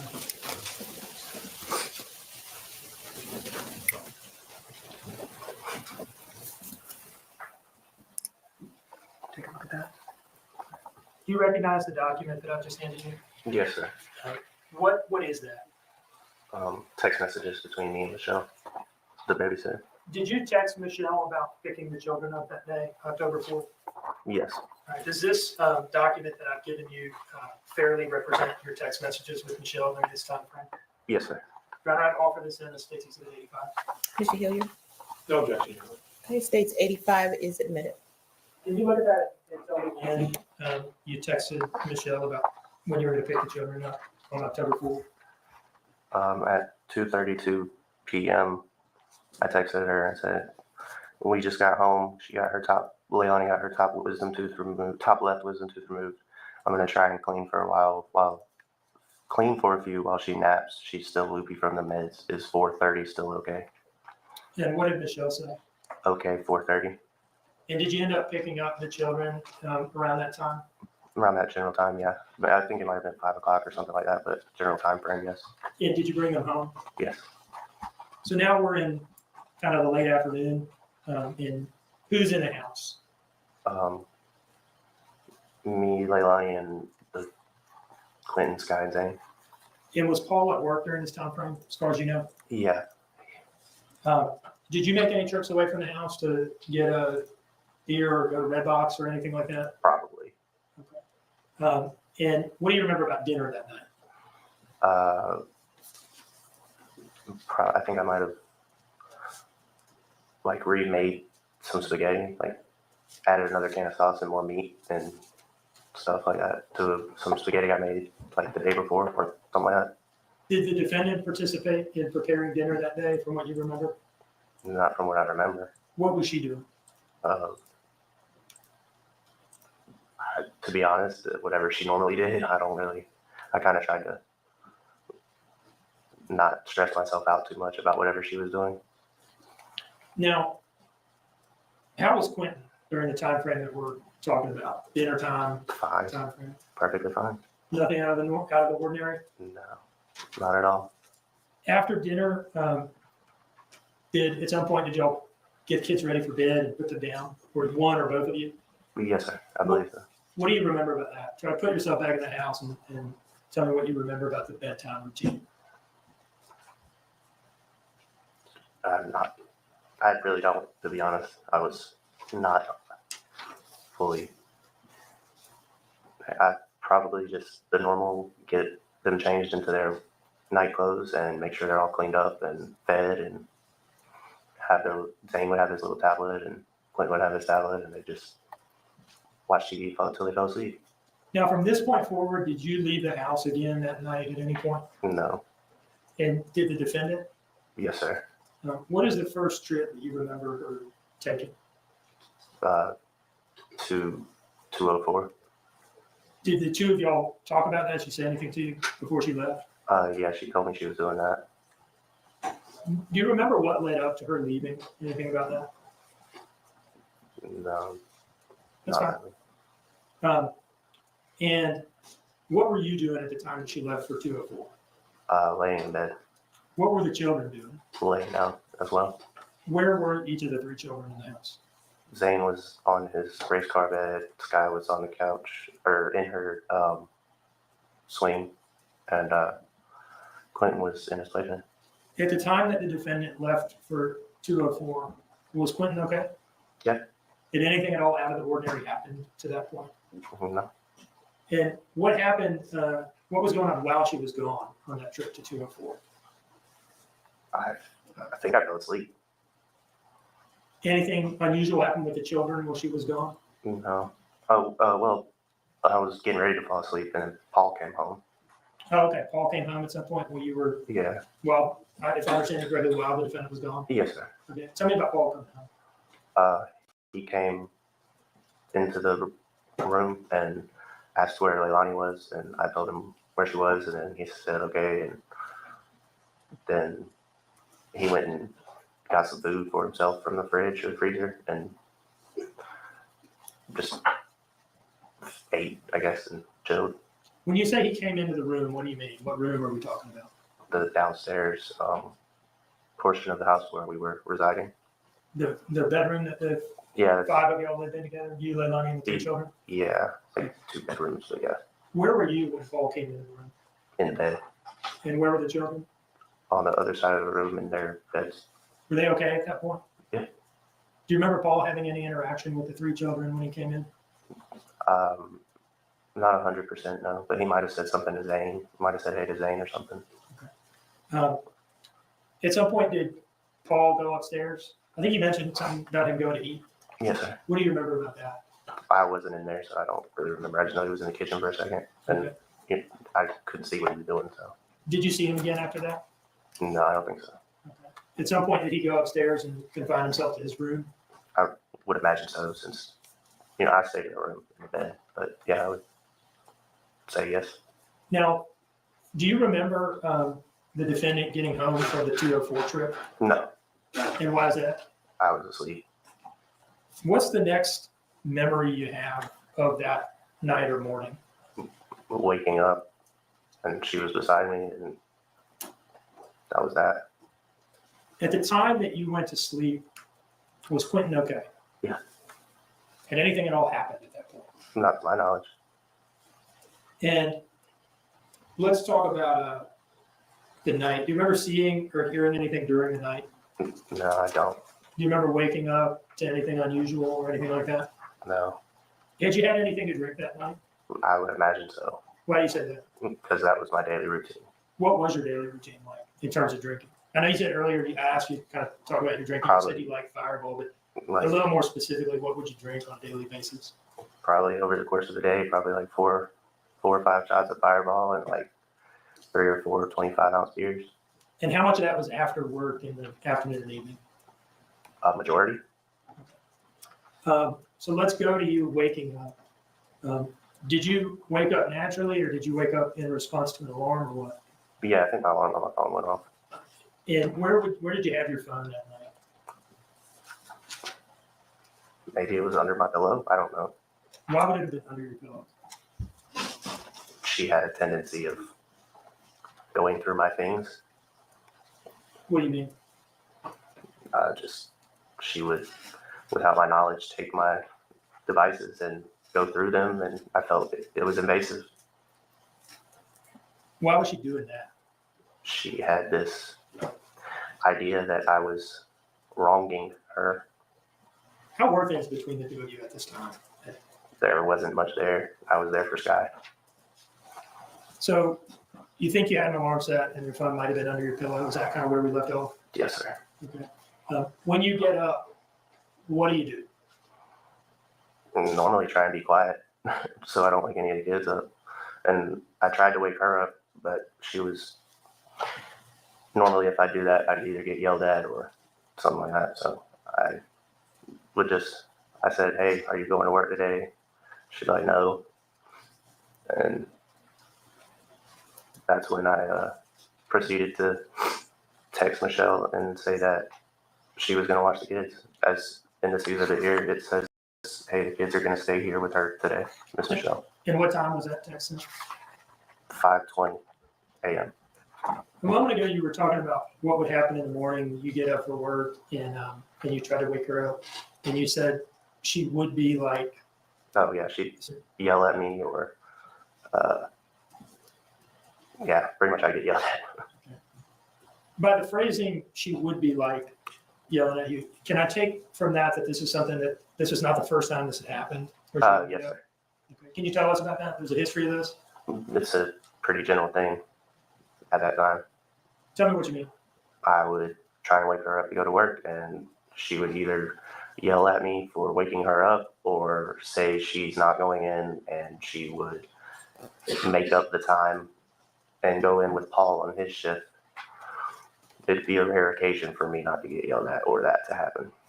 Why was it during that time frame that you were able to get up and go to work as scheduled, and she would have these difficulties with that? What was going on? I'm sorry, could you? Why was it that you were able to get up to go to work and she was having these difficulties getting up, going to work during this time period? What was going on?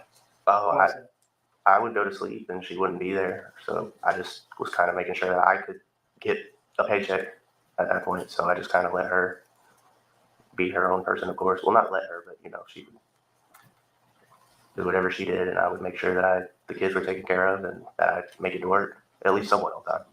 So there are times you go to sleep at night, so you're able to get up for work and she's not there.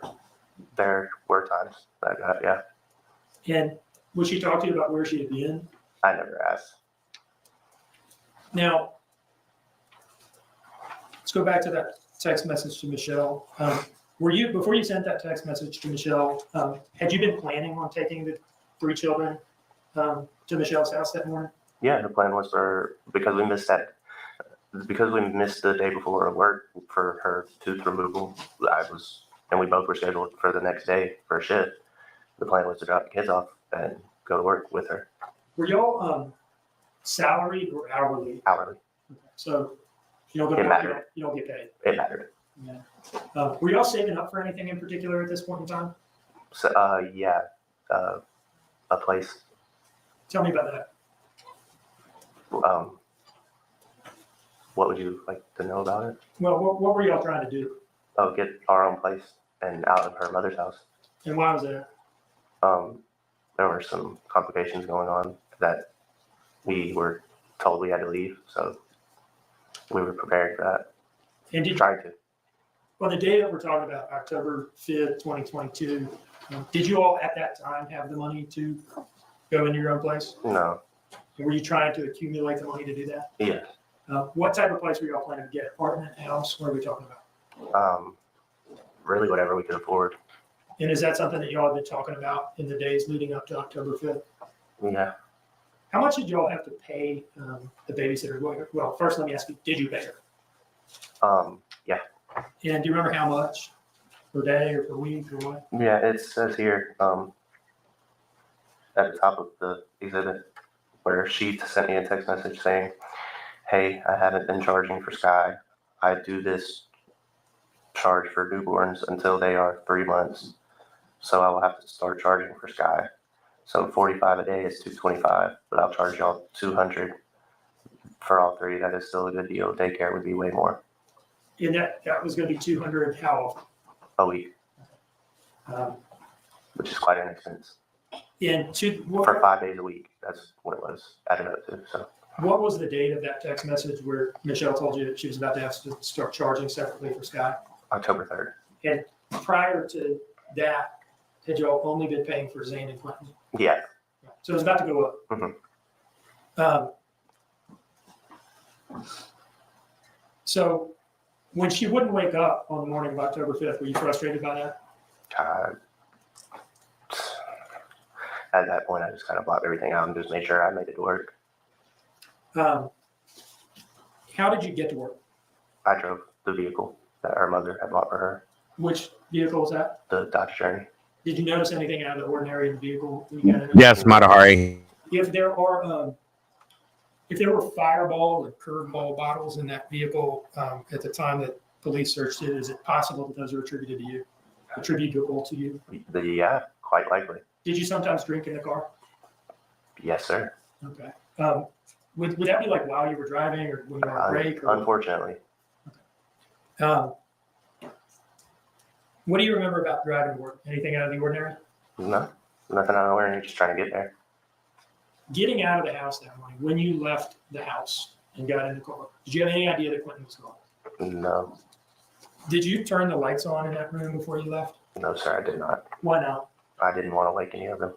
Did you believe that there were 3 sleeping children in that room when you woke up? I did believe that. Is it fair to say that you were kind of trying to sneak out without disturbing them? Yeah, because if I wake them up, then it's a whole thing. Did you look in Quentin's pack and play before you left? No, I didn't.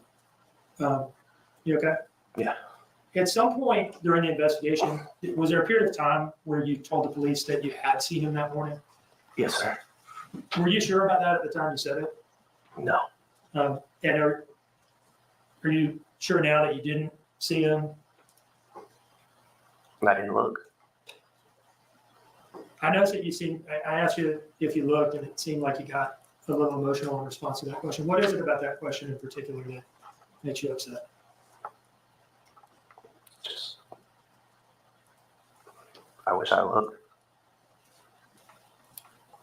No, I don't know if it would have made it. I don't. Just wish I looked.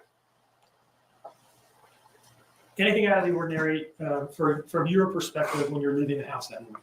No, sir. Anything out of the ordinary in terms of the drive to work? No, sir. Anything out of the ordinary in terms of arriving at work? No. And when you left the house Right, to Mikey. go to work, which door did you go out of? The back door by the pool. Is that the one where you have to walk out through the bathroom? Mm-hmm. Yes. Yes, sir. I'm sorry. I apologize. Now, did you work a full shift that day? No, I didn't. Why not? I received a phone call from LEILANI saying that Quentin was missing. Where were you when you got that phone call? In the back of a truck, loading it, because my job was to load 18-wheelers by hand. So you're in a truck loading boxes and you get this call. Yes, sir. And what is your best recollection of what she said to you on that call?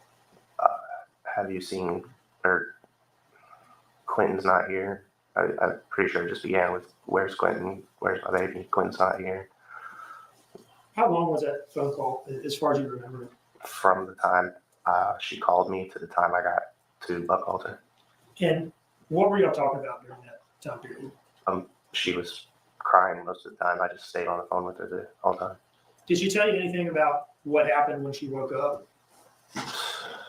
The door was open or something, and Quentin wasn't in his playpen. They were being evicted. Billy Joe told them they had to get out, like, right now, basically. So, yes. And me trying to calm her down. Going back to when you got this call and you left work, tell me about leaving work. What do you remember about it? I ran out of there as fast as I could, and I actually left my jacket and a whole pack of cigarettes, which later on my boss mailed it to me, thankfully, and it still had a pack of cigarettes in it. What's his name? Dave. Did you see Dave that morning? Yeah, I passed him in the parking lot. I didn't say anything, but he stopped me, and he said, "Hey, you can't run past security like that." And I explained what happened, and he said, "Okay," and I left. Was this when you were on the way out to go home? Yes, sir. There was security at the exit to the warehouse? Yeah, there's security there when you go in and when you leave. Why is there security when you go out? I think they just stay there all day for people who come in. Okay. And you're supposed to get checked out by security when you go out? Well, you're supposed to talk with whoever your supervisor is, but I didn't even care to stop. Okay. You just kind of blew by it? Yeah. I'd like to approach with what I have marked as State's Exhibit 30, Your Honor. Okay.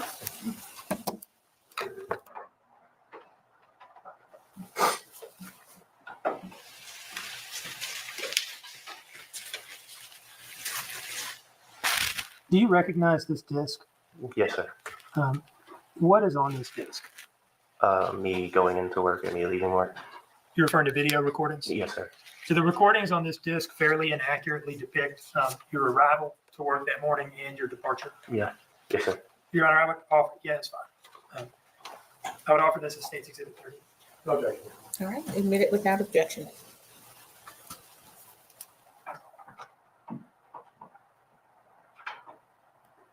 What does that mean? He's going to play it. Sorry.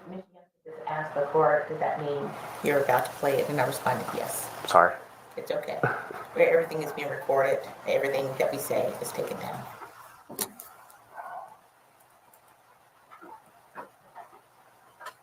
Before I play it, Matt, is there any particular reason you asked that question? I didn't understand what you said. But well, you said you'd present it, but I just didn't know. Okay. Sorry. No apology necessary.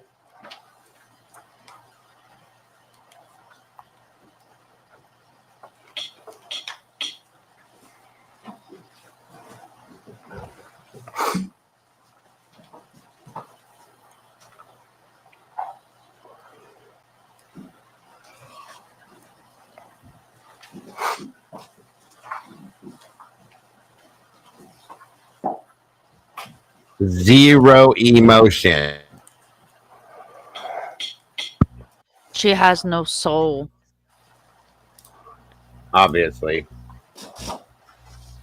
I have nothing for her. I want to hug Danny, bless his heart. I kind of do too. Feel bad for this kid.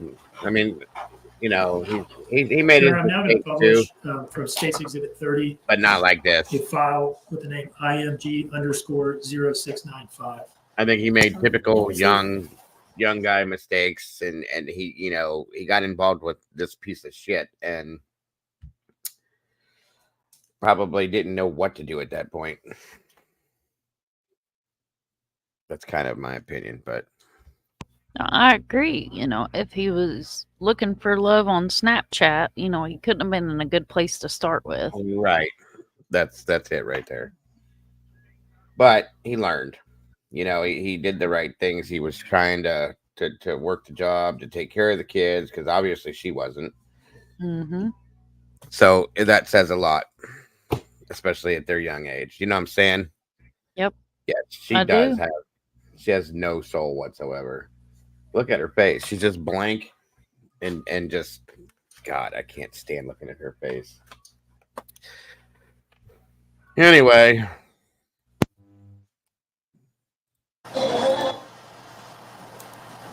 Do you see yourself, before I play it here again, Yeah. I don't know why every video is sideways, but this one is.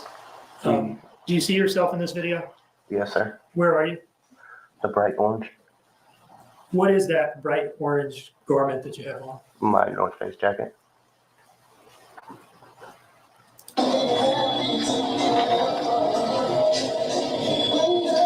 Let me go back. Is the bright orange thing your North Face jacket, or is that a safety vest? I believe that's my jacket. I believe that's my jacket. Okay. Because my jacket is bright orange.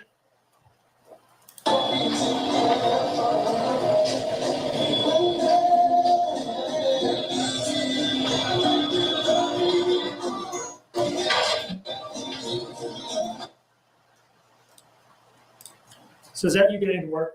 Yes, sir. Anything abnormal at that time? No, just looks like I was trying to get there and not be late. I have a tendency to wait till the last second. And I'll now play IMG_0697.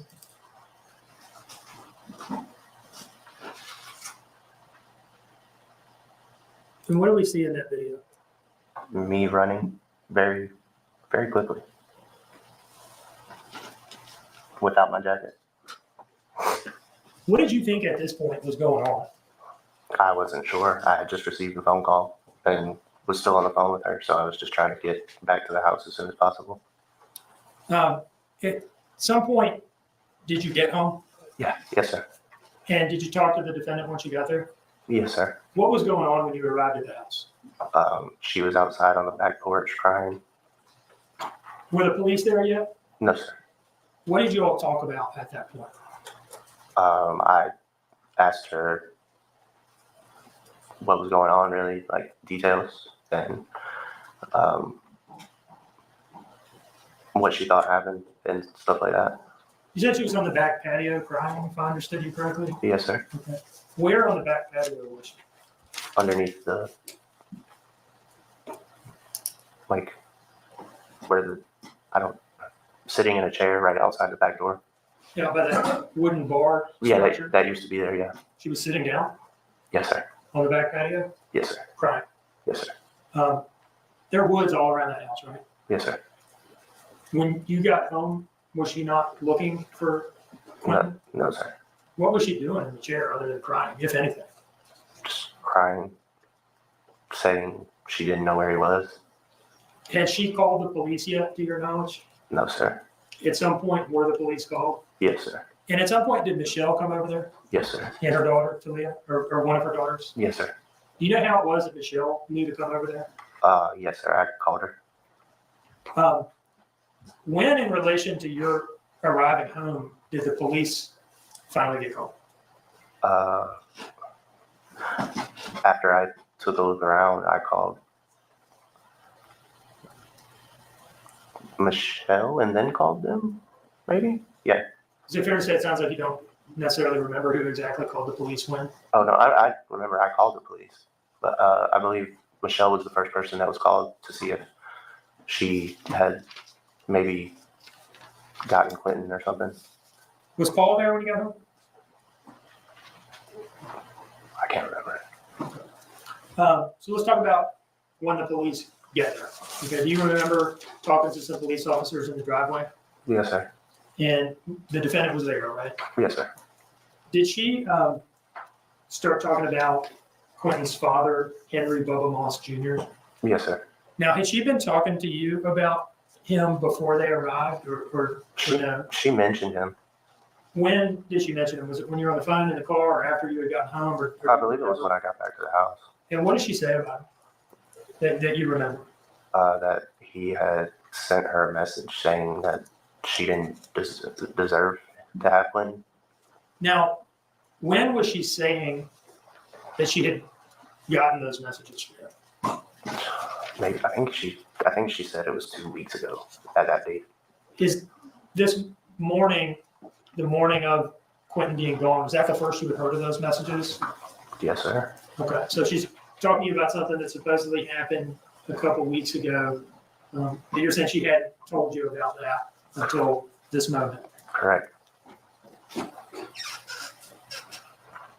Now, did you all talk during the time period between when you got home and when police arrived about what she had done during the night? Where if anywhere, she had gone? No. There was some period of time between when you got home and when the police got there. Yes, sir. And then the police were there for quite a long time, right? Till we went to the police station, and probably after that. At some point, did you hear her tell a police officer that she had left the house sometime after 1 a.m. To get some Oragel from a friend at a Chevron? Yeah, that's what she told the police officer. Yes, sir. At the time she told that to the police officer, was that the first time you had heard that? Yes, sir.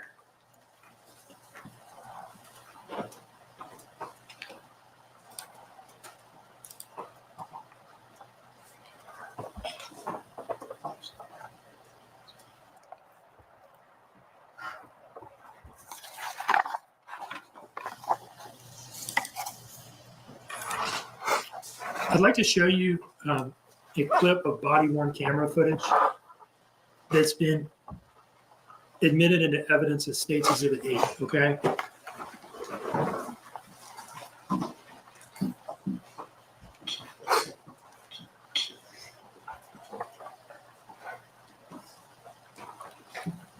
Are you kind of oriented on what we're looking at here? Yes, sir. Okay. Yes, sir. First of all, does this opening frame here depict the patio area where the defendant was sitting down at the time that you got home from work in the first place? Is that where she was sitting when I got home? Well, I mean, does anything in this image show where she was sitting down? Yeah. The far left beside Paul, but Paul wasn't. I don't know where Paul was. She was sitting in the far left chair, the empty one. And you're saying she was alone at that point? Yes. Okay. This is sometime later, correct? Yes, sir. I'd like to play this for you now and ask you some questions about it. Okay.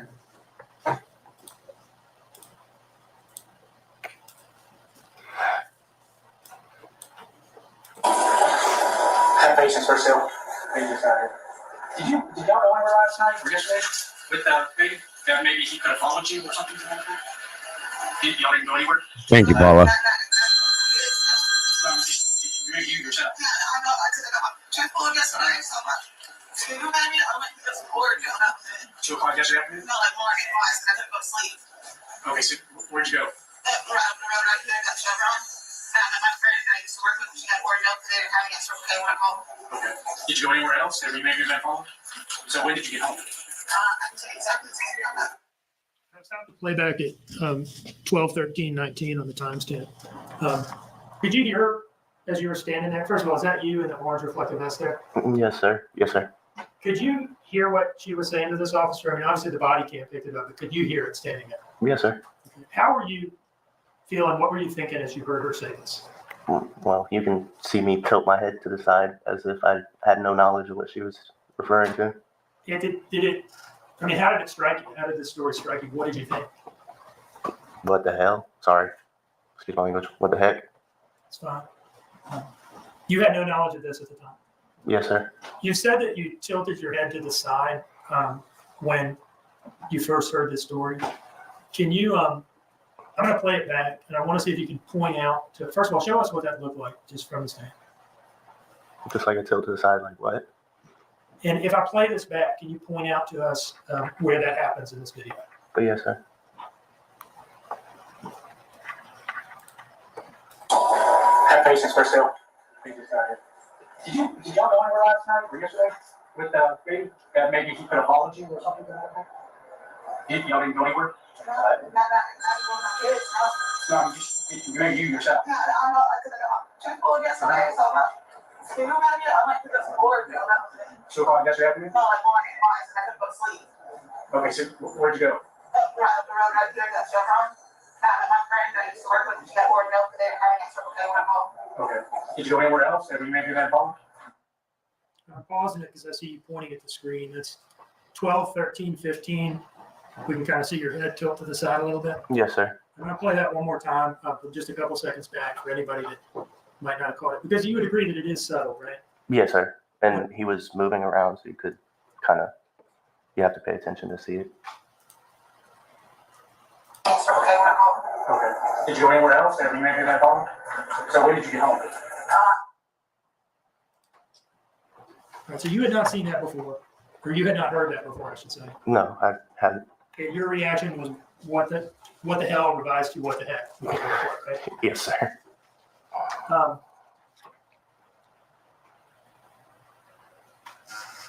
Did you all go to the police station? Yes, sir. And did you cooperate with an interview or perhaps multiple interviews that day? Quite a few. Did the police ask you for consent to search your phone? Yeah. And did you agree to that? By all means. Did that concern you at all? Not one bit.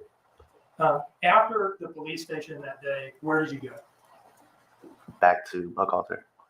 And a few days later, did you come in to the FBI office in Savannah for a follow-up interview? Yes, sir. Now, between the first day's interviews and those follow-up interviews, had the FBI asked you to do anything in particular as it relates to the defendant? Yes, sir. And what was that? To, Let me ask you this. Did the FBI propose to you that they put you up in a hotel room and that they wired that hotel room up for audio and video? yes, sir. And did they tell you why it was that they wanted to do that? Yes, sir. What was it? What was the reason for this? To collect evidence against LEILANI. Did you know at this point what had happened to Quentin? No, sir. I had, I just know what I was told. And did you agree to this monitoring of the hotel room? Yes, sir. Did you have any concerns about doing that? No, none at all. Did you have any concerns about you yourself getting in trouble from something that might be said on that recording by one or the other of you? Not at all. Wait, by me get no. Did you sign paperwork agreeing to this? Yes, sir. I'd like to approach with what I've marked as State's Exhibit 31.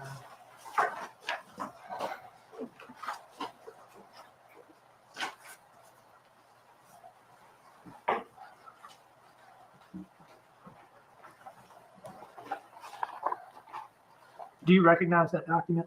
Yes, sir. What is it? Me initialing for permission for them to bug the hotel room, quote unquote. And does that document have your signature on it? Three places where I initialed. And when does it reflect? Have a great night, SRB. Thanks for hanging on as long as you did, and I'll see you in the morning. Take care. Good night, SRB. I think we're about done here. Anyway, once this is done, folks, we're done for the night. I know it's a late one, but yeah, it's important to hear. In terms of the date that you agreed to do this? 10/7/2022. Now, did you all go through with this? Yes, sir. Now, before agreeing to this, let me ask you this. After the first day of interviews, y'all leave, but before the follow-up interviews at the FBI office. Take did you care, talk Murphy. to her Thank you, that hon. night? Have a great night. We'll see you Good soon. night. I'm so sorry. It was a long, kind of convoluted question. I'll try again. So y'all go in on October 5th, and you're interviewed by the police at the police department. Correct. At some point, y'all leave, right? Yes, sir. And then at some point, y'all are in a bugged hotel room. Yes, sir. Okay. Between those two things, between leaving the police station on day one and the hotel room operation, I'll call it, were you and the defendant together with each other? Yes, sir. Right. And were you talking to her at that point about like what had happened to Quentin and where she had been that night? Yeah. Did she ever? Did you ask her about this Oragel story that she had told the police on the scene? No, not in detail. Did you ask her about that during the hotel room thing? Yes, sir. And did she repeat it to you? Repeat denying it? Well, keep saying that that's what she had been doing. Yeah. But yeah, yes, sir. I don't know where my head was at when I was saying that. Ms. King, you might want to ask that again. I'm sorry. I'm not sure that Ms. Younan understood. Were you skeptical of the Oragel story? Yes, sir. When you're in the hotel room with her, did you ask her about it? Yes, sir. And what did she say about it? That's what she did. That it was true? Yes, sir. And she stuck to it. Sorry about that. I'd like to approach with what I marked as State's Exhibit 32, Your Honor. Do you recognize this disc? Yes, sir. And what's on it? Recording of the hotel. All right. The room that we were in. So a couple selections, right? Yes, sir. Does it fairly and accurately depict some of your interactions in the hotel room with the defendant? Quite well.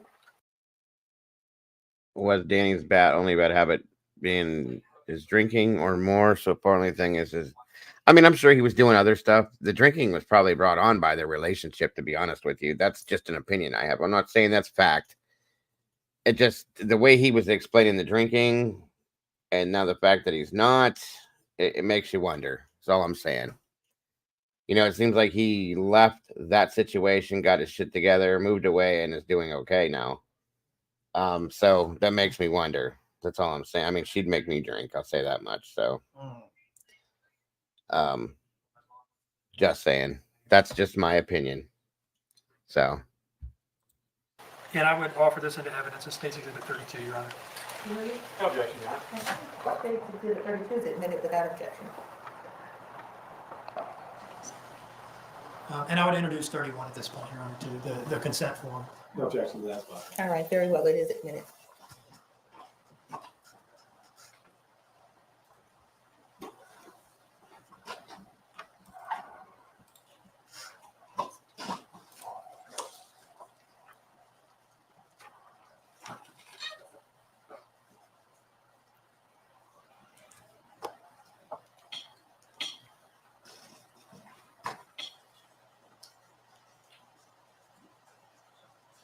Yeah, I think that'd be enough for me, Mike. The first four are each about a minute long, and then the last one is about 7 minutes long. I'll start with the first one.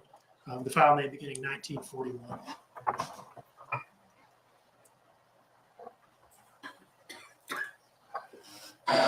So can I ask you a question? Do you mind? Are you gonna get mad? I'm asking you a question before I ask you this question. No, because I need to know. Are you gonna get angry? I can't tell you don't get angry, but I don't know the questions. Why did you lie to me? About the Oragel? I didn't. I did not lie to you about the Oragel. So you went and met Misty? Yes, and I drove in and I drove out. And they tried to say that again, and I asked them to show me a picture of Misty or whatever. Did y'all speak to my phone late? Did you speak to her? Did you speak to her husband? Is what I wanted to know. You know? And they said her husband. Why didn't you speak to her? Okay. I want to stop. So can I ask you a question? Do you mind? Are you gonna get mad? I'm asking you a question before I ask you this question. No, because I need to know. Are you gonna get angry? I can't tell you don't get angry, but I don't know the questions. Why did you lie to me? About the Oragel? I didn't. I did not lie to you about the Oragel. So you went and met Misty? Yes, and I drove in and I drove out. And they tried to say that again. I asked them to show me a picture of Misty or whatever. Did y'all speak to my phone late? Did you speak to her? Did you speak to her husband? Is what I wanted to know. You know? And they said her husband. Like, I paused it at 1942:17 on the timestamp. And the timestamp reflects that this was on October 8th of 2022, right? Yes, sir. Yes, sir. Did you catch there what she said about what police told her about who they had interviewed? She said they interviewed her husband. She was saying police told her that they had only interviewed Misty's husband. Well, yeah. That's what she told you at least. Yes, sir. And I'll pick up the playback again. No,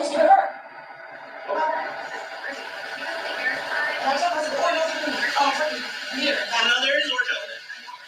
No, there's order. So you went and got order. I went and got order. Who hasn't known out? Because I told you last night. And then they question me about that. No one can ask.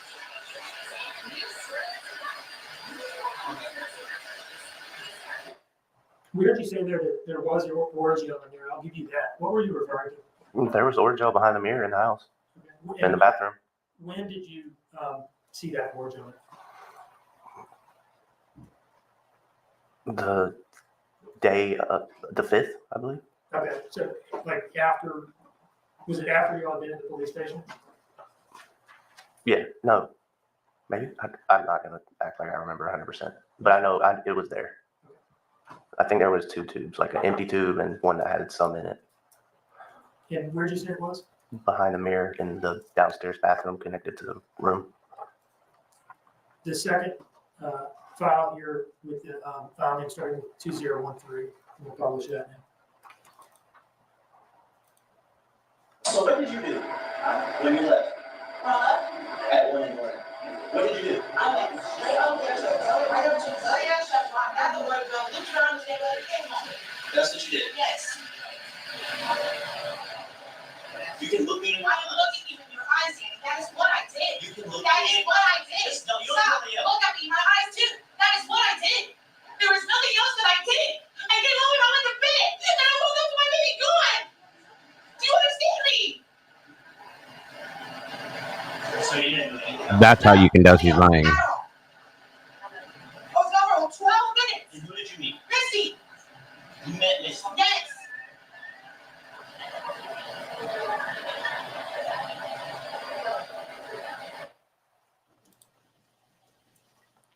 And now the third file.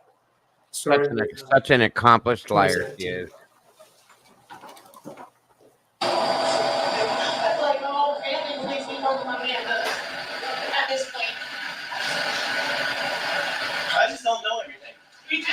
Nobody knows everything. The only thing we don't know is what happened to Quinn.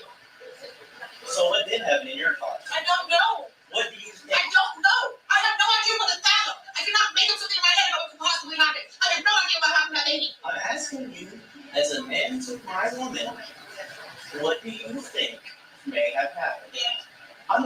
We ain't talking a minute about what could have happened. But we didn't talk about last night, and I have no idea what could have happened. I don't care about what could have happened. I want to know what happened. So where's he at? I don't know. There's Billy Joe. You hear her coming out? You can hear it in her voice. Good God, they sound the same. Sorry, I'm not trying to. No, so where's he at? I'm gonna pick up. I'm doing everything about the need. No. If there's one person I'm sitting here wanting the love and support from that I thought would be on my side 100% is on the fucking FBI side. And the fourth file, with file name beginning 2025.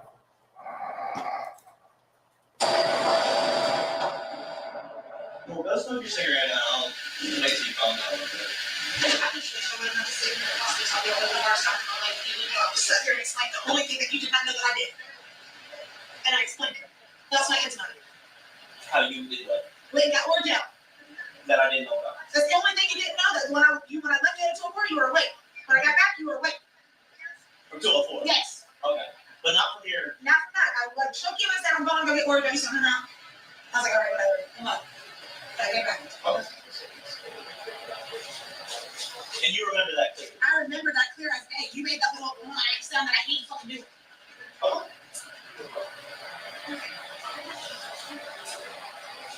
Okay.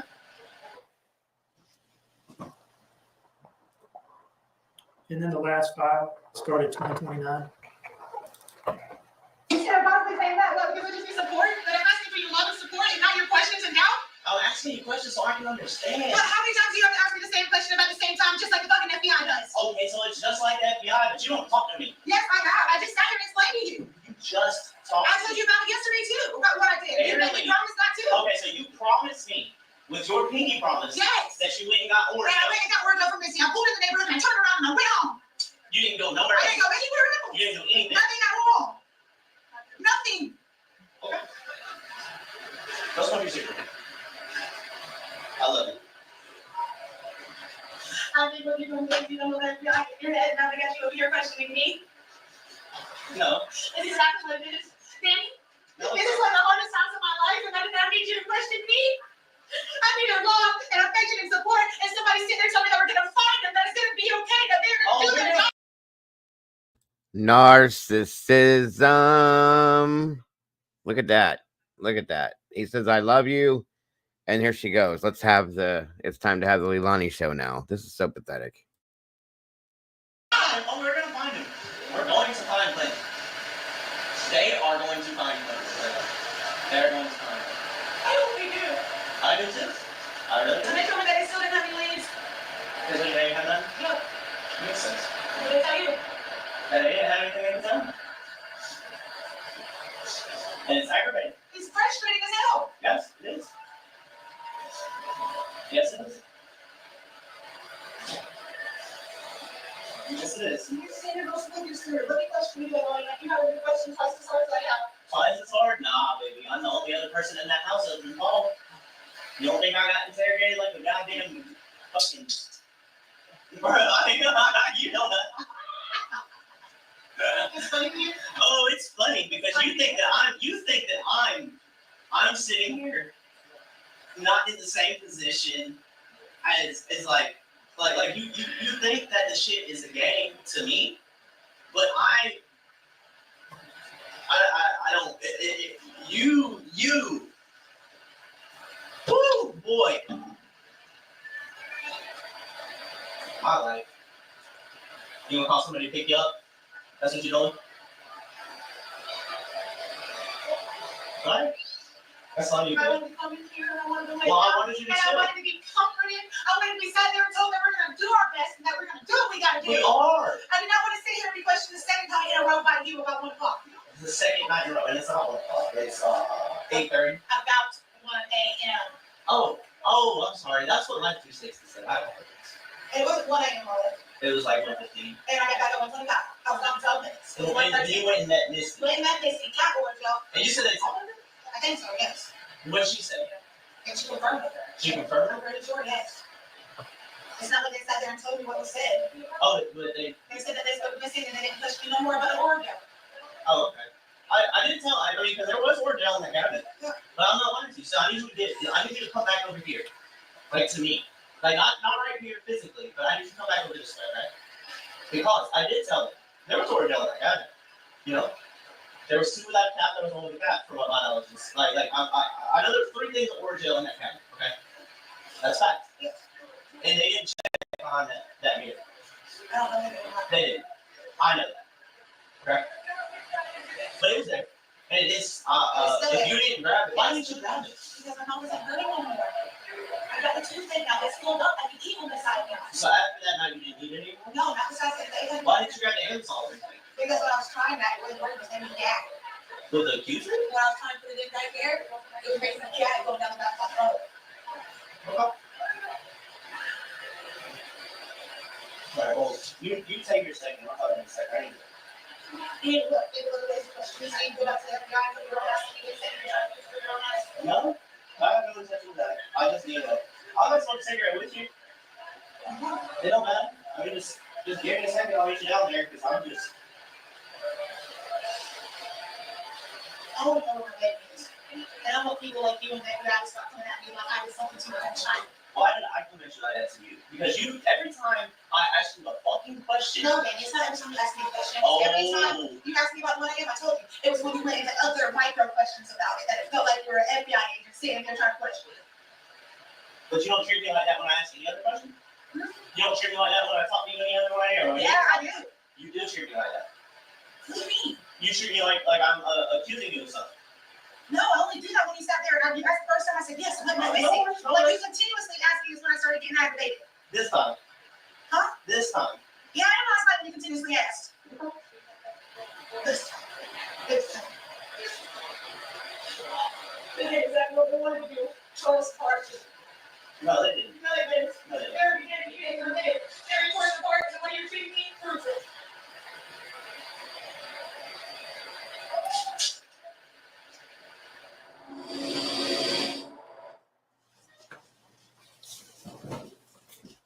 If you really like you asking about that Aura job trip, did you? No, sir, she didn't. Now, sometime after this, did you agree also to have your telephone communications monitored? Yes, sir, I did. And Also in 31. say again? It's then. Oh no, it's not. I'm sorry. I thought it was on this document, a separate document. But yes, sir, I did agree to have my phone monitored. I'd like to approach with what I marked Stacy's in at 33-year-old. Do you recognize that document? Yes, sir. What is it? My consent for them to monitor my telephone, my cell phone. Was this is this a fair and accurate copy of that document? Yes, sir. Is it one of those forms or more than one? There's multiple. Why are there multiple? There's a second one from a month later, because I guess they have to Never. renew them, I guess. Did you have any problem with agreeing to this? No, not at all. Why is that? I didn't do anything wrong. I mean, they already knew about what I was doing drug-wise, so I had no issues with anything they wanted to find. Your Honor, I would offer states 33 into evidence at this time. No objection, Your Honor. Right, the one on the front, is that the first one? Yes, sir. And when does that show that that document was signed? The 9th of October. And then what about the second one? The 8th of November. Okay, so the first one's on the 9th, and then you renewed it again a month later? Yes, sir. And I still, even past this, there was contact between me and them so they could monitor. So it was more than just that? Yeah. Now, did they explain to you what of your phone communications were going to be monitored, whether it was just your contact with the defendant or all of them? Well, it says the purpose of viewing, listening to, and or recording any activity I may have with LEILANI. Was your understanding though that they would be able to listen to all of your telephone calls with anybody and see all of your text messages with anybody? Yeah, And you were still willing to do this? absolutely.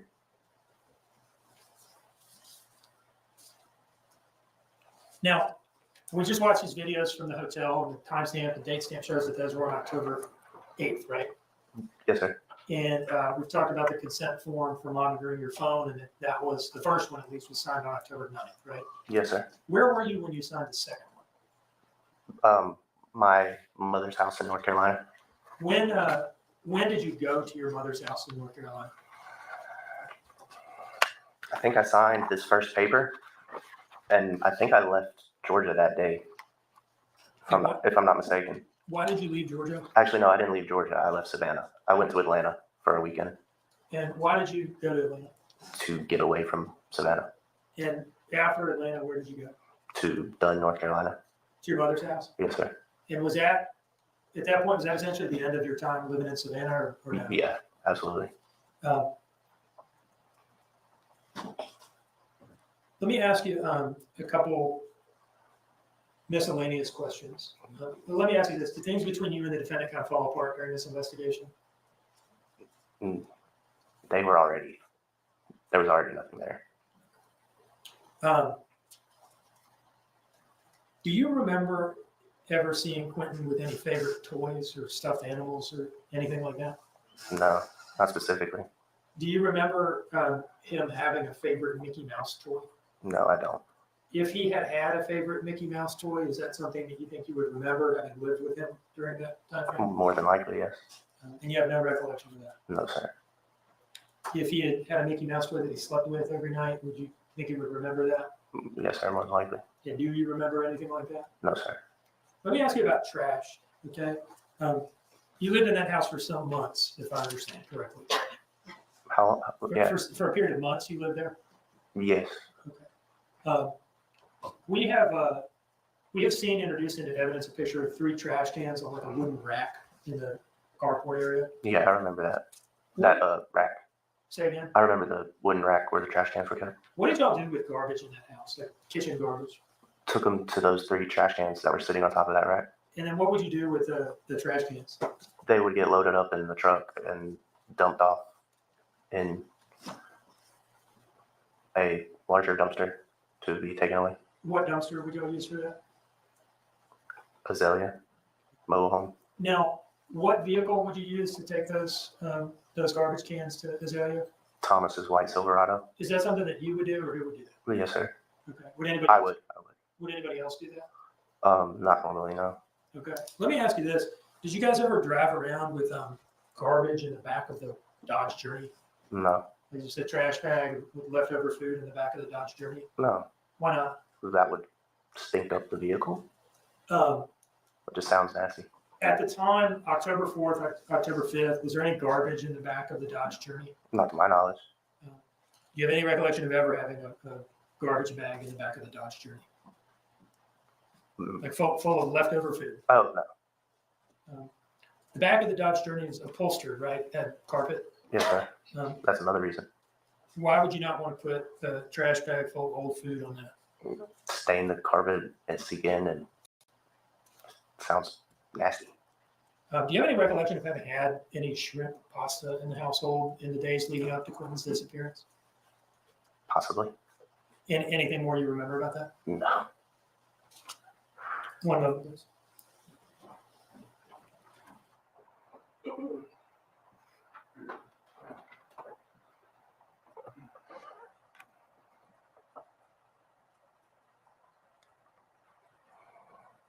More lies.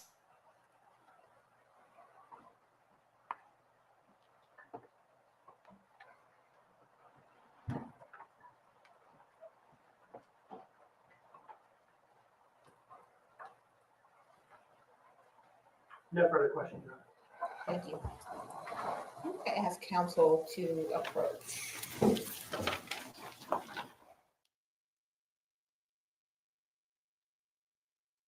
Here we go. This should be interesting.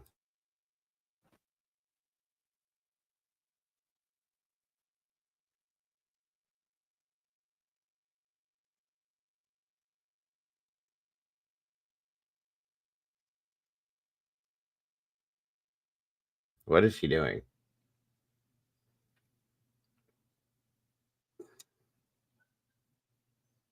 Oh, probably listening to what they're saying at the stand. Okay. Yeah, they have little mics on his lapel or whatever the hell the proper name for it is. Right. So she's listening to what's being said at the right. Judge. Yeah, we'll see what the defense is going to be now. She's so stupid that it's going to be dumb things. So, oh Lord, I'm sure the defense is going to try to tear him apart, but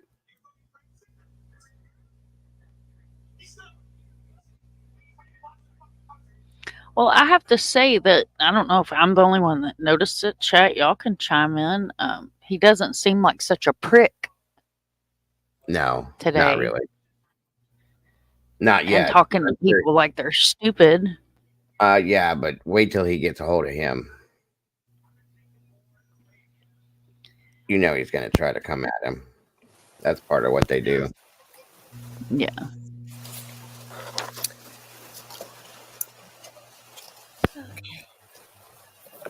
See his fancy little mic. Mr. Youngkin, I'm going to ask you to step down. You can have a seat in the. I'm going to ask you to have a seat.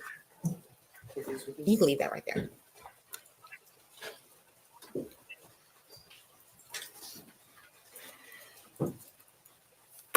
So, ladies and gentlemen, we got started a little bit with the evidence itself a little bit later today, although we were working prior to that. I'm going to let y'all go for the evening, and we're going to start again in the morning. We're going to start at 9 o'clock. So back to that, okay? And I just want to remind you again, don't discuss the case with anyone. Don't allow anyone to discuss They're not even going to cross him. Damn it. the case with you. Don't read, do research, watch television articles. Don't consume any media reports about the case. I am going to release you this evening. I hope you have a good evening. Please know I understand this is not easy, and you have my thanks. We'll see you in the morning. Okay. Jurors will be exiting.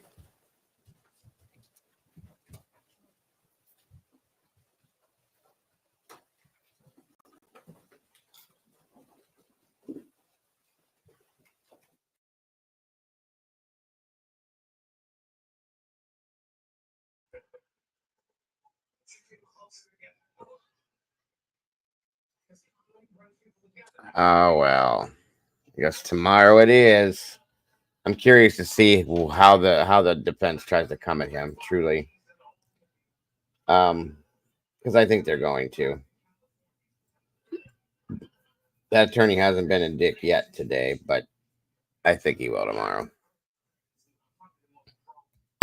I kind of hope that the judge tore his ass up, like in chambers, and told him that his behavior was unprofessional and unbecoming of the court. That's possible too. She seems like a no nonsense judge, so for sure. Yeah, I for like sure. her a lot. I like her a lot. And again, I'm going to reiterate that I'm so happy that we didn't play Judge Leapfrog and we got to keep her. Oh, yeah. That would have been too much of a mess. Yeah, I guarantee you guys tomorrow, the cross-examination is going to be... He's going to come at him for sure. He's going to try to break him down. And the kid gets nervous. You can see that. So, either way. Yeah, tomorrow's going to be interesting. I'm going to try to keep the morning show short, and I'm going to try to come in sooner than I did tonight. I'll try to get everything done I can in the morning, and then so on and so forth. So that should do it for sure. Mom, give me 1 second. I'll be right with you. Okay. Or right back. How y'all doing? What do y'all think so far?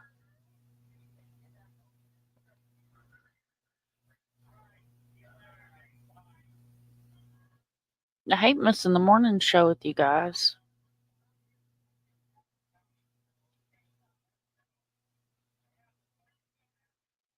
Oh, Paula's got the grands coming.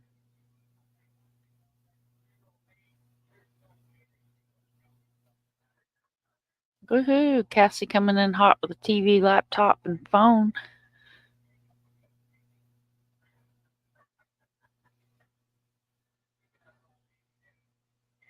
Feels she is very fair, balanced, I think. I think we're blessed to have got to keep her. You know, I feel like when a judge has a history with a case and they rip that judge off the case, it's infuriating because then a whole new judge has got to learn the case and it drags it out. And then we have to get used to the judge and it's too much. Yeah, if you take and break down all the breaks and take all the breaks out, they're only really I think 2 hours max is really all the time that they're in there. Full solid hours. Either way, that's fine. But yeah, we'll be back tomorrow afternoon for this. Because tomorrow should be interesting for sure. I appreciate you guys being patient. Sorry I came in kind of late for this one, but either way, I appreciate y'all very, very much. I'm glad you came in, though. I watched for you last night, and I never did see you. And then I tried. I sat and waited. I may or may not have gotten fidgety hands and showed my ass on Twitter, but neither here nor there. Yeah, no. I tried. I waited, and I about 10:30, 11. I'm like, it ain't coming back on tonight, damn it! And then it popped back on around 3:30, I think it was roughly, and I was like, oh my god. So obviously I wasn't doing nothing then. So No, I get it. Like we had the tree fall on the power lines, so the electric was out for what 2.5 days, and then I don't know what the hell fell on the well, but apparently it was leaking, so that got replaced today. I'm just so over the weather. I could scream. Oh, I get it. Anyway, but yeah. If you're not following me on Twitter, that's a good place to see Mom show her ass on a regular basis. Definitely. But yeah, we'll be here tomorrow morning for the morning show. And then we'll be back here in the afternoon for day number 4. How long do you think it's going to take? It seems to be rolling right along pretty easily. I mean, I don't know what all witnesses they have. I don't know what all experts they have, but they're going through this pretty quick. You know what I mean? We'll I haven't see. seen a witness list, so I kind of feel ashamed to say that, but I hadn't seen a witness list, so I don't know. I haven't either. Don't feel bad. I don't know who all's gonna be I'm there. sure they're gonna have. Where'd he go? He disappeared. You're welcome, Mike. Thank you for all you do, hon. Sorry. Yes, thank you, Mom. I haven't seen one either. I don't know. I would imagine. Well, there's Danny. They're probably gonna have Paul, Billy Joe, her husband, maybe even LEILANI. I would love to see that, but I don't know. She probably won't be up there. Cassie said SRB said like 30 witnesses. Good God. Okay. Well, we've been through what, 4 or 5? 1, 2, 3, maybe 5. Yeah, 5, I think, because we had the officer, just the deputy, the officer for the sheriff's department or whatever it's called up there. It's Metro, right. So it's still sheriff's department. And then we had the detective, and we had Danny, the forensic chick from the FBI. And who else am I? Oh, the shit investigator with his cameras and no evidence gathering ass. So there's 5. Yeah, definitely. All right, y'all. I got like 6 minutes before 11:22 and the ghost shows up, so I'm gonna try to beat it. Okay, Mom, thank you so very much for joining me. I love you. I appreciate you, and I will see you tomorrow, hopefully. Oh, yeah. Everybody else. Thank you for letting me. Love you too. Always. Good night, y'all. Make good choices. Always. Yes, ma'am. Thank you. The rest of you guys are absolutely amazing. I appreciate everybody, your support for the channel. You guys rock and roll.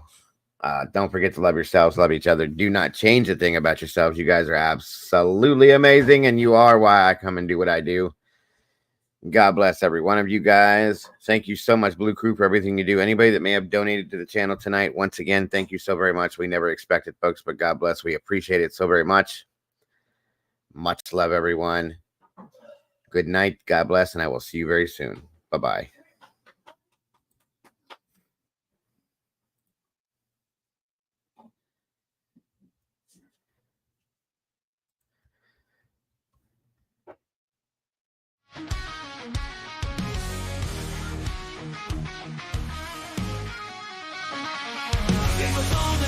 Typing at the speed of light, hunting down the shadows, bringing wrongs to right, digging deep in the data facts, sharp as a knife. With every single story, he's fighting for a life. A voice for the voiceless, he won't stay quiet. Daniel's got the fire igniting the fight. True crime revelations shining through the night. With every victim story, he pulls at the strings. A hero in the darkness, hear the truth he brings.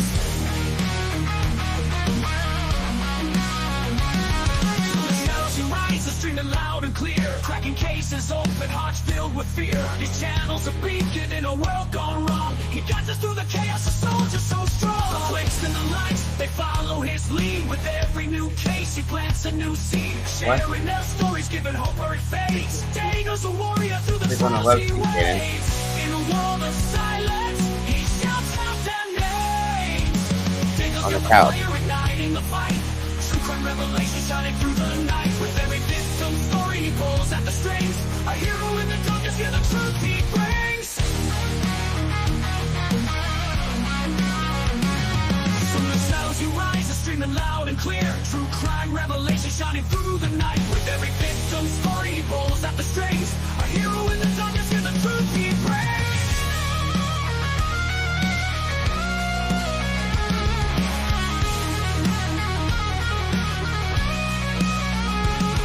From the shadows and lowlands, he won't let us fall. Bringing the truth out, answering the call. For every soul forgotten, he's here to stand tall. Daniel the genuine, he'll always give it his all. Daniel's got the fire igniting the fight.